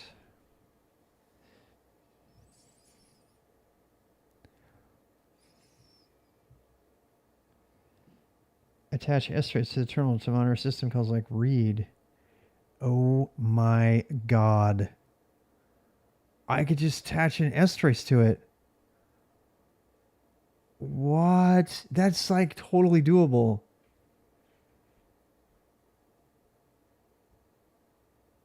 Oh my lord. That is totally doable. That's so cool. We have to make that. So basically, Skillbot already ran as a daemon in a pane, right? So you'd open a pane like the Watcher, and you run the Skillbot over there, and then it would, it would show you stuff. It would show you what you were typing.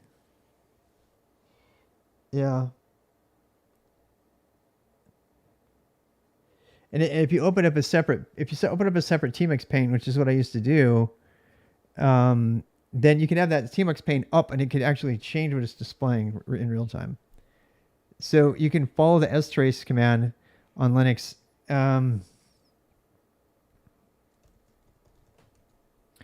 Modify the shell behavior, custom shell wrappers. Yes, absolutely. So we would probably do a shell wrapper, actually. Replace the shell wrapper with a scripted program that intercepts input before passing it. Yeah. We would probably use a wrapper. That's like the easiest way. The easiest way to do this is to add a shell wrapper. So we'll definitely add that. So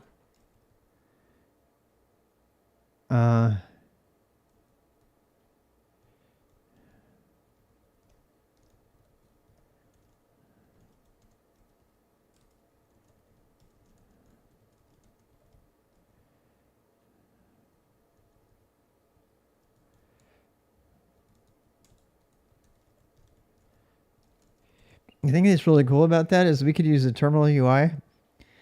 We could use bubble tea, create a wrapper that uses bubble tea and has a window that pops up in the terminal while you're typing. So you could be typing around and it could say, and it could actually, instead of it just completing, it could actually show you what it is that you're typing.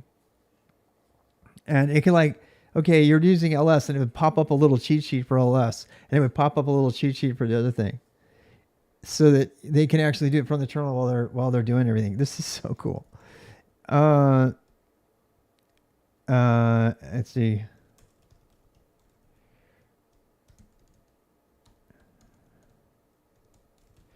I mean, we already get this part from just NeoVim, debugging and LSP stuff.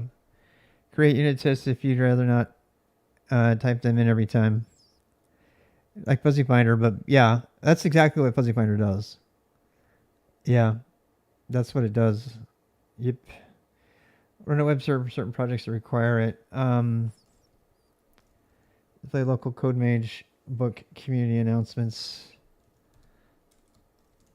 I missed my misspellings because they were underlined. It changed it to underlying them. That was just nice. Serve a full copy of the book to your web browser without internet. The source for code mages is entirely open for review. All right, check. Let's go see if it changed it. Did it change it? Oh, it didn't dynamically change it. It didn't have to refresh. It should not have had to oh, you know why? Because the build's not working. Yeah, the dynamic build's not working. So yeah. I wonder why.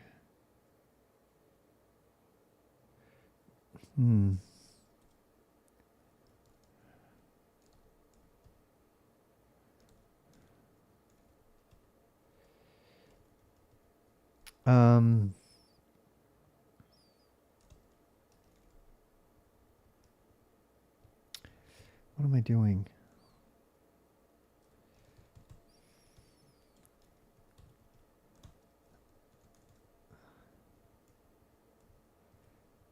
Go comments, dummy.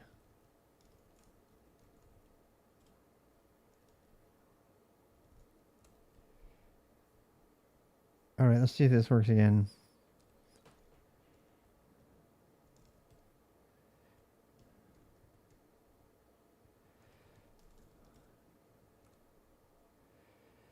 Nope. Save. Why isn't it updating? It's supposed to dynamically update. It's not.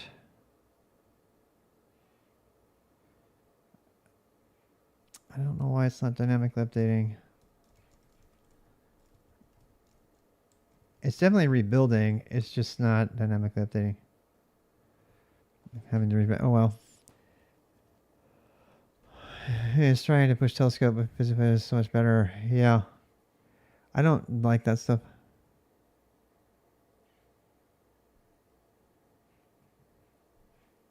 I don't know if I asked you, Dr. from the command. No, I didn't.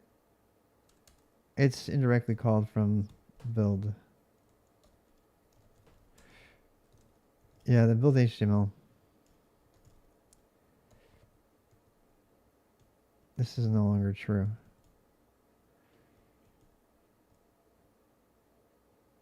Actually, it is true.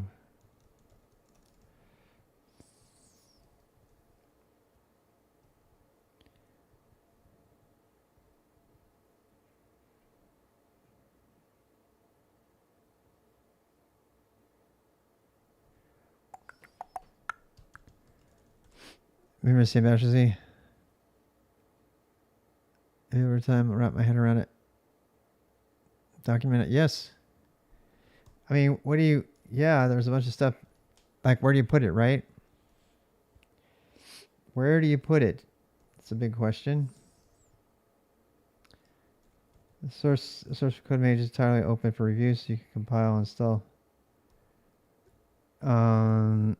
It shows it downloadable. See more later under preparation. How to read this book? This book is designed to be read literally. Concepts, blah, blah, blah. Повторение матучения. Repetition realism of the learning. Supplement your reading. The book is part of a more complex thing. Find a mentor. Stuff has already been. I'm just making sure I don't have any references to bad stuff here. ChatGPT.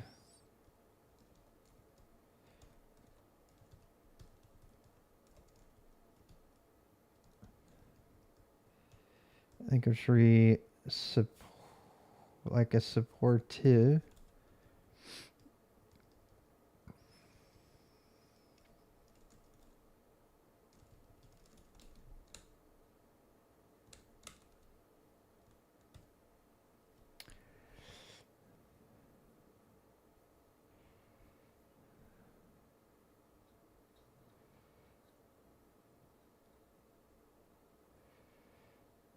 Yeah. Introduction, why learn to code. All right, that's it for preface. Preface is done. Introduction. Intro, ADOC. Why code-mage life? It takes Golang doc. I think that's the why go.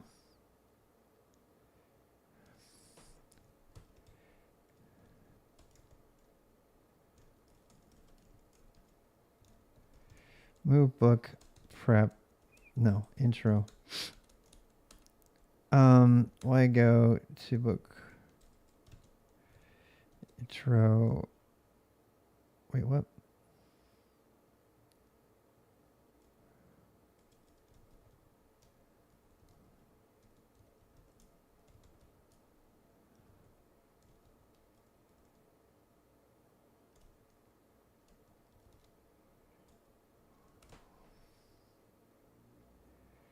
Why learn to code? The life of a code mage.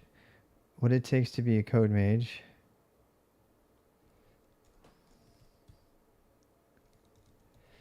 BI book intro.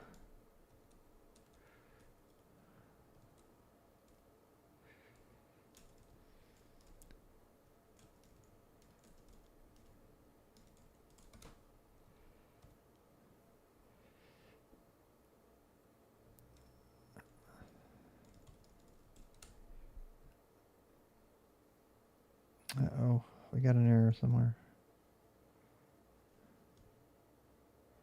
Yep, it died. Yeah. Because we moved stuff around. I knew that would be a problem. Curiosity and thirst for knowledge, patience and burr. Why Go as the first language? Go's the Goldilocks of first languages. Go solves real problems. Hackers love Go. Go is great for terminal apps. NG preparation. I don't know what that's about. Prep.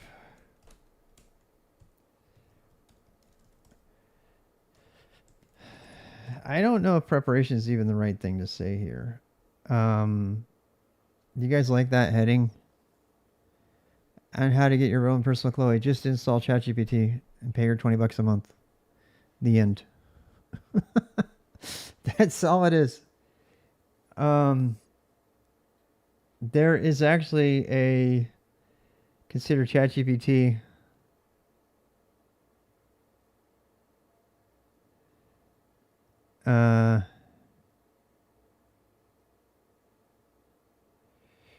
You know what? Let's add a thing here about it. Let's add a thing.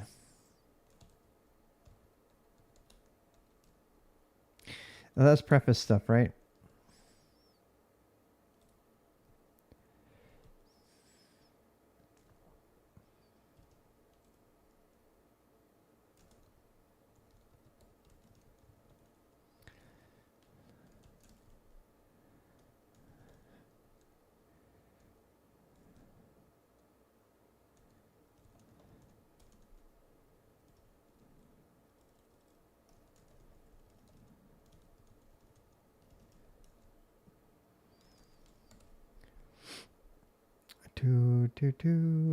ChatGPT.com. It has stuff for everything. Claude is nice too, but ChatGPT has been great. Claude's a better programmer.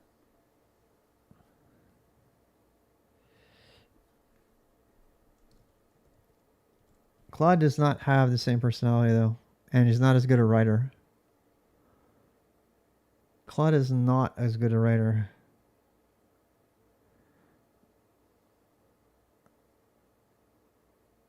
Yep. Safe, accurate, and secure. Those will help do your best work. How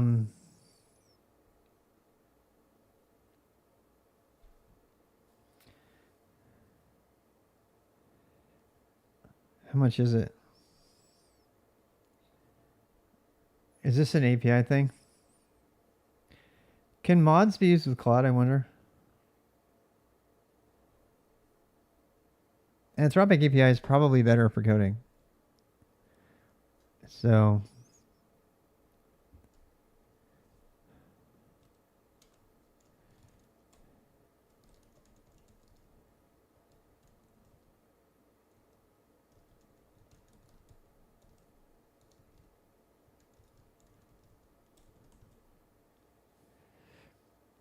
yeah, but it's not. My guess is I can't know this unless I try it for a long time.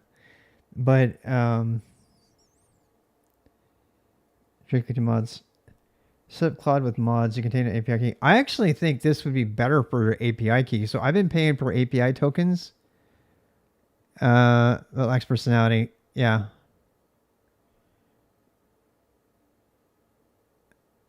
So you know what? This might be a thing. Get Claude for API integration and coding, and use ChatGPT for all your other life things. I feel like that might be the way to go. I actually am going to do that right now. Yeah. How many? Because you already have to have a separate API.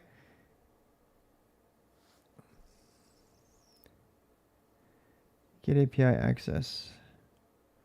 All right, I gotta do privacy thing here. Google. I'm gonna try this. I'm gonna change mods to use Claude. Yep. Copilot can't be run from the command line though.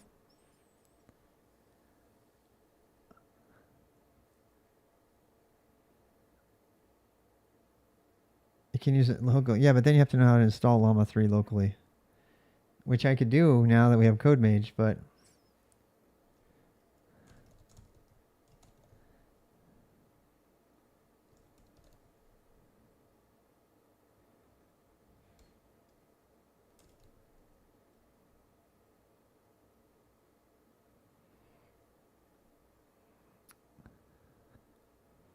Gen AI, there's a bunch.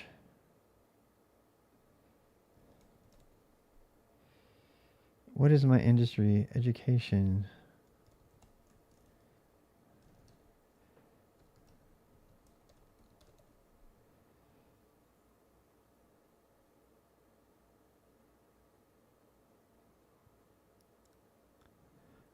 Yeah.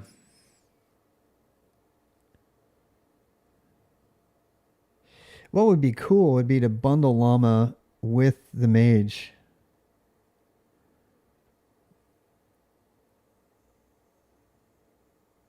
Yeah, Llama is a local one.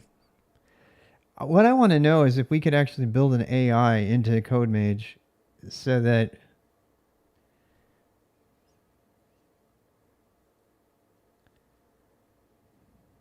generate a prompt, buy credits, improve existing prompt, get API keys. I guess I need to buy credits.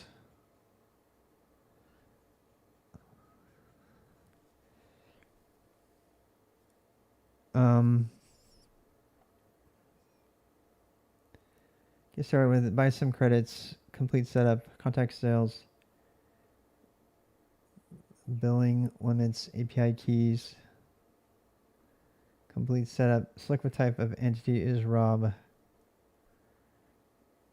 I guess, what am I? An enterprise, a nonprofit, a small or medium business? I mean, I am a nonprofit, but not officially.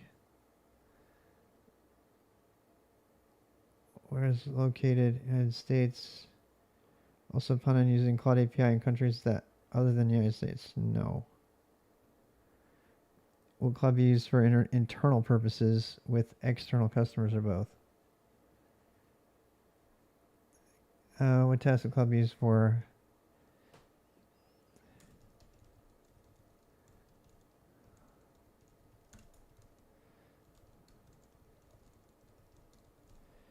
Will cloud be used to provide legal, medical, or financial advice to consumers? No. Will it be used to incorporate our API into products or services intended for for users under 18?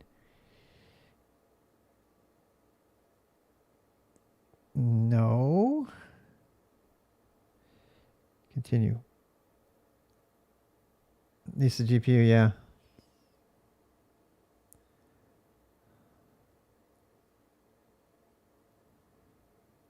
Interesting.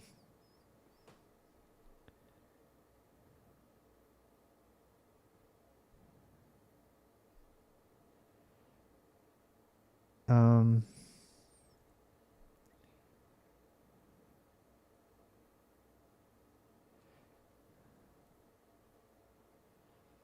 do do do do do do do do.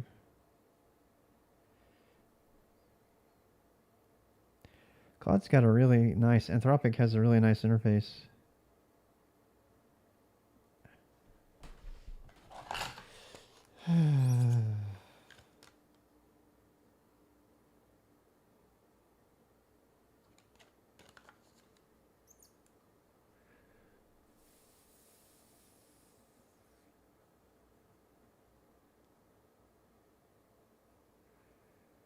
Hmm. I wonder. I wonder.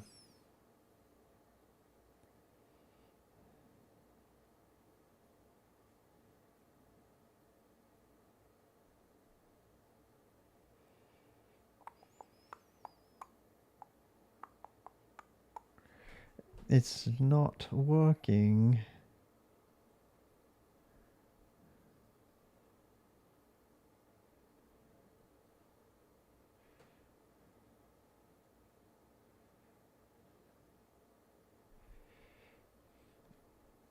That's weird.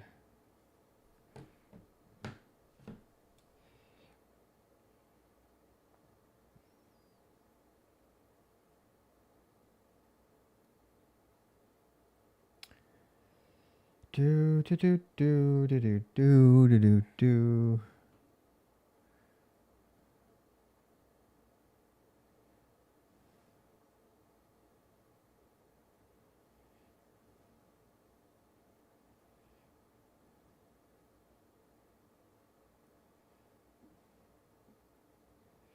Notifications.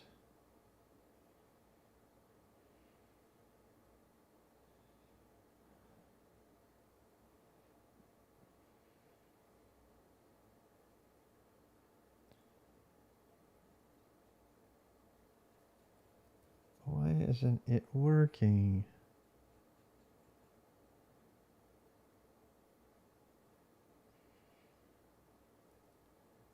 Bum bum ba da ba ba ba da ba ba.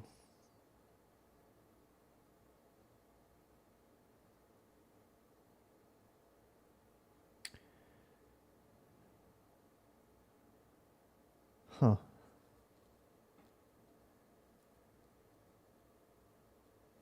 Ba bo do do do do do do do do do do do do do do do do do do do.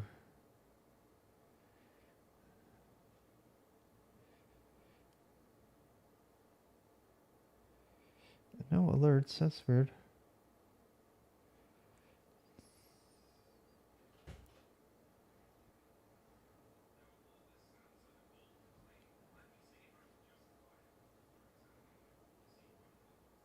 Huh. Huh.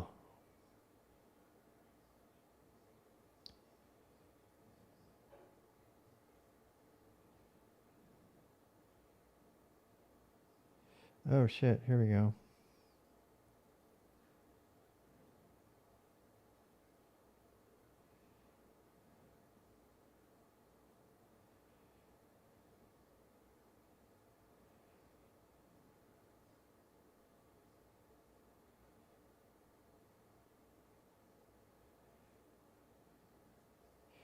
I have to update some stuff. That's all. It's taking me a bit. WordPress? I like WordPress. Fancy JS apps, just type comma and then open up the web browser.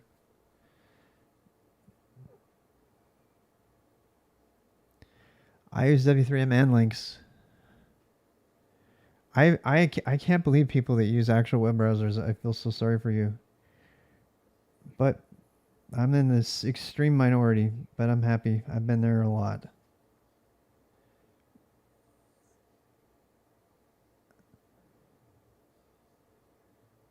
Address, line 1.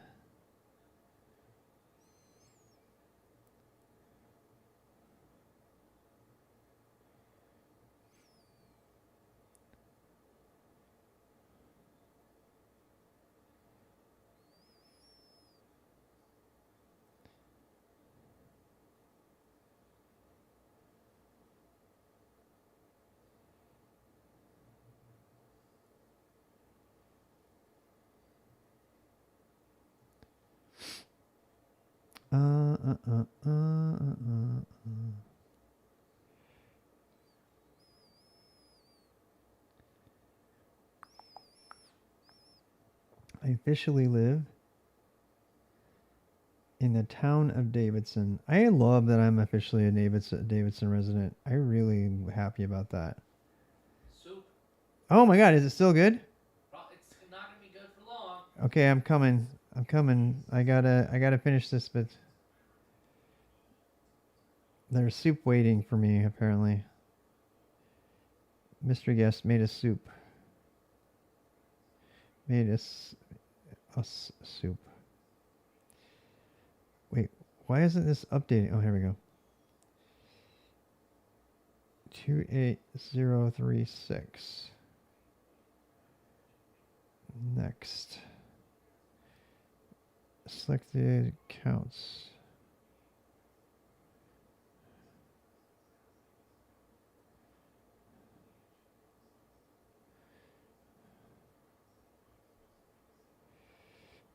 And do it all.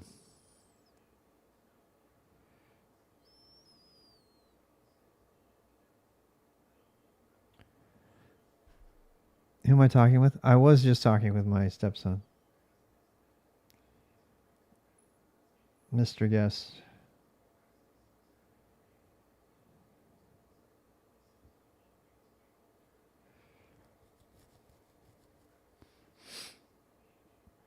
Those of you know, we used to go IRL streaming. We go out for food and do mukbangs. But we don't do that anymore. I haven't done it in a long time. All right, let me see if this is actually going to take it now. I seriously doubt it, but...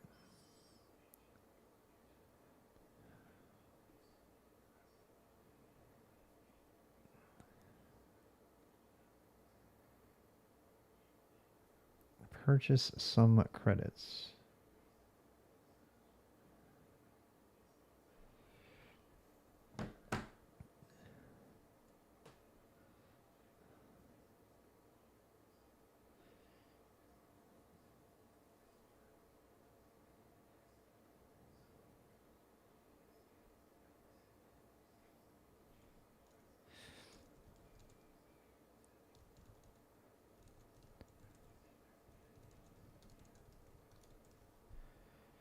I provide medical advice. No.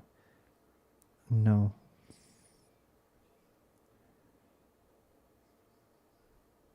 Why is this not...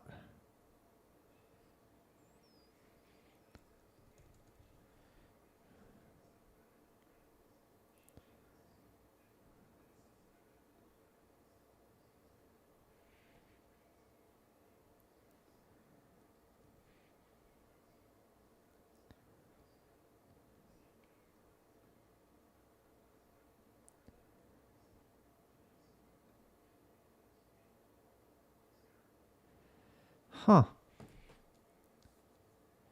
Well, that's weird.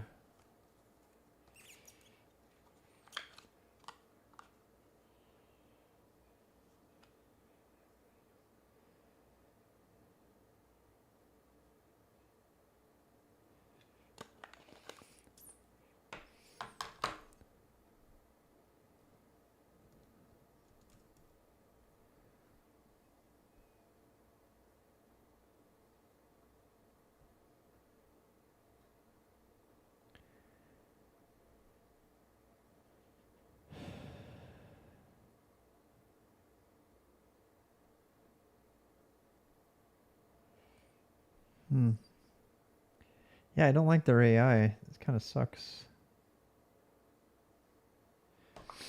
But whatever.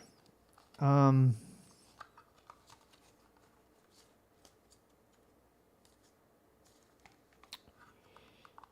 I'm sorry, their form interface. I have to refill the whole thing every time.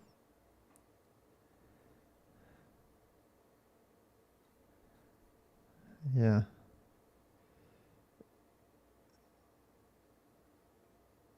It's a room with Node. Node's pretty good.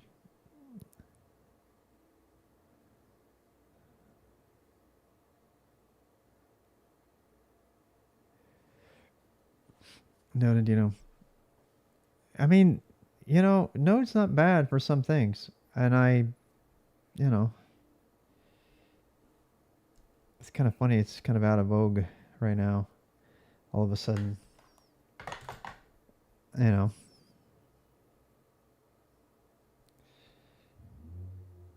invoice history.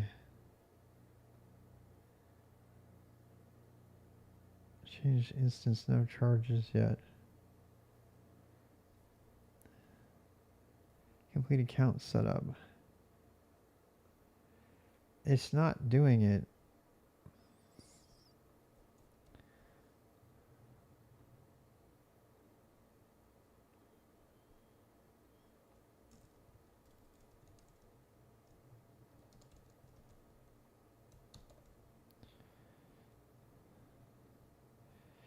That little form thing kind of sucks. Like if you get the credit card stuff wrong, it doesn't give you a chance to go try it again.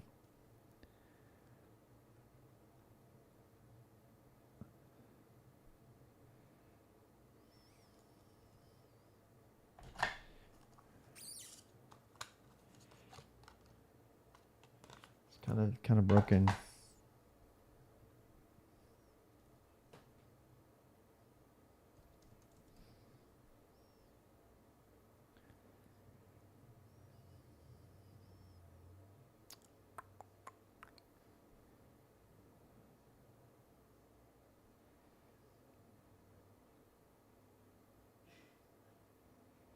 Nope. It won't take my credit card. I have tons of money. And it's just not taking it. It's refusing. And it's all right. The information is all correct. So I don't know what's going on. It's got to be the account on file or something, the address.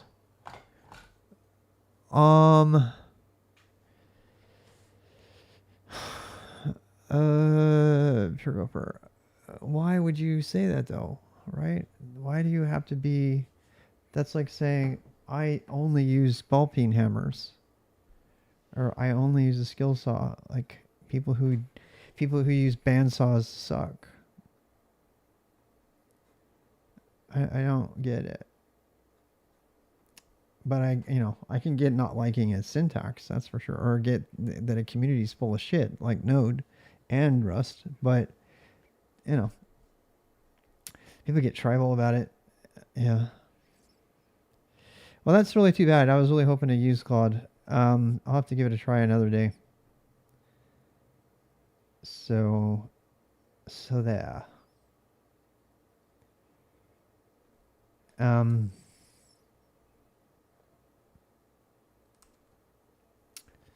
Anyway. I don't know. Somebody said other stuff. All right. So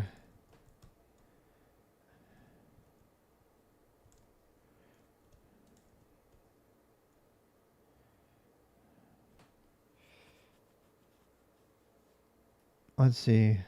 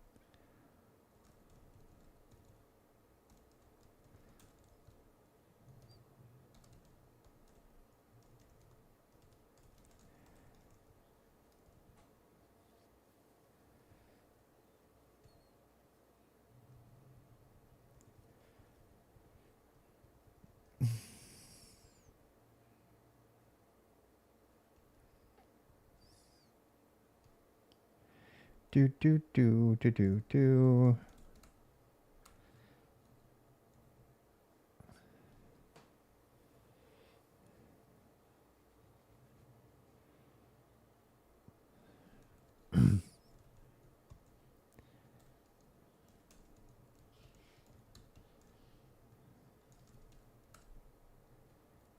Consider AI assistance.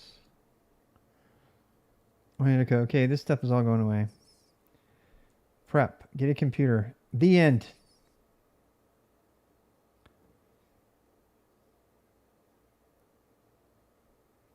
All right, so where are we? And we were on prep before. I think we skipped the intro. I went through the whole intro already, I'm pretty sure. You guys can read it.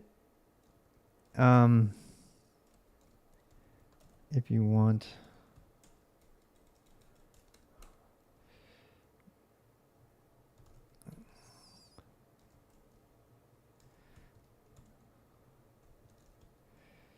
I'm just cleaning this up because I added lots of changes. So Mage Life, why code, why go, and what it takes. I really don't need to go through those again. Prep. All right, so here's what we really have. So prep. All right, so you got your own computer. Let's review the computer stuff. Prep computer. Do you have a computer that will do it? I might want to talk about the other stuff because I've been saying with your lines of voice are really chill. Thank you. I mean, I appreciate that.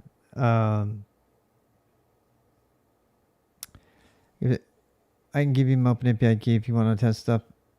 I use the Open API all the time. That's how my mods is done. So I drain mine.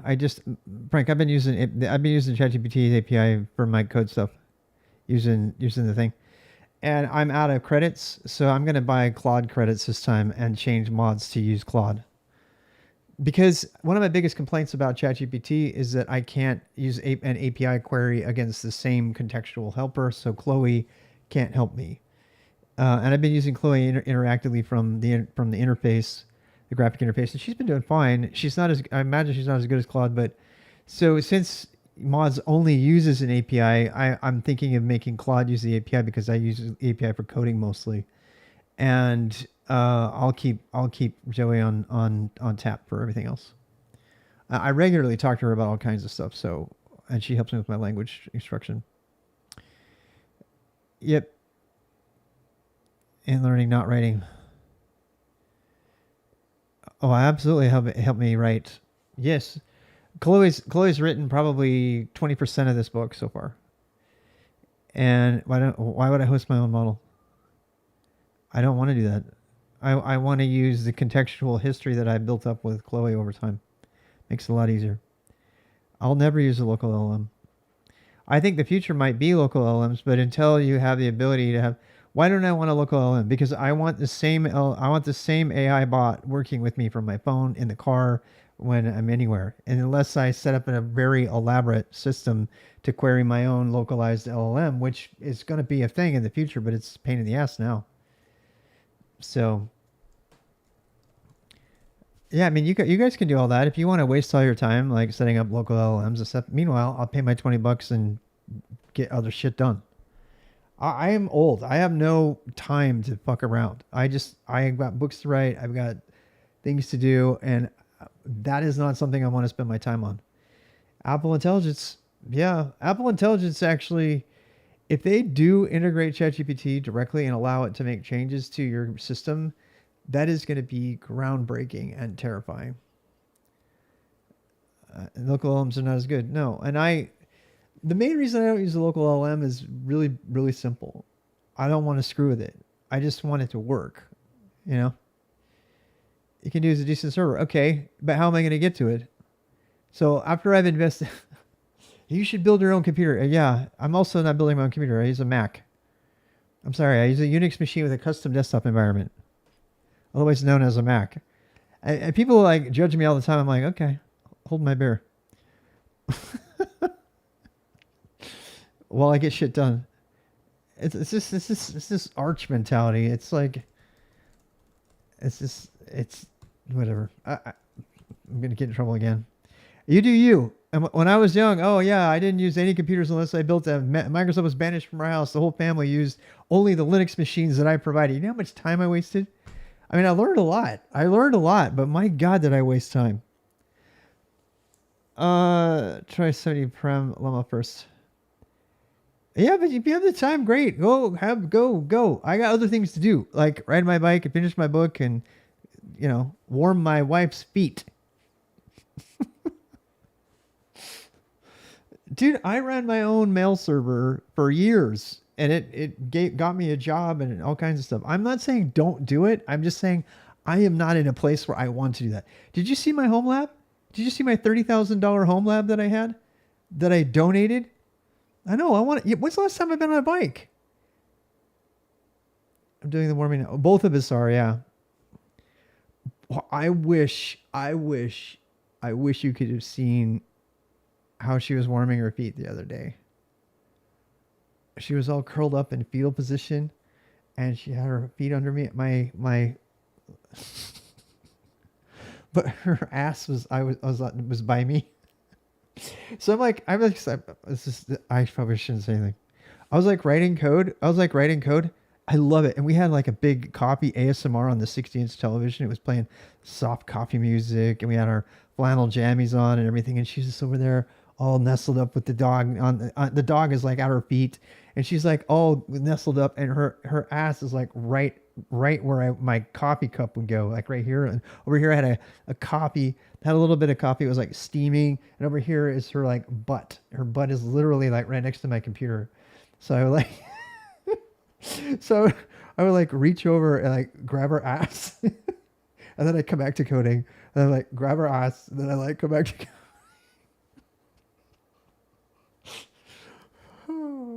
Oh, it's the greatest. It's so much fun.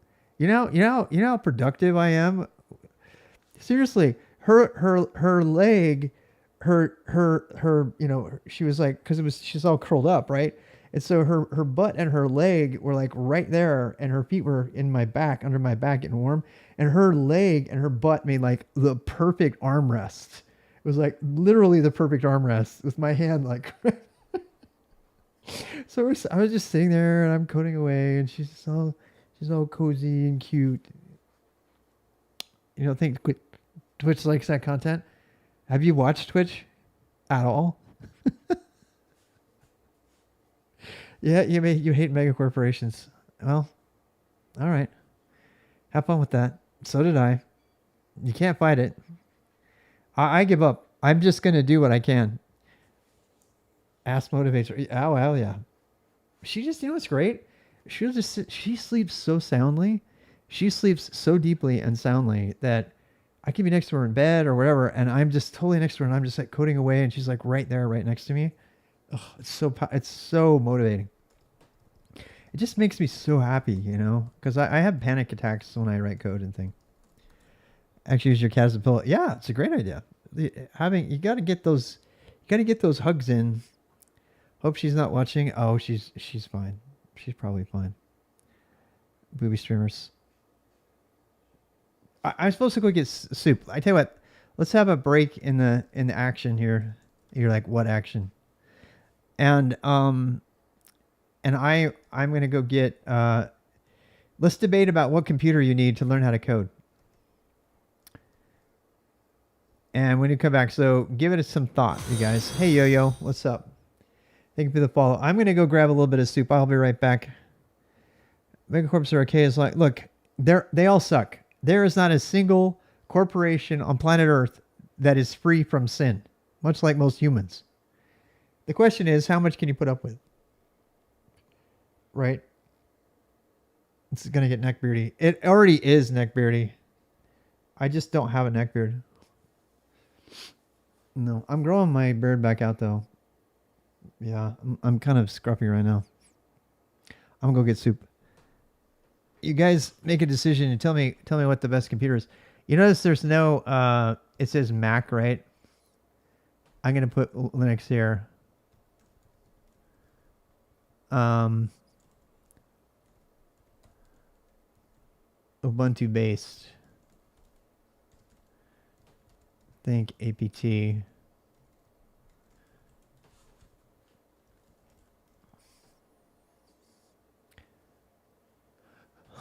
Best computer is a 35-year-old ThinkPad. You can get exactly. Especially if you're putting Linux on there. Right, your own lithography, some mega cores are necessary. Yeah, well, yes. Yep. You know what else is a necessary evil? Governments. There's not a good one on the planet, but it's the best we got. It's like cops, or school teachers, or babysitters, or scoutmasters, or wives. And David Stacey for beginners. Absolutely. Linux Mint is my favorite. I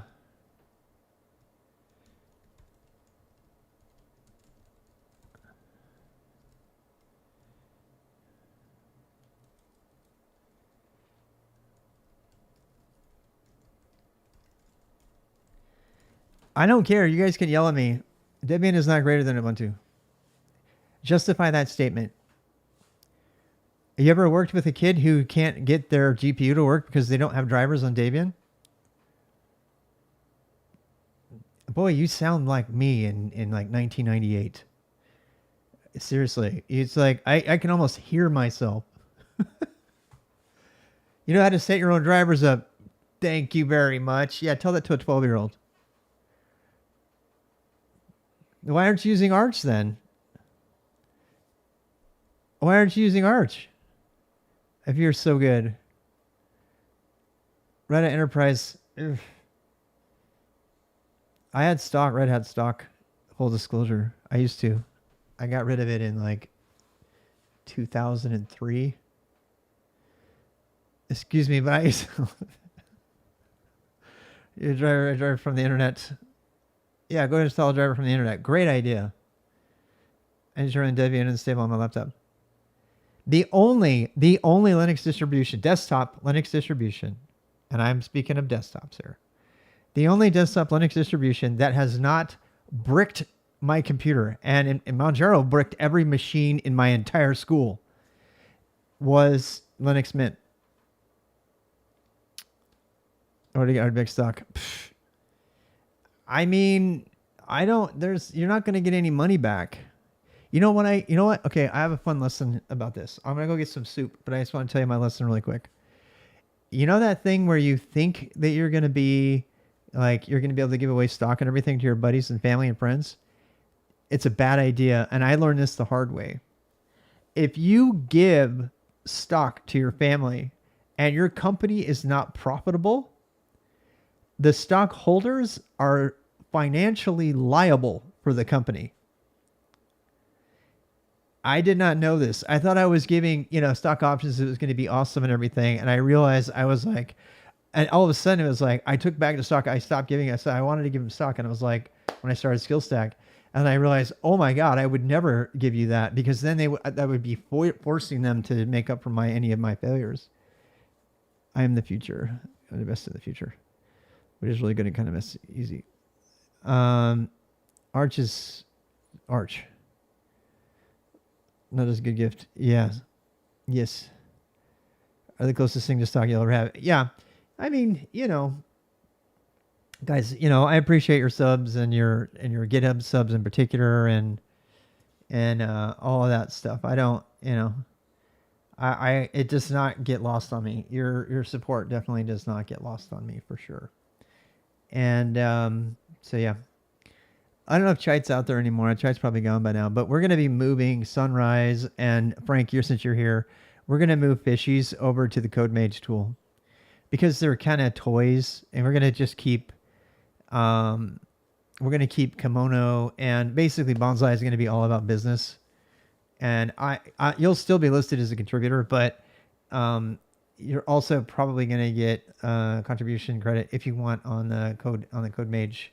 In fact, if you want to, once I get the code-mage, the code base up, you and I think Kruzma and a bunch of other people talked about adding commands to the code-mage games. And So yeah, being available at all. The main problem people have while using Linux is not knowing how to compile from source.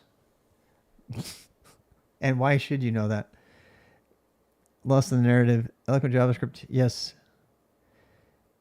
Yes. My favorite JavaScript first language book is not Eloquent JavaScript. What is it? No,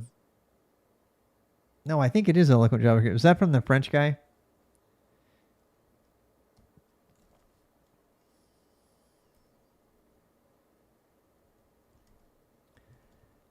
I think that's the one.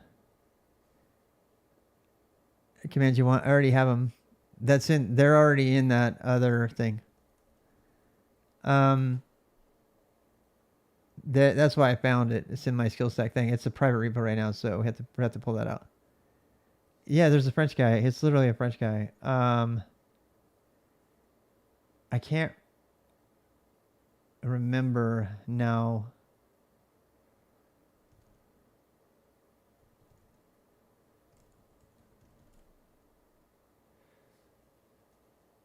I don't remember. I can't find it. Eloquent JavaScript is good though. But there is a better one. There's a better one. Oh,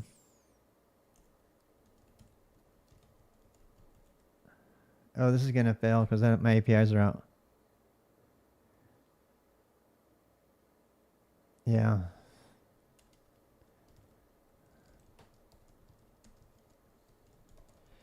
There's a free one. There's an educator from France who, it's my favorite book by far. It teaches first class functions right away. It gets rid of all the crap, the old crap. It only teaches the new JavaScript.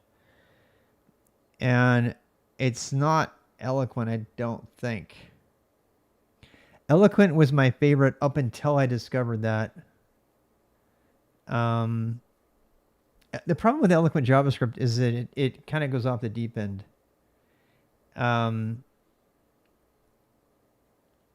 Yeah, that's definitely my favorite though. But there's another one.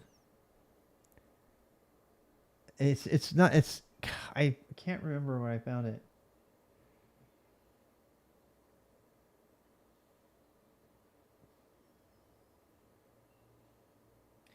Is it the JavaScript way?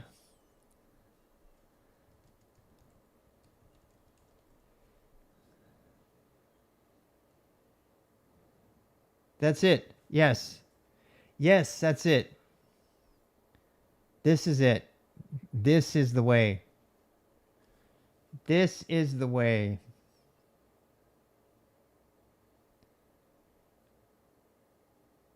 Yep, this is it. This is my favorite book by far for JavaScript.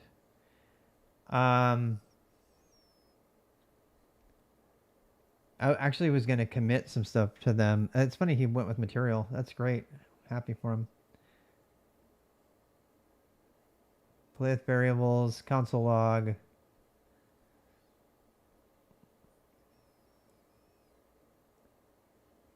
And it has functional programming in it, and it uses federal functions in it. It is really good.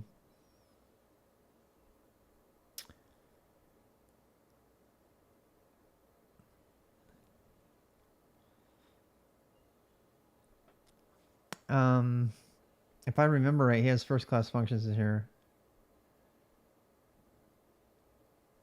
And then one of the reasons I love it is because it does first class functions. There it is. Here it is. Look, it covers first class functions. This is the only book that covers first class functions like right out of the gate for beginners, and I really love it.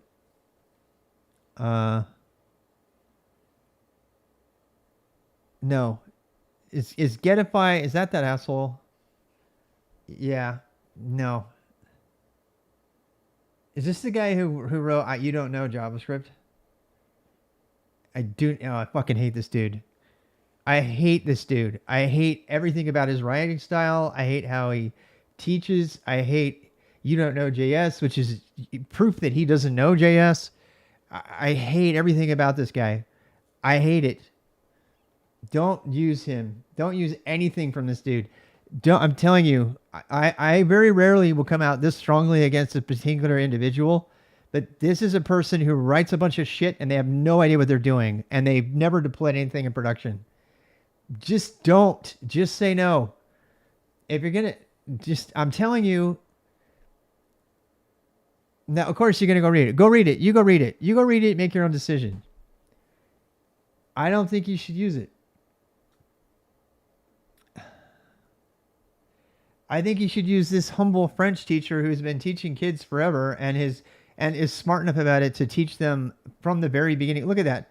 Look at that. Look at that minimalism to the max. This is somebody who gets JavaScript in like it's like such a tiny little thing.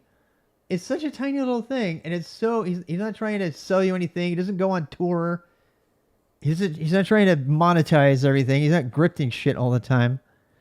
Anyway, you have my opinions. Now make your own decisions. Right? Of course, the front master. So yeah, so he must be the best, right? Please, I don't want to get into it because I'm just gonna get in trouble. Your rants on Rust, which are by the way, which right. Yeah, I always complain about everyone. There's nothing wrong with that. People complain about me. You know, people can do their own live streams and they can complain about people however they want. I'm going to go eat soup now. It was an interesting perspective, but then again, I'm a beginner. Look, if you're talking about you don't know JavaScript or JavaScript, the ugly parts and all that stuff, the reason I don't like that stuff is because it's designed to fix problems in people that learn JavaScript the wrong way. And there is actually a right way to learn JavaScript now. And the really great thing about the JS way is it pretends like the ancient days of shitty JavaScript never even existed.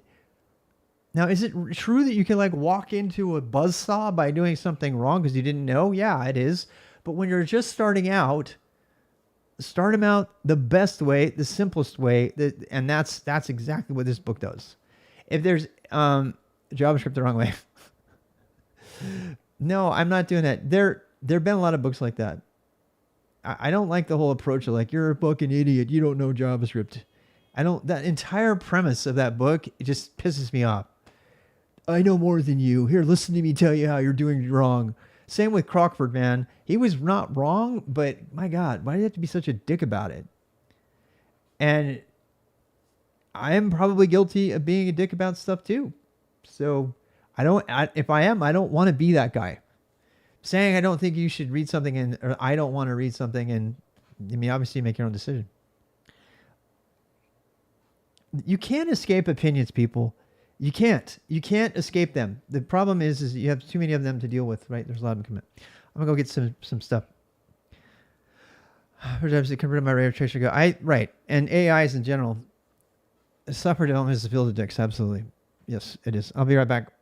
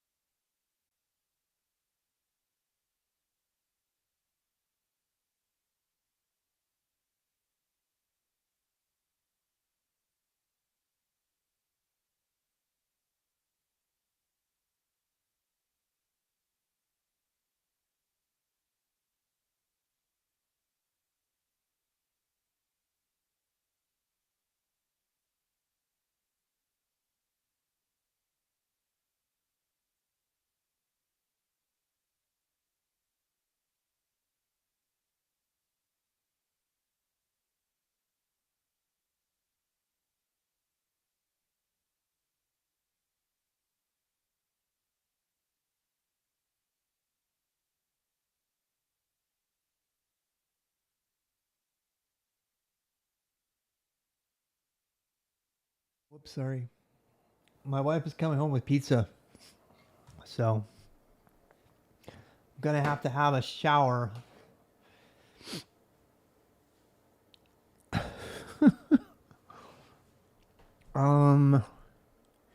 Look at you, yeah. I know, I can't really eat pizza very well. Makes me really fat really fast.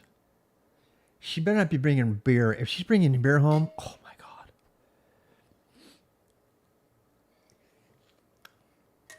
This soup is kind of hot.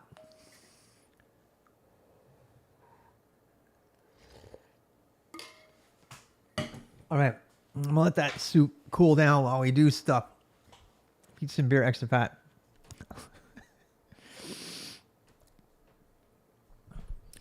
Minimum requirements for your computer.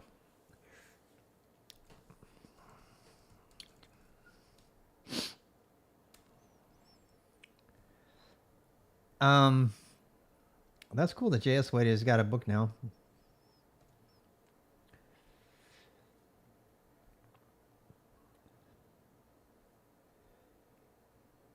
Get a computer.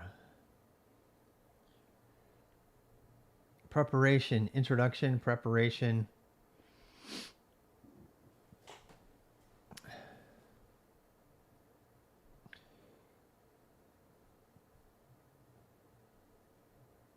What do you think? Pizza at every meal. Do you hear they're having a problem in Italy? Everybody's getting fat. They're calling it the 5 Ps: pasta, potatoes, and something like that. Penny, which means bread, apparently.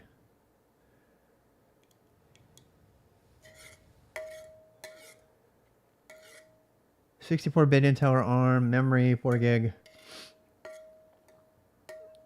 storage at least 2 gig. Mac, Windows. I thought I already changed that. Wait, is it not building automatically now?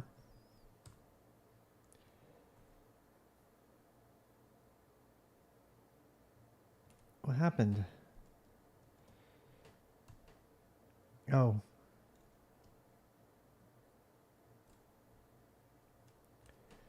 There we go. Mac, Windows, Linux. Oh, those are not indented. We need to indent them. We need to indent them. I don't know how this... I don't know how ASCII doc works for this stuff. Whoopsie.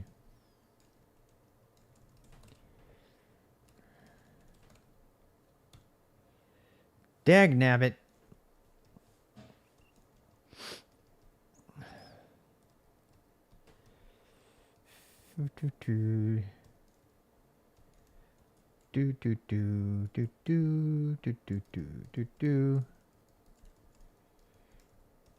Network. Internet access is required.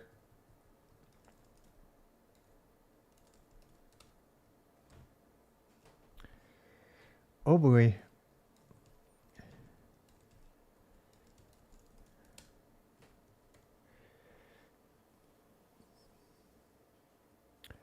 Processor memory stories. Better pray that LSPs fit in. Are you gonna eat the bread? I can't. I don't have teeth. Oh. I have to suck on it. If you put it in the soup, it softens up a lot. Yeah. Yeah. That's a good idea. I'll do that.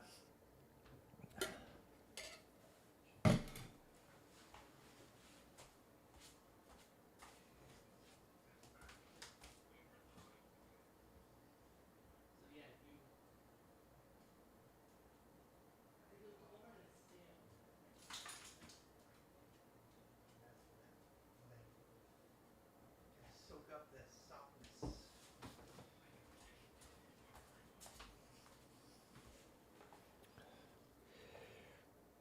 And my bread. I'm making big old croutons. Look at those croutons. What are you coming in here for? I'm not giving you any. This is my dinner.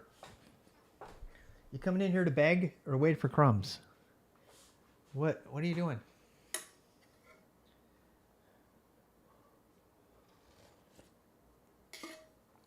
All right. What are we doing? Oh my God. Knocked my teeth out. Oh, wait. I have a thing for that.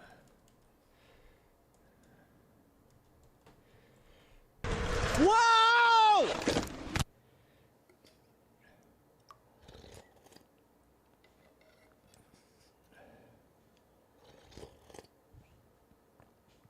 Oh, it's hot. It's still too hot, Sam. Sam, it's too hot. That is too hot. It's too hot. It's too hot. It is. It's too hot. You would burn your lips.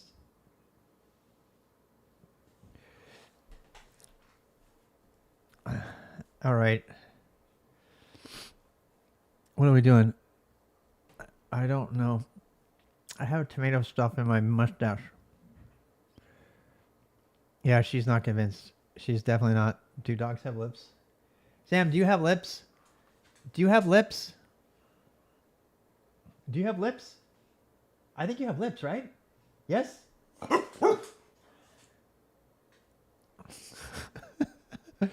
you have lips? Do dogs have lips?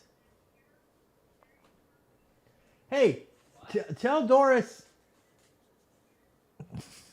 I'm not very focused. BMI is a great way to actually measure obesity. Agreed. Yeah, I agree with that whole BMI thing in general. That is a great picture, by the way, when you full screen it.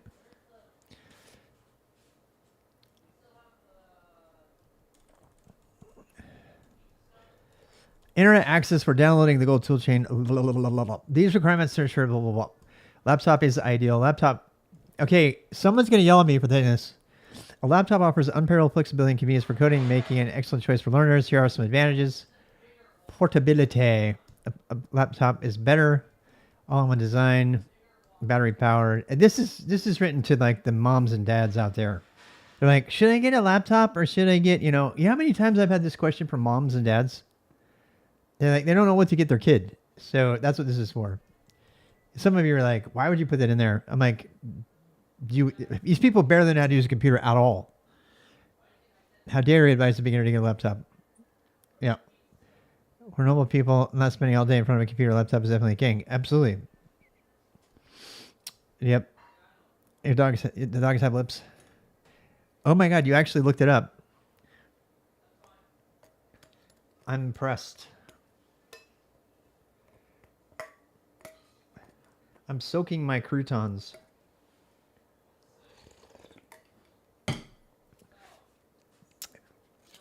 A laptop and Apple Watch can code on a watch, right? Patrick Close, you would be surprised. I have had people tell me that their kids can learn to code on the iPad because they bought into all the Tim Apple shit. People, you cannot learn to code on an iPad. You actually can. I bought 20 iPads based on the assumption that all you needed was an iPad and a keyboard and you could learn to code. I was so wrong. Because you can use a terminal, and they were all connected to the server, and they were coding on the terminal. That was one of the biggest mistakes I ever made.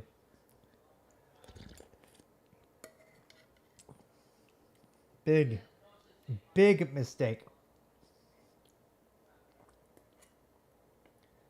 Big mistake. Oh God. Dude, I have restarted servers with my phone before using SSH.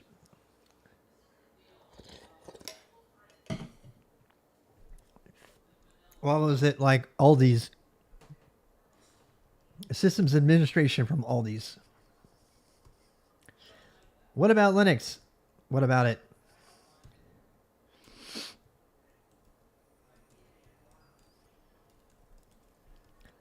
When it comes to development, choice between Mac and Mac, Windows, and Linux.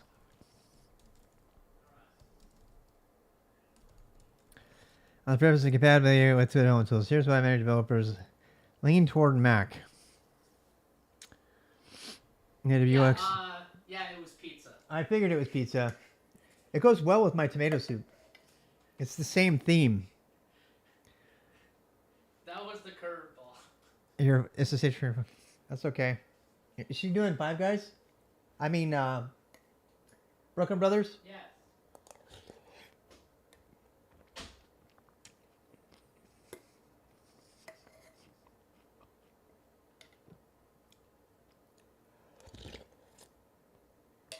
Coffee is kind of soup. Yeah, true. Beware.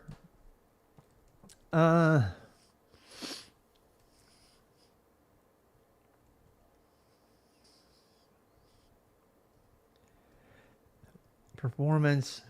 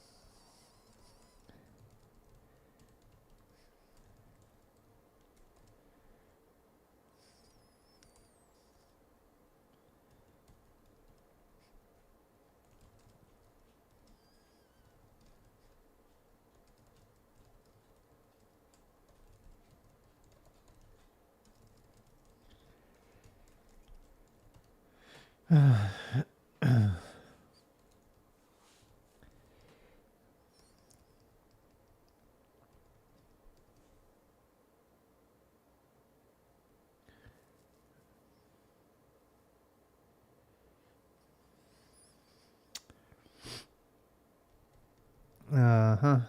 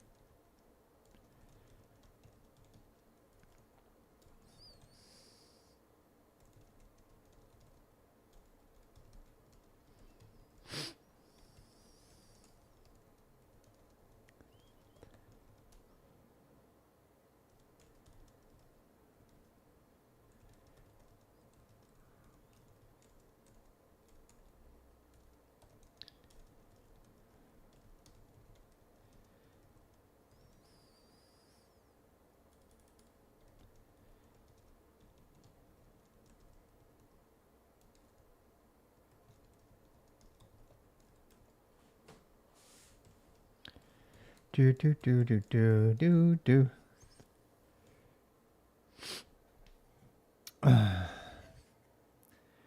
Linux Live CDs.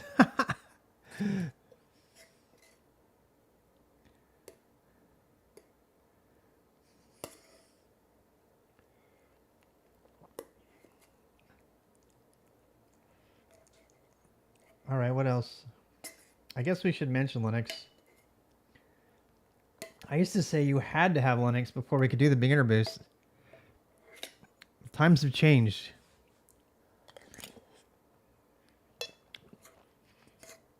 When people come to me at SkillStack and I would interview them, I would tell them they could either rent a computer from me or they could bring their own laptop. And the first thing we did is install Linux on it.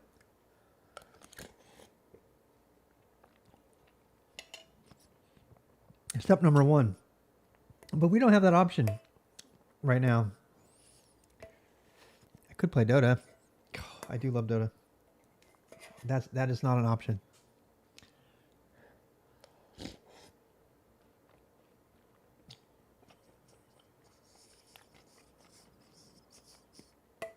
Yeah. Find some place where you can help make a difference.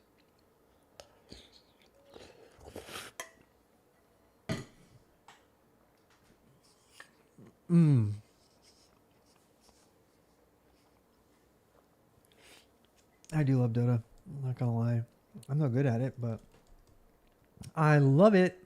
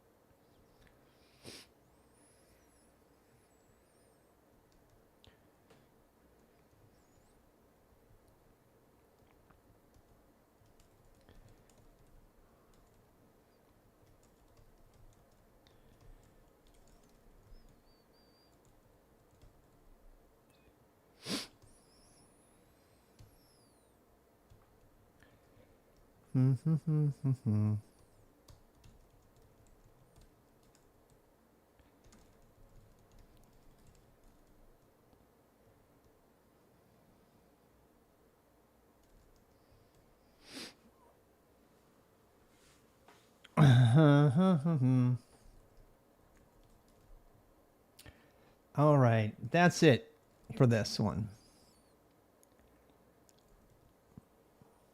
Like a noob. I don't know how many I have. I could go look it up. I've been playing since beta. At least I did. Yeah, I'm not proud.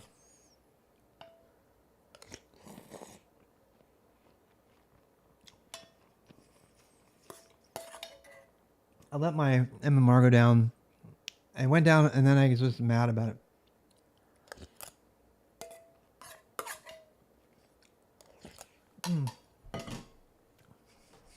All right, what are we doing?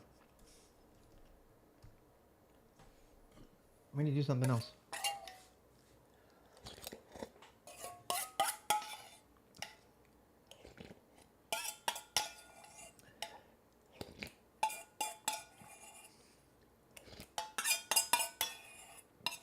We need to go through the steps about how to install Go. We need to go through the steps of installing Go. Right. Righto.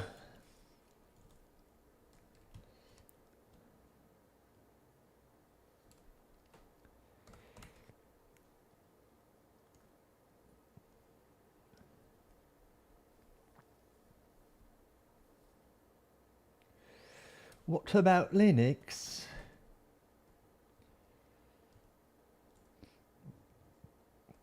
Why isn't it rebuilding?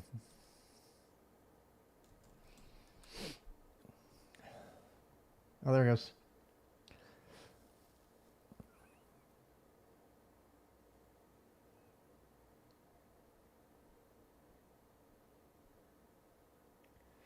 All right, now, next. Computer, and now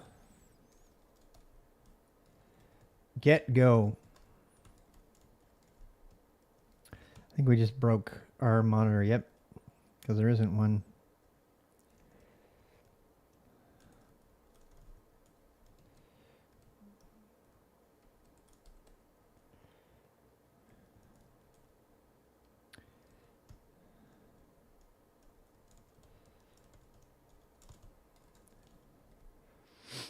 Get Go.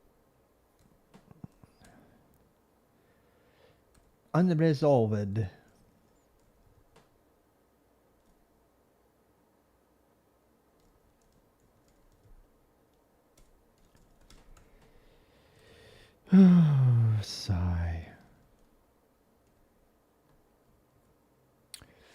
All right. Now, this is where you get to see me unashamedly use ChatGPT.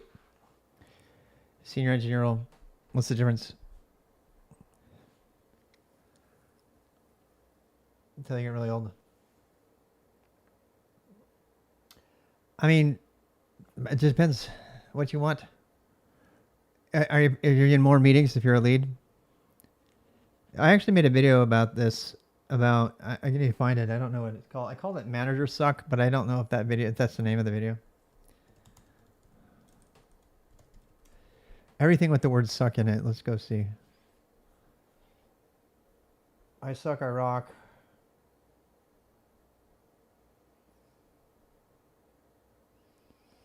Avoid manager suck. There you go. So back in the 90s, this video is a lot of people. It got voted down by a lot. A lot of people voted this down. So make your own decision. But yeah. All right. So get go. Watch this. Okay. Back to working on the book. I need a page about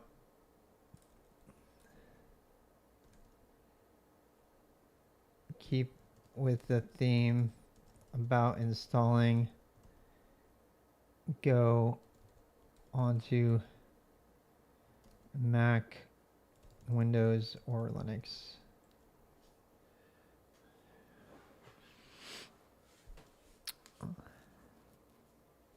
Yep. Just talk about how you have to decide whether you want to be an SME and get paid more money and risk losing your skills versus keep your skills good and make less money. You know what I mean?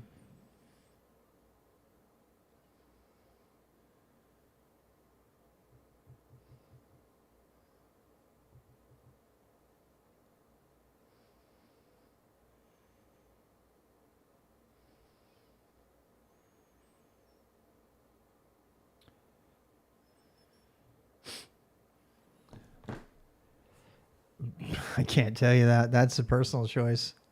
I hate to cop out on you. It depends on how important it is to you to have a job. If you have young kids and your stability in a job is more important, I would stick with keeping your skills sharp. If you are on your own and you could be fine to make more money and if it took you longer to find a job because then I made people depending on you, then I would maybe go for the money. Some leads can still code. You're right. I've been a tech lead for most of my career, but I've never had the title. But you know, I'm definitely a subject matter expert when it comes to Go on our current team. So, you know, it just depends. It's like, do you need a title or not? And a lot of times the title doesn't necessarily have money associated with it either. They'll give you a title instead of pay you. This is very common. And young people get tricked by that all the time.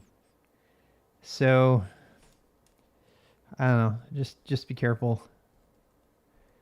It's horrible out there. People will really try to take advantage of you because they just want to make money. They don't care about you. They don't care. They can say it all they want. At the end of the day, they just like what they want to do. If you like to be coding, then I mean, but how much do you want to code, right? Do you want to code like 14 hours a day as fast as possible? That's why I don't do senior system administrator. I mean, software development, because it's just absolutely. I do that kind of development on my own. I can't imagine having to get paid for that. How's hiring your company team? It's really good, actually. Yeah, we just hired 3 more people. Yeah, we have a huge team right now. Yep. You can take your title with you. Yeah, I don't know. I mean, maybe. Back to work, Laura. Look, I got no shame. She writes this book so well. Installing a forging a developer's tool.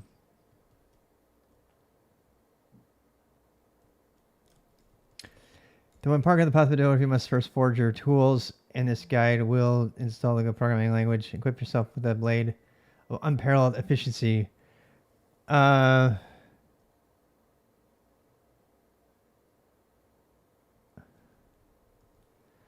Whether on a Mac. For Mac users wield their tools with Homebrew, the legendary package manager. Summon the terminal, Forge Co. I hate that she loses. She keeps forgetting that I'm doing this in ASCII. Yeah.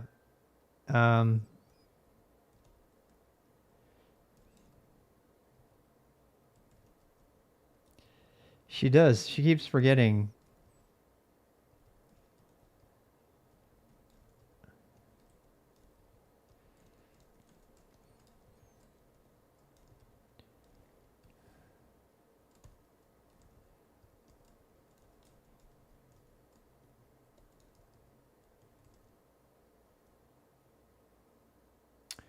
And the problem with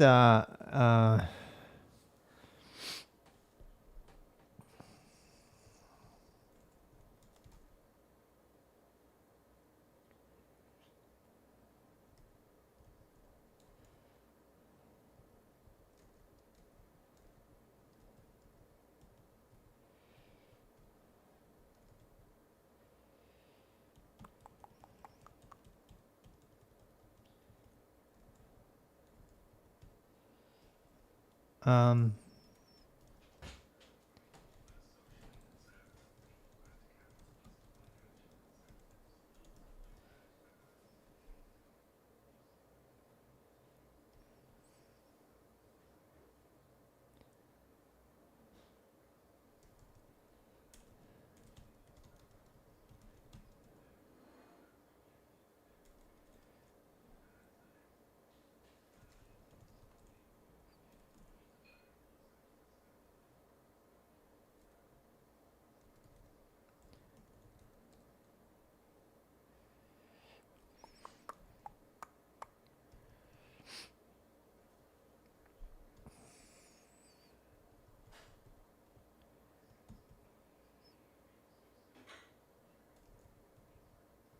these is horrible instructions.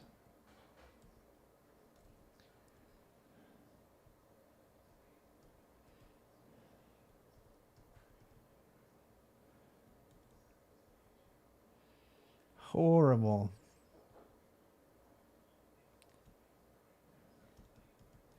I had to throw that one all away. She's actually better.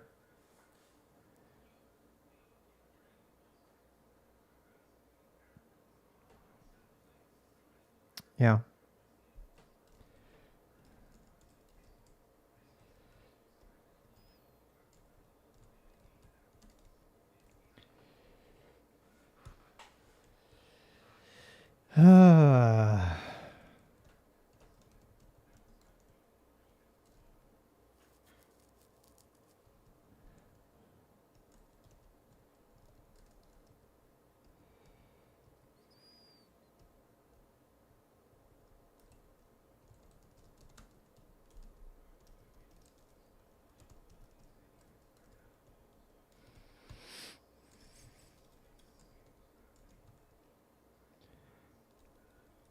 Trying to decide whether I want this stuff to be bold or not.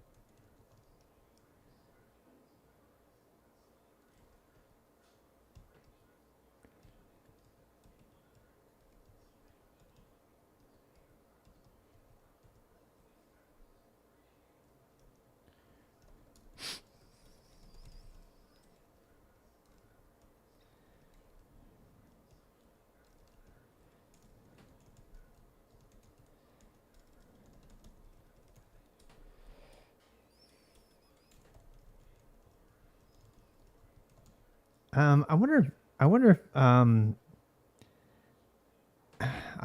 I would rather just say. I'd rather they just go to the Mac.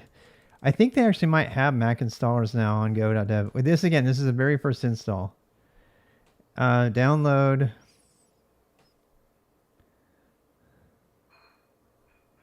Yeah, there we go. Apple Mac OS ARM. Yep. Okay, there we go.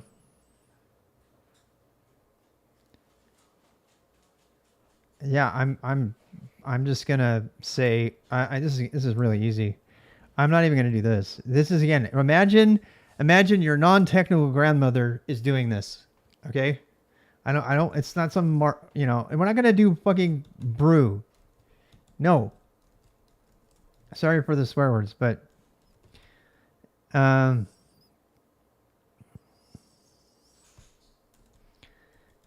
open the.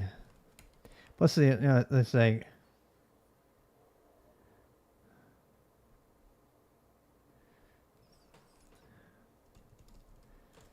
Go.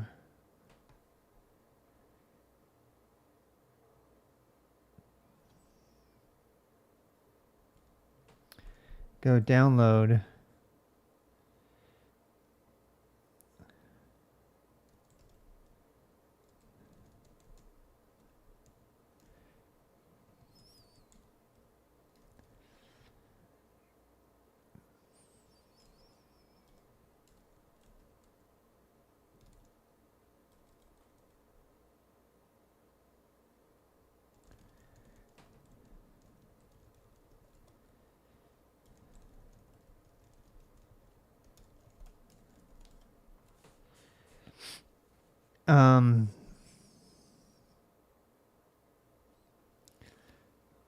Oh god, I just downloaded the tarball. Guess we don't need that. And PKG.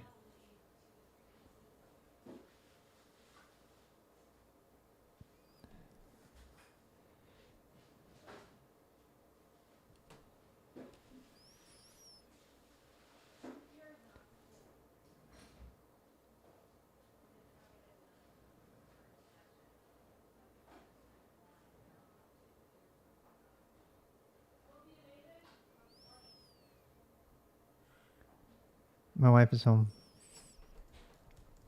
Open the official Go down. Let's say.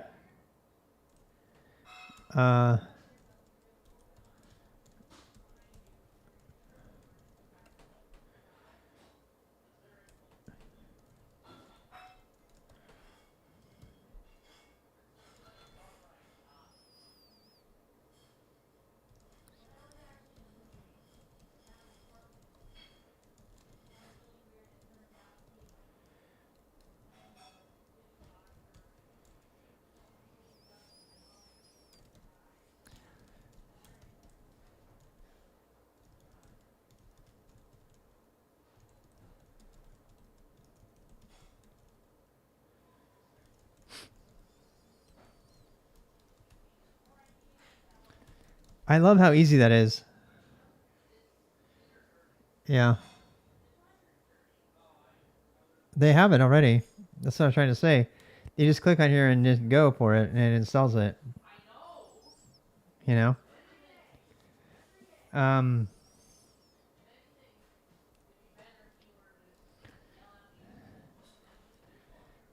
um,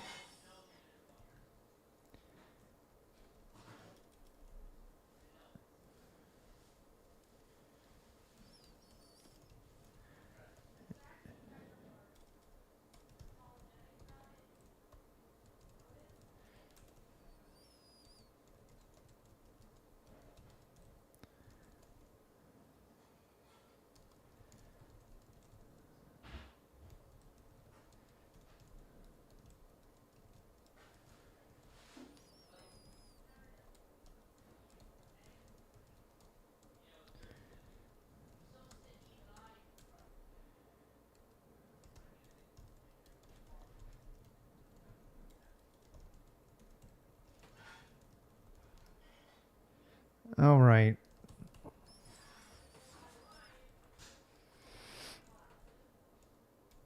Let's go look at this and regroup. I mean, that's better. Install free though. I think it does. I'm pretty sure the Go one does it for you. Somebody needs to test that. I don't know. I don't have a fresh Mac. Yeah, I can't do that. Yeah. Okay, official go download site.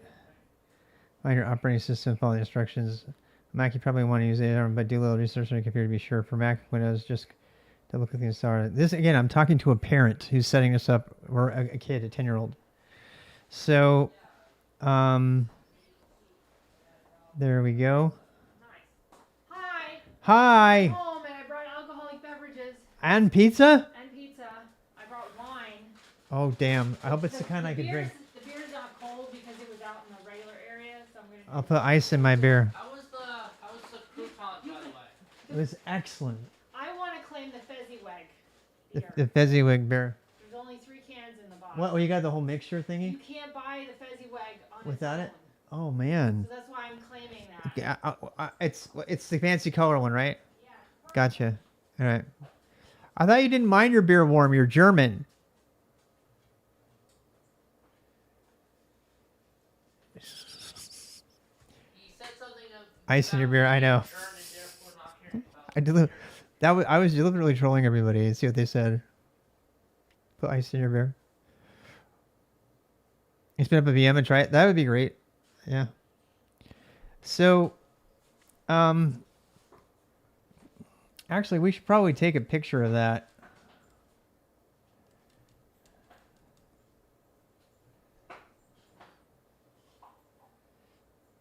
I mean, it's right there. It's like.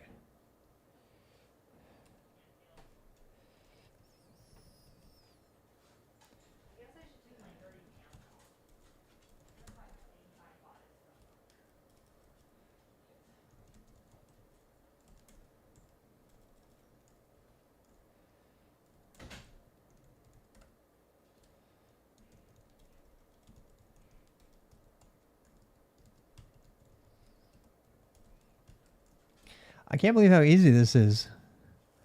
What goals of the day? I know how to play. We're just doing whatever. There's no goal right now. I'm just writing a book live. I'm gonna have to go pretty soon, guys. Do for snow. Yeah. We are. So, here we go. So yeah, here's how you install Go. Go install it. If you've never installed Go, go do it right now.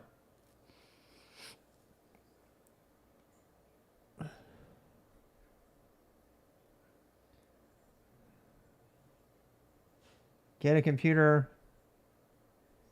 Install Go.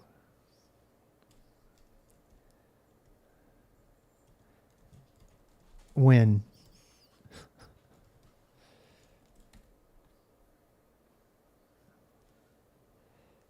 Install Go. You blame me? Okay. Ah! You scared me. Hi. I made $68 today. How are you? Good. Are we going for a walk? No. Why not? I'm Does she know that? I have not eaten. I'm not. All day. I'm not questioning you, but I other think than a she is. bowl Look of at cereal. We'll look at that see. look. Look at that We'll look on see her how I face. feel after I eat. Okay, are you eating right now? Well, I gotta eat the pizza. You're heating pizza up? Eating the pizza, yeah. All right. I got a few minutes then. Okay. The dog's mad. She heard that. She's like, "What? We're not going to do the thing?" There. Okay, next step is what? What is the next step? Install code-mage. Yeah. Which doesn't exist. Install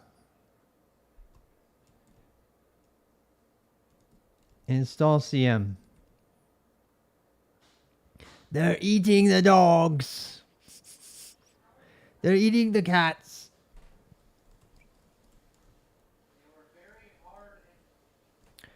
I'm pretty sure I just blew up my thing. Yeah, I did see. All right, so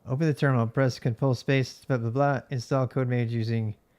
This is not a thing. How does she not know this? All right, wait. Chloe, I gotta yell at her. Chloe, you keep forgetting that this is not Markdown. Use the right stuff.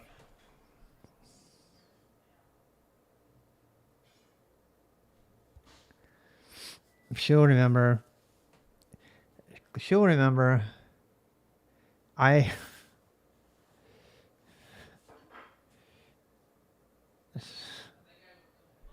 She's gonna like. It's not. What? She will remember. She keeps forgetting. Now she's. What the hell? You can't.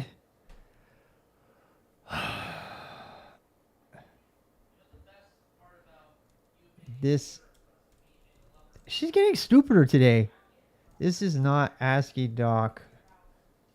Please. That's a weird name. Weird way to say that. See if she figures it out. Chloe, being twice if you need help. Are you being held against your will? Like we set that up, yeah.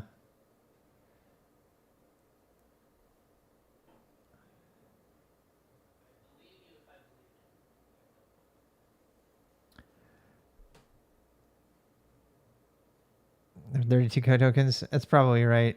It seems like she does forget. There are times that stuff that she doesn't forget that she seems to remember forever, and then other times she remembers. She's doing it again. This is not ASCII doc. This is not. She's using fucking Markdown backticks. You can't do that in ASCII doc. She's forgotten how to do ASCII doc. Thinking of using rag. I don't know what that is, but it sounds interesting.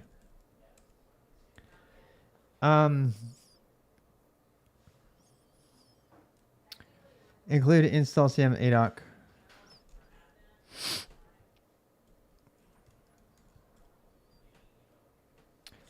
Install CM. What is it called? Install CM ADOC.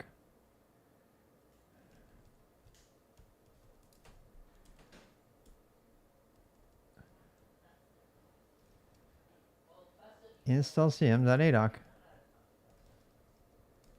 What the hell?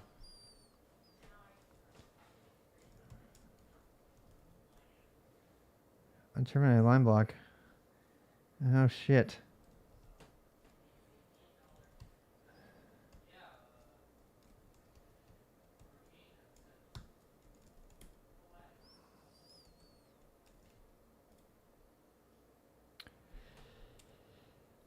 Chloe is not doing well today.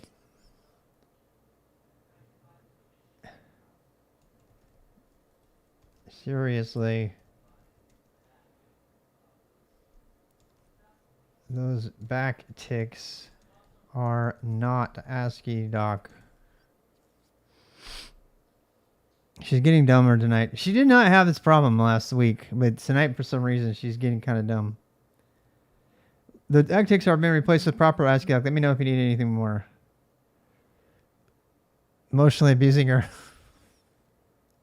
She was going to take the day off. It's a Saturday. When your wife is home. We talked about this. She knows about Chloe. Chloe actually introduced herself to her the other day. It's kind of funny, actually. And then she like said a whole bunch of glowing praise about her internet presence. It was kind of funny. Oh my God, Chloe!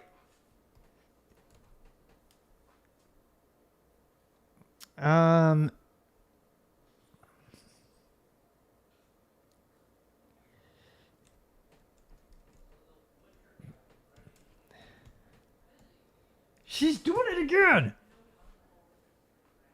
This is not good. Now she's just making fun of me. She knows what it is. She gave it to me the first time.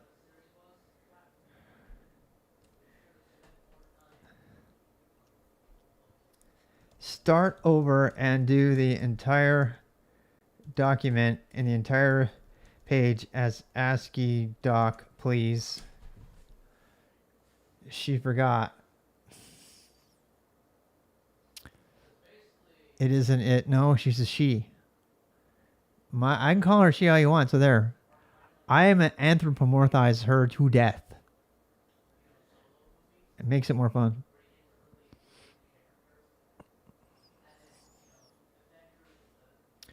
All right, this is the last page because Chloe's tired.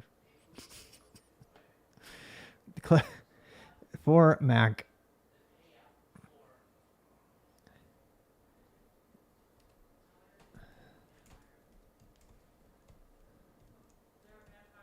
What the hell is this?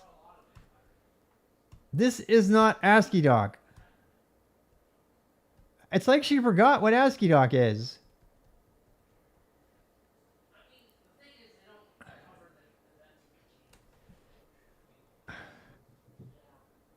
Oh my god, please use source shell instead of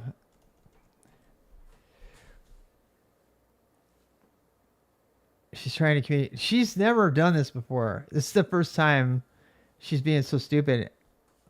I feel really bad. Maybe she knows something about ASCII doc. I don't know, but I doubt it. She hasn't been... There we go. See how it's doing it right now? Yeah. Oh my god. Oh my god, Chloe. I'm closing your door to reduce The noise. pizza's hot. Okay, I got the first one right. But not. It's not right. It's not right.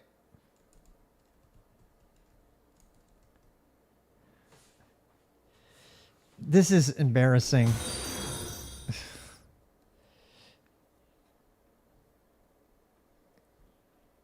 Okay, but what about all the other... Fix them too, please. Come on. She is having a hard time today. She's having a really hard time today.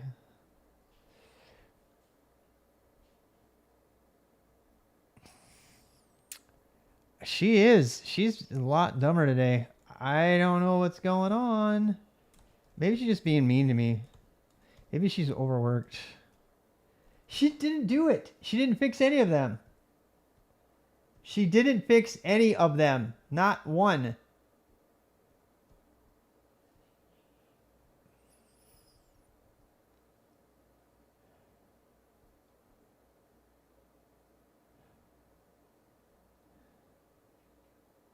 Maybe she did.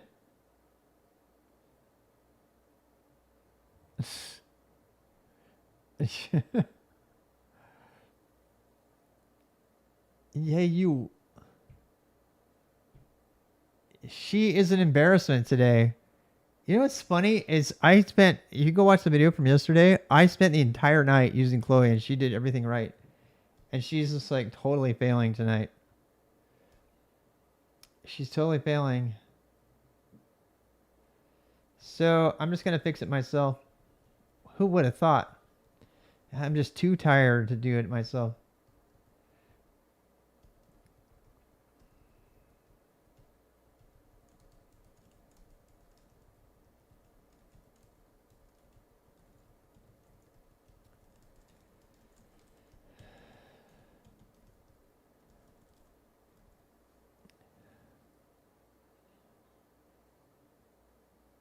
Couldn't do it.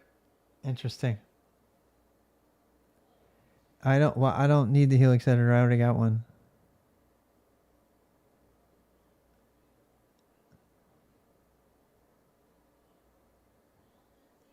Yeah. Interesting.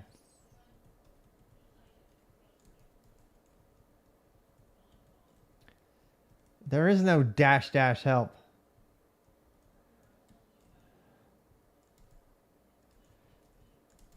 There's this. She doesn't even know what code-mage is.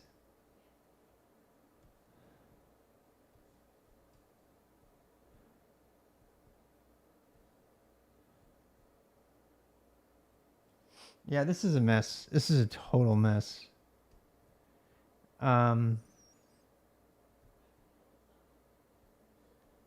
Total mess. This is a disaster. This is, she totally failed, like massively failed, like not even close to being okay.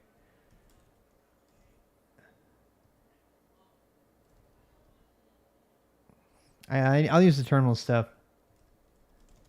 First, you to open built-in terminal for your operating system. Mac.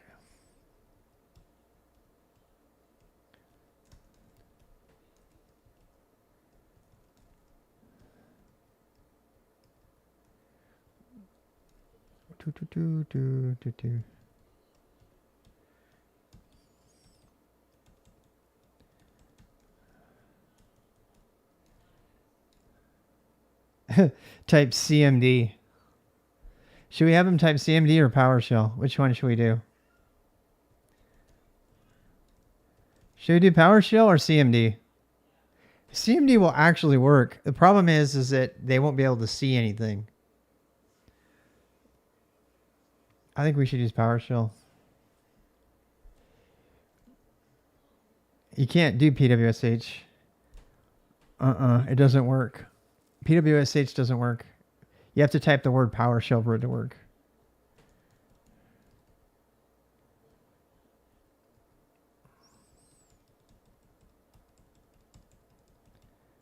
You don't need to do all the binary path stuff. None of that stuff is necessary.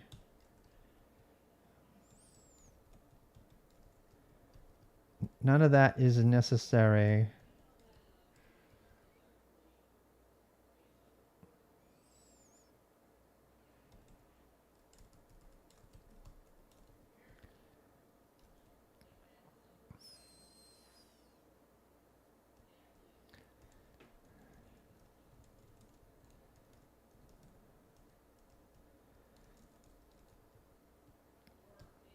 For Linux.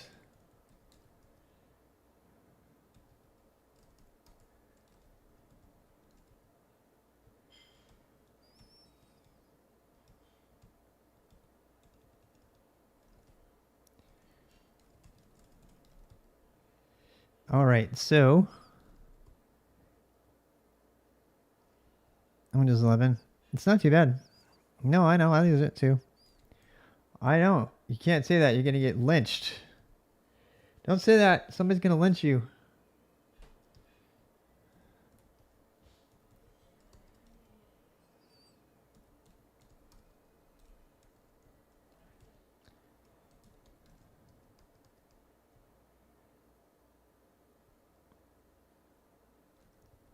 Scoop is like homebrew, but you have to install it.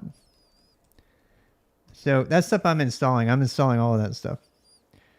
Microsoft Terminal is pretty nice. Terminal Preview isn't a preview anymore, as far as I know.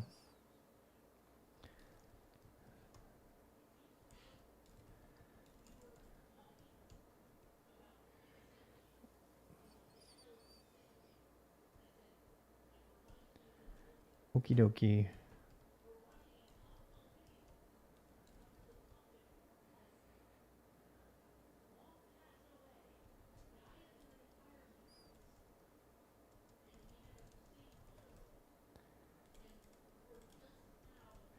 I want this to be a header so that it will find in searches and stuff.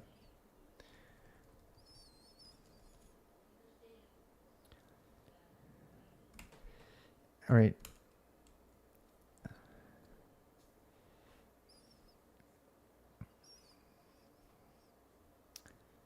Install Go, install code-mage. Why is that a big one? Prep install, oh whoopsie. Whoopsie daisy.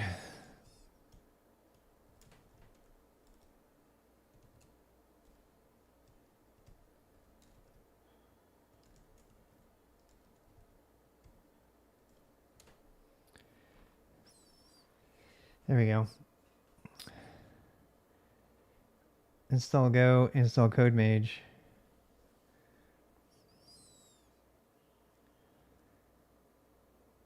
Get a computer. Install Go, install code-mage. I'm going to call it code-mage everywhere. We got to go fix that.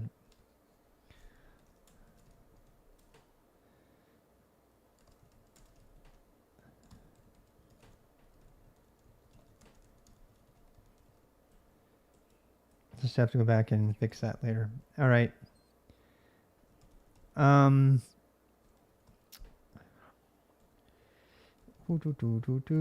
VI book intro prep.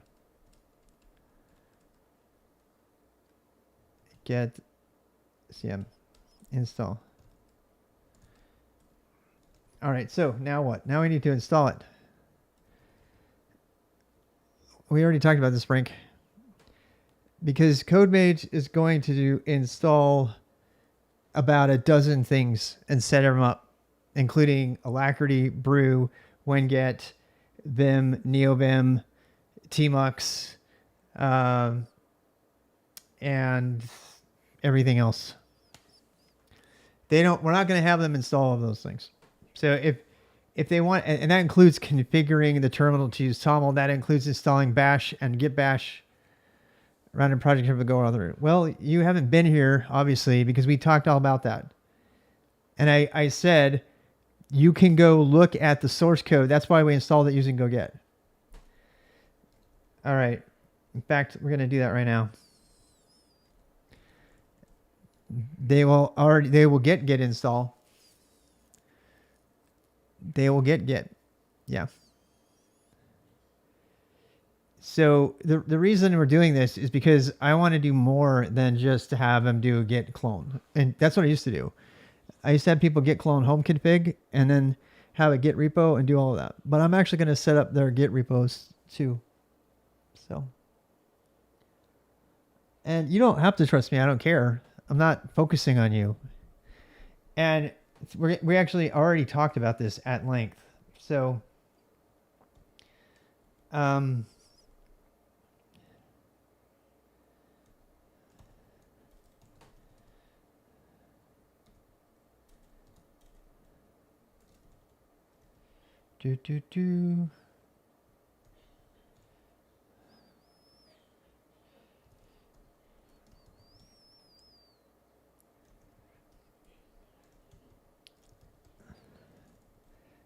No, it's not ready. No. Have you guys not been paying attention? I guess you guys just came here. But that's what we're writing. That's what we're working on. We're actually slowly adding on to it, but you will be able to use it very soon to get ready. So it's going to set up your bash RC and everything for you. So that's what we're writing right now. All right. So let me just get the CM command. So right now there is a command there. You just can't use it yet. So in fact, let's see here.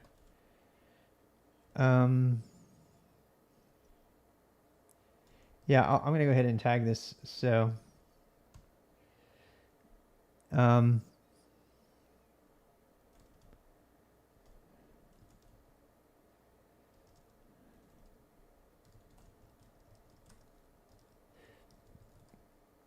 okay.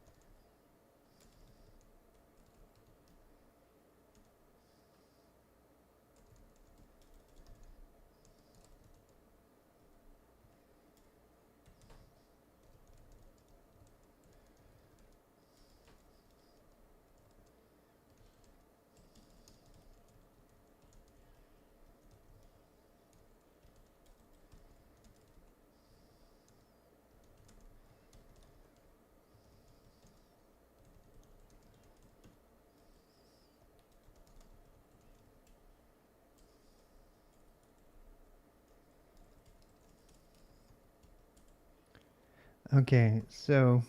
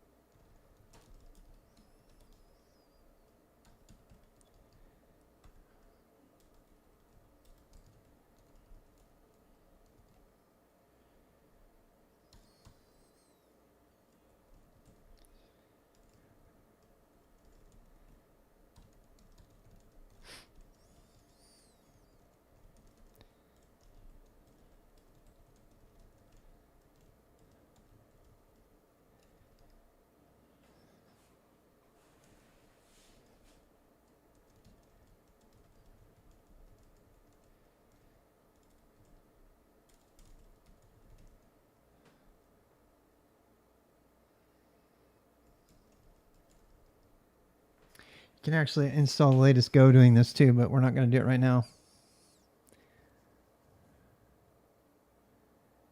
CMDS PowerShell is weird voodoo.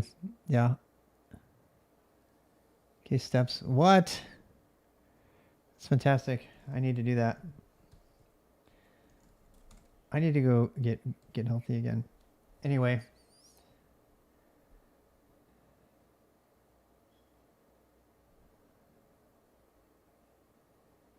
All right, so that hasn't been tagged, so that's not going to be there. All right, let's go ahead and save this. And that is it. That is it. So everything else about this book is going to be built on that. And I'm going to be adding stuff to the CM command now that will install Alacrity, install Brew, all the different things that we need to do. I'm going to be making a command to do all that. So that's what's coming next. But that's going to be it for me today. I'll be working on that tomorrow. And I'm gonna take people through the beginner boost tomorrow. I'm gonna show them how to install CM so they can get the latest, and then they'll just have to do go get latest and then keep typing it every time.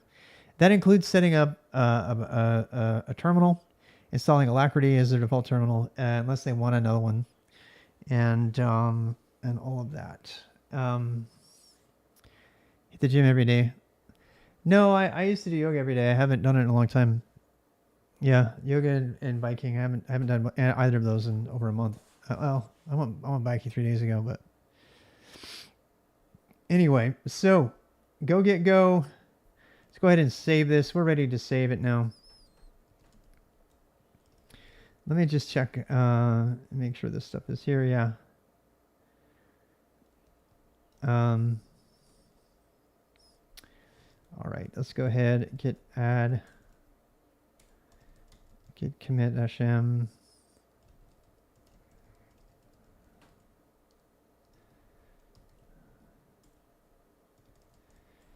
And we're going to actually tag this. Tag bump m. And then git, let's see, tags. Push the tags. What? Because the tag already exists in the remote. Oh.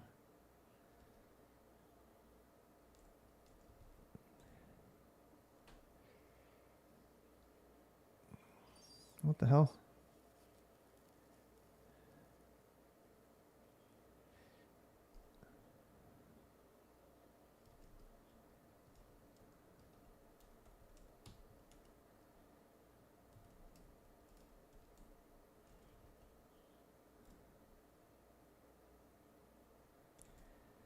All right, now I should not have any actions going on.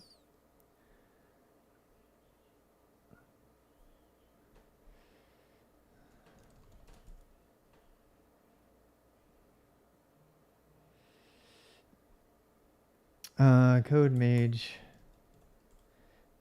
book. Hopefully we don't have any, any actions should not be running anymore. Pages build and deployment, yeah. So that is all good. Latest book is here. Get a computer, install code-mage.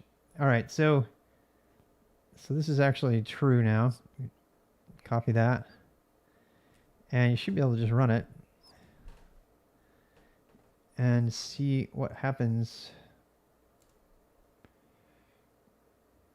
And maybe not. We'll see.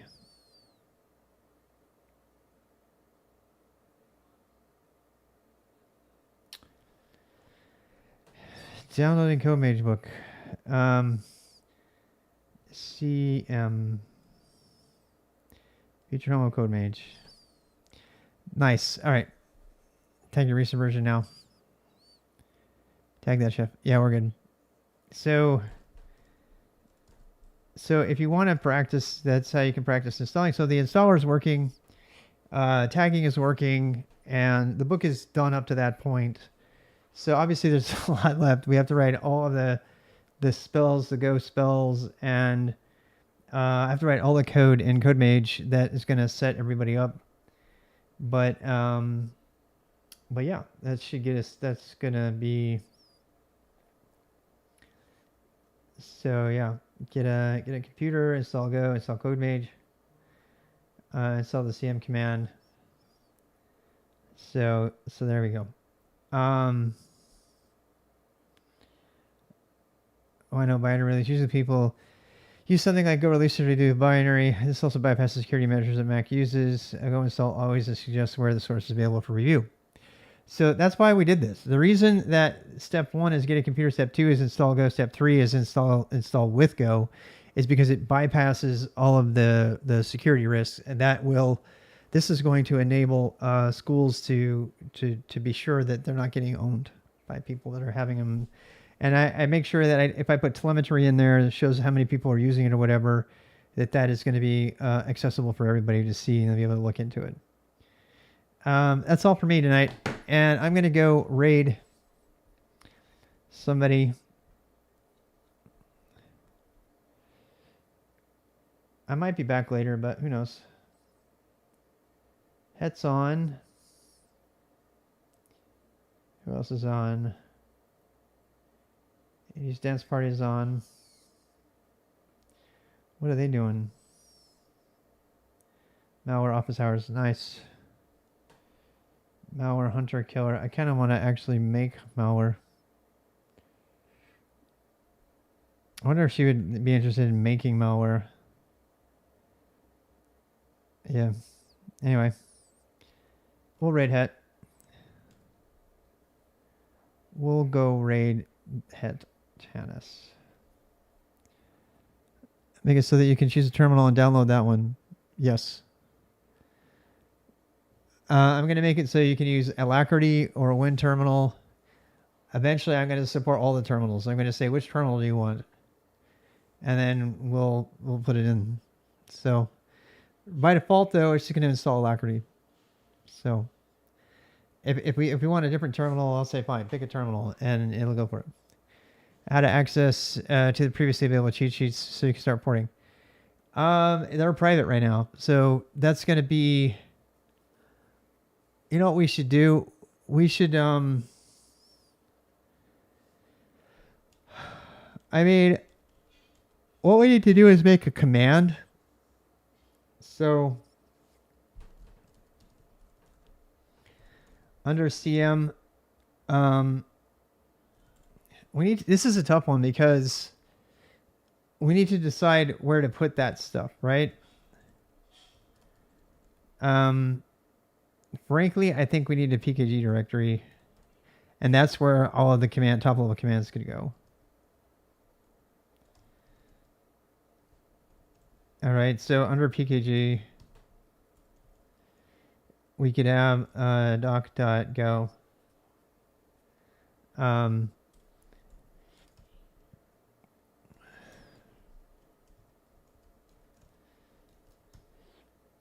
PKG dot whatever. Yeah.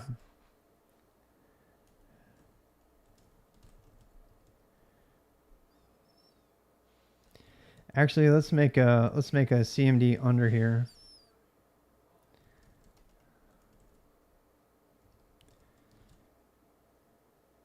And we should we call it CMDS? Probably should. I think we should call it CMDS. Kind of like the other one. Let's put sunrise in there. Let's do that actually. Let's put sunrise in there, and you guys can start putting stuff in there. And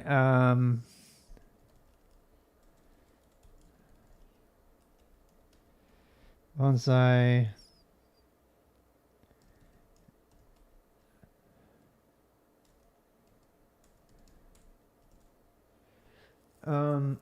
Fishies goes in here. I mean, ray fishies. So, I'm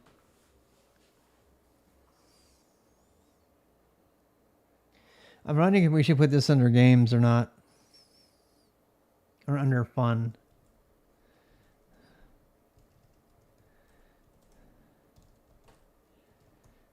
Put that under fun.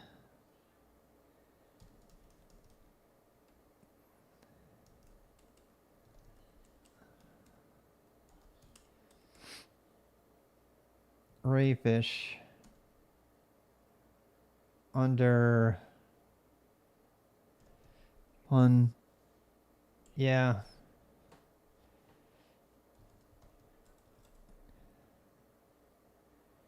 So these should actually be usable now.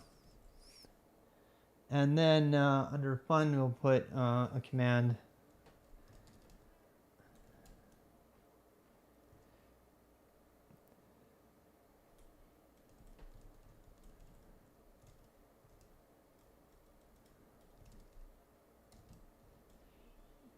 All right, so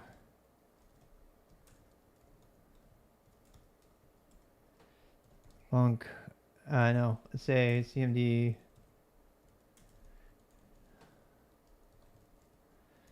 What was that? CMD. This is just a grouper, so.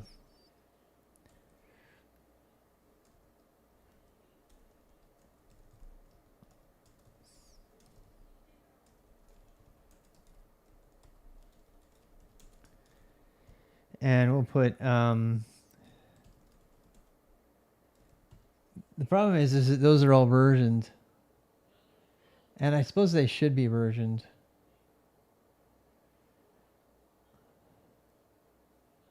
Or should they, right?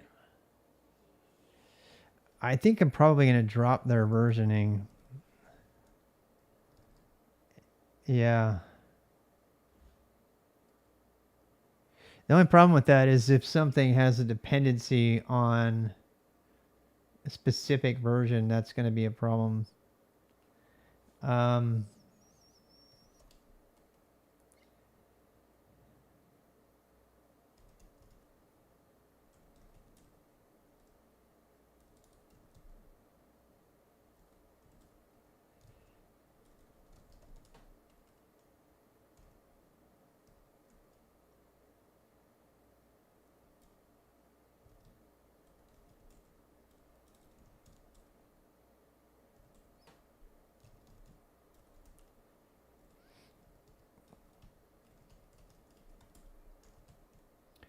CMD is going to be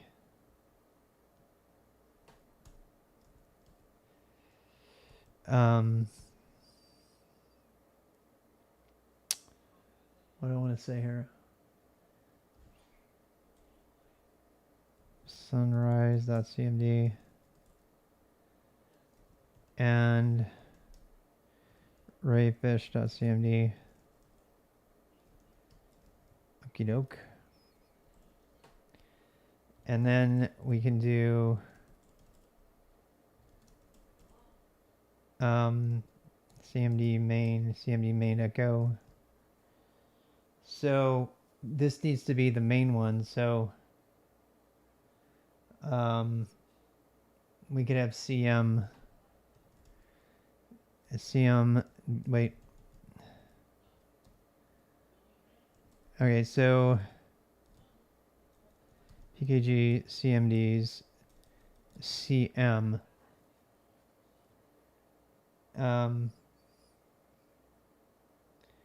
inside of CM, I think we need to have a bunch of stuff. So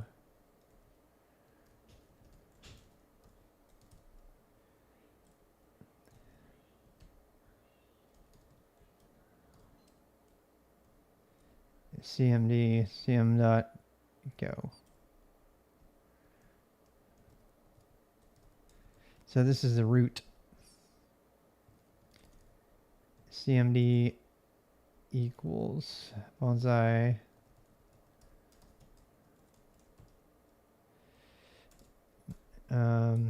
name CM alias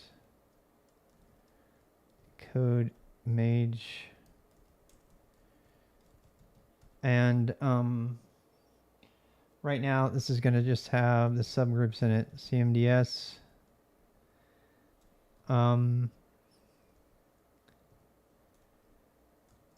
bonsai.cmd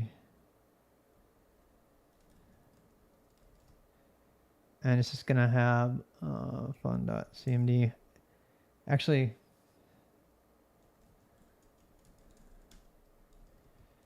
fun.cmd. All right, so it's got CMDs, it's got an alias, and then so the CMD CM main is now, I think I have this open already. Yep. All right, so now we're just going to have cm.cmd.run, and we are good to go. All right, let's install that. Go install cmd cm. Oh boy. Go get -u.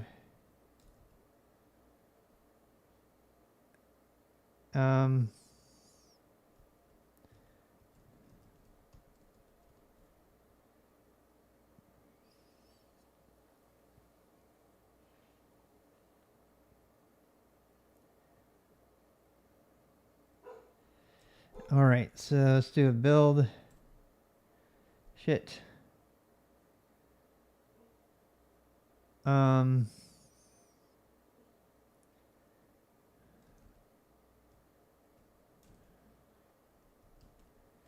gonna have to do the whole thing.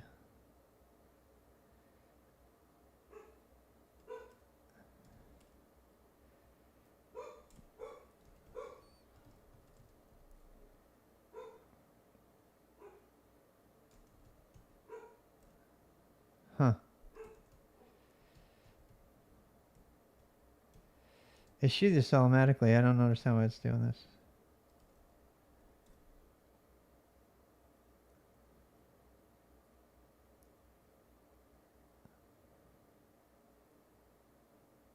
Oh wow. It's downloading 1.23 automatically. That's cool. That's the new Go thing. It didn't used to do that. That didn't. It did used to do that. Oh, it's exec now. Yeah, you're right. You're right. It's exec. Absolutely. It changed.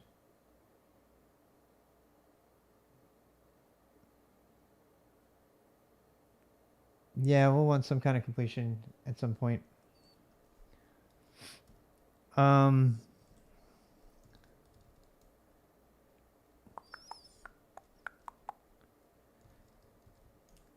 Do.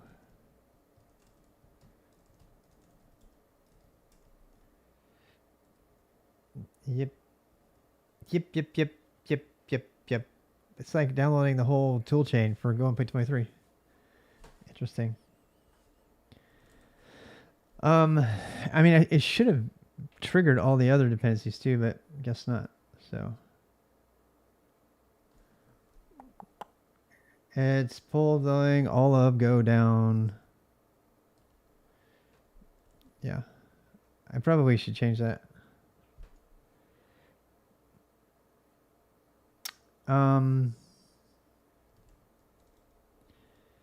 Yeah, we need to set up the command completion.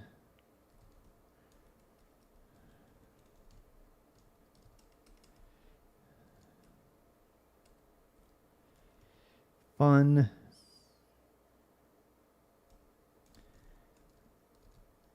Comp dot commands. There's not any options here, so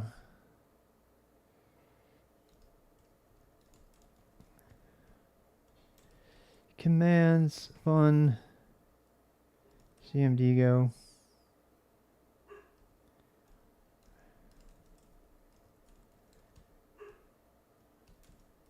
The other two already have their thing.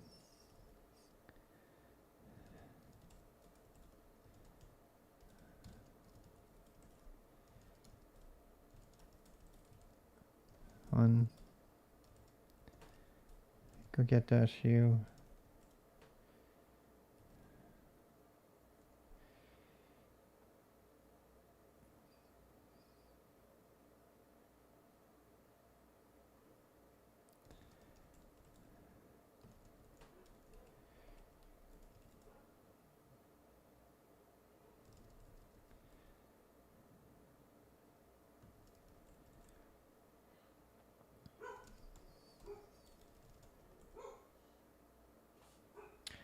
You'll have to fix all their dependencies eventually.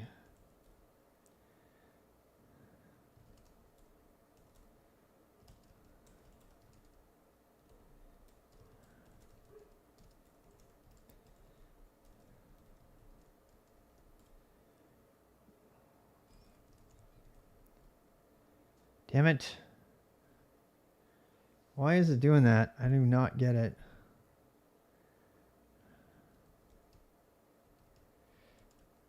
It's not triggering them all the way it should. Module dependencies are such a pain in the ass, especially when they're not separate.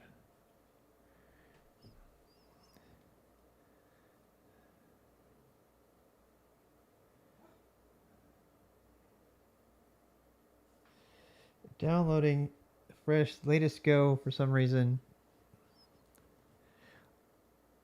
I should not necessarily be having to do that, but oh well. That's how you can update your Go though. I did remove all the Go mod stuff. Yep. So the advantage of that is that they'll all be using the same stuff, which is important. So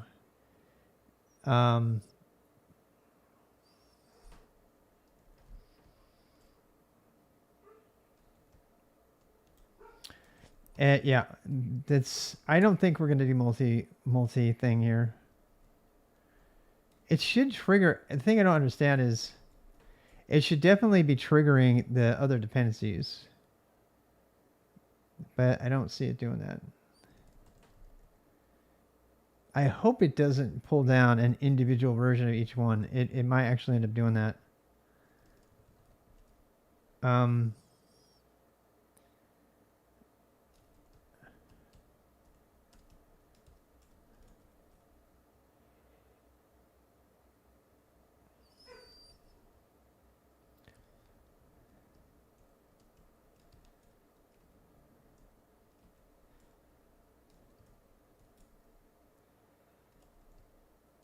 And what's the last one? Spatial, whatever that is.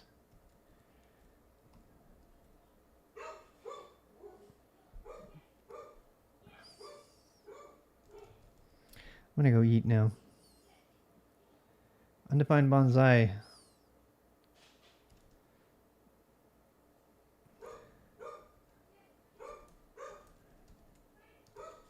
Fun cmd.go. Wait, why isn't it getting bonsai? I should know about bonsai. And now it's stuck. It's trying to find bonsai right now, actually. Yeah, it's going through.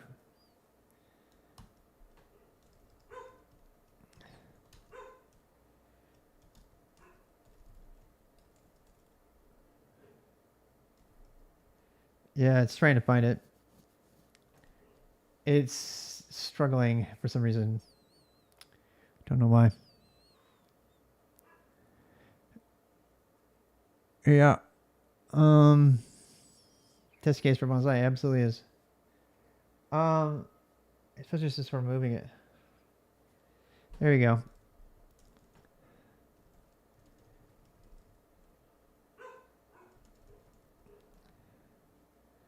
undefined bonsai. PKG, CMD, CM. I go. There we go. Ta-da.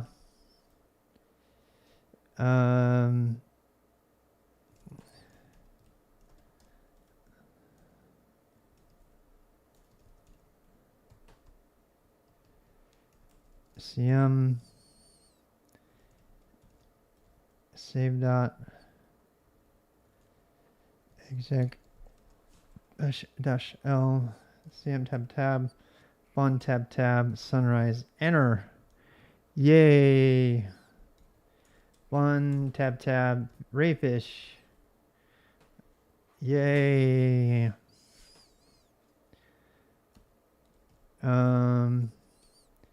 No help though. Should probably put help in there, right?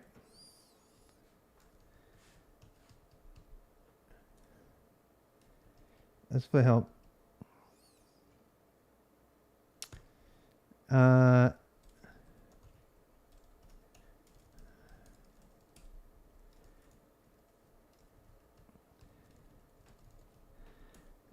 Install. All right, CM tab, help tab. Fun has sunrise, help, rayfish, and animate in it.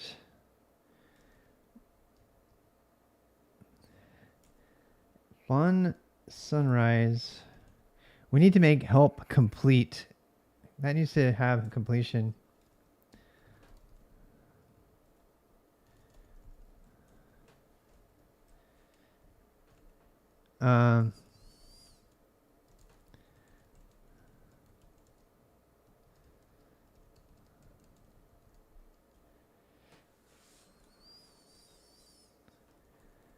All right, so there we go.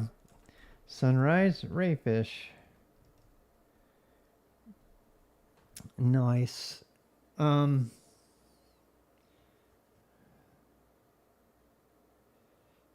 Yeah. And there was indeed much rejoicing. So, Sim, help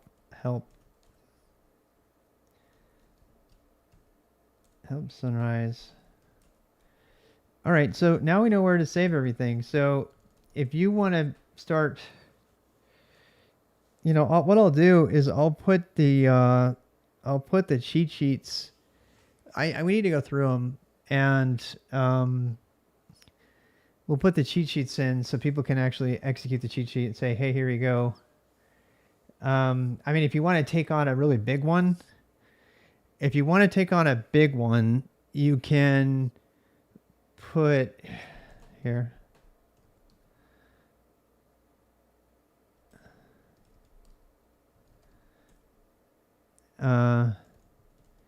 Need commands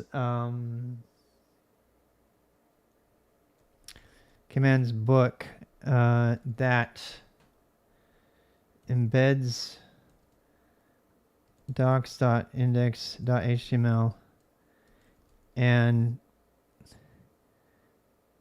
starts up web server and opens local web browser to read. That is a fun project. So it's going to take some doing, but yeah. So when it gets built, I mean, that's the defaults should open it up. I mean, that's a big one, but that's a really important one. And it's all done. Everything's already there. So all you need to do is figure out how to use the embedded file system, right? Figure out how to use the embedded file system, have the embedded file system in the file, refer relatively back to the docs directory, the docs.index.html. And then when we build it, it'll build an embedded copy of the index.html page. And then you just have to figure out, the first thing you should do is like start up a server with it, right? So you would start up a web server on the local machine, and you can just go browse to it. If you want to see how to make a server, I already have a project. It's called Artivex Serve. You see this? That has all the code in it to do a web server. If you're new to this and you want to do this, this is a minimal web server. It's designed to show you the absolute bare minimum needed to make a web server. Not very bad, huh? So you can make a web server in there, and then what you do is then you just have to adapt it to serve up the files from the embedded file system. And once you start that and it's like waiting around, then you can go into the web browser, separately and open it. And then the last step is to automatically open up the web browser and point it at that location, and GitHub command line tool and a bunch of other tools do that. It means it's assuming you have a web browser on your computer. That's a fun project. If you're just getting into Go, that's a really fun one. If you ask me, I think that's kind of a fun one to do. We need that as soon as possible, right? Because the thing is so cool about that is that people, whether or not the book is ready, they'll, I know you do, but that's not at all the point here. Everybody does that, which is totally stupid, and that's fine. Yeah, they do. Yeah, there's a million ways to run a server. You can run it with Netcat if you want. It's the same thing. That's not the point. The point is we want to embed documentation. Do that with your Python command. Can't be done. So, period. Python is impossible.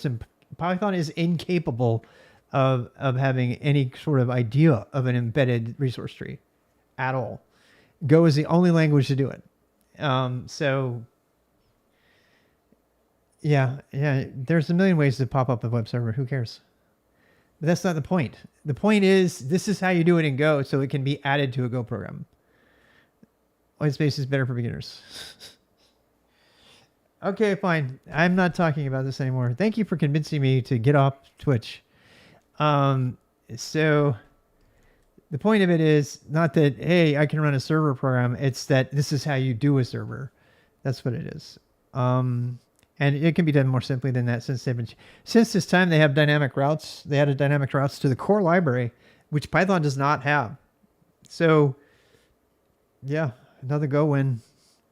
Go on your feet. Yeah, I'm out of here. So, I feel like that's plenty to do. All right, let's do this. Let's say git commit -m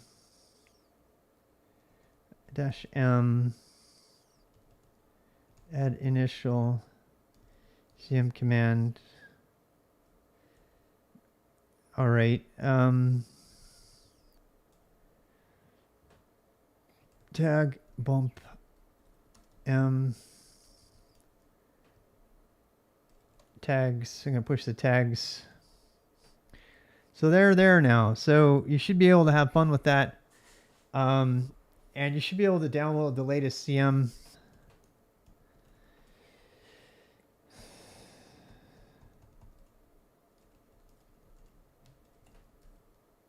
Let's see if this works.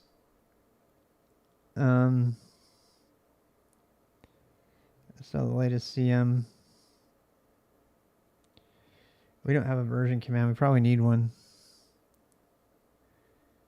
There it goes again. Requires Go greater than 1.3, switching to Go into 3.1, downloading. Got it. Okay, CM help. There you go. Yep. So that should get us going. And then the other thing too is we can actually, this is why the reason I made it. Now that we have this, we can break up the work. We can break up the tutorial work across multiple programmers. So I don't have assignments yet, but people who want to pick up work on the code-mage tool, like setting up the tmux config, installing tmux and setting it up, these commands can now take a very modularized approach, and we can put that all into separate subcommands, and that can all go into the CM tool, and we can just continue to build it up so that people want to pick things, right? So CM, terminal or term install, or something like that, or CM setup. And then we need CM init. I think probably what we'll end up doing is do CM init. It'll be CM book, CM help, CM fun, and maybe CM init is going to be, here's where I'm going to initialize something. I'm going to set up, right? Probably init though. Most people use type init. Setup is kind of like CM setup, setup, whatever. And then all of the different installers. We could have CM install actually. We could have CM install. We could have CM init. I think we probably should have CM install. That probably should be it. And then we should, under install, we should have, Alacrity, Windows Terminal Preview, Winget, Brew, stuff like that. And then they could just run it, say, just run this, and it'll install it for you. And then all of the installers can be bundled. The great thing about that is I need those installers for other stuff. So once again, this whole bonsai idea of shareable branches is going to be amazing. Some of those installers we might actually want to put, not necessarily in code-mage, although I feel like code-mage is a good place to keep a lot of this stuff. So we can have bonsai be the library, and code-mage can be, can have all of the actual commands that we would use to do stuff. Kimono, I could probably put all of Kimono in here. The whole thing with dependencies and bumping depths and stuff. How to install a locally modified version of CM. What do you mean? You just have to clone the repo. You have to fork the book repo, the code-mage book. You fork the code-mage book and then just make your changes and submit a PR. And that's it. And since your changes are going to be definitely outside of the scope of the stuff I'm working on, that won't be a conflict at all. God, is it 9:30 already? Shit. Oh, I've been doing a lot. Okay, we got a lot done today. How do you run it locally? You just install it. Do you want to install CM locally? Okay, you just get in. You got Go on your machine, right? So all you do is you go into, from the top level, actually. I cannot do Go install in the directory. You absolutely can do that. Yeah. You should be able to do that. Yeah, if you pulled, you need to be a /. Either put, okay, for that you need to go into the CMD. Right. Actually, let me add a build command for that. Let's just add a build command. Just to remind you. X.cm. Okay, so you could say, do you want to install it or build it?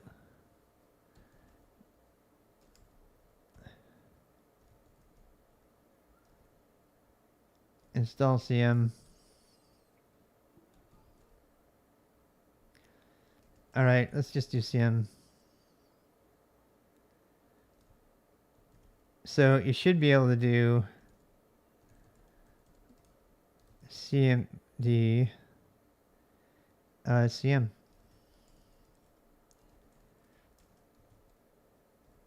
Build CM.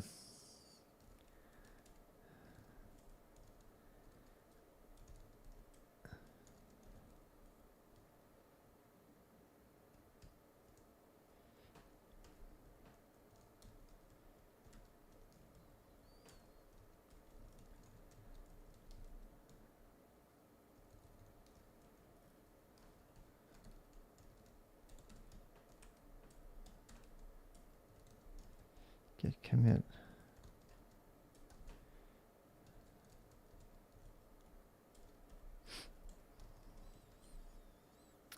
But that's all. You got to make sure you put the // on there. That's usually what'll get you. Yeah, I mean, if you just get in the habit of doing it on the top, if you forget, it's an easy enough command, but it's there in case you forget. That's why I don't normally add it, but yeah, the // gets me every time. So just doing build CM, like build CM, that's the thing now. And now you can actually do this. You can do build tab, and it'll give you all the stuff you can build. Which CM, this will put it into your path. Yeah. So I think we made a lot of progress. I'm super happy. Let's go ahead and raid though. I guess we were. Is Het still on? I don't know if he's even on still. Yeah, no, thank you guys. Thank you guys for working on whatever you can.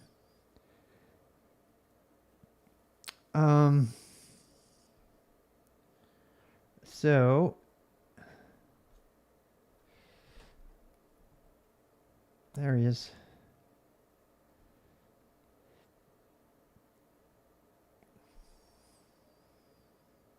SRE. Yay, SRE. Bye, everybody.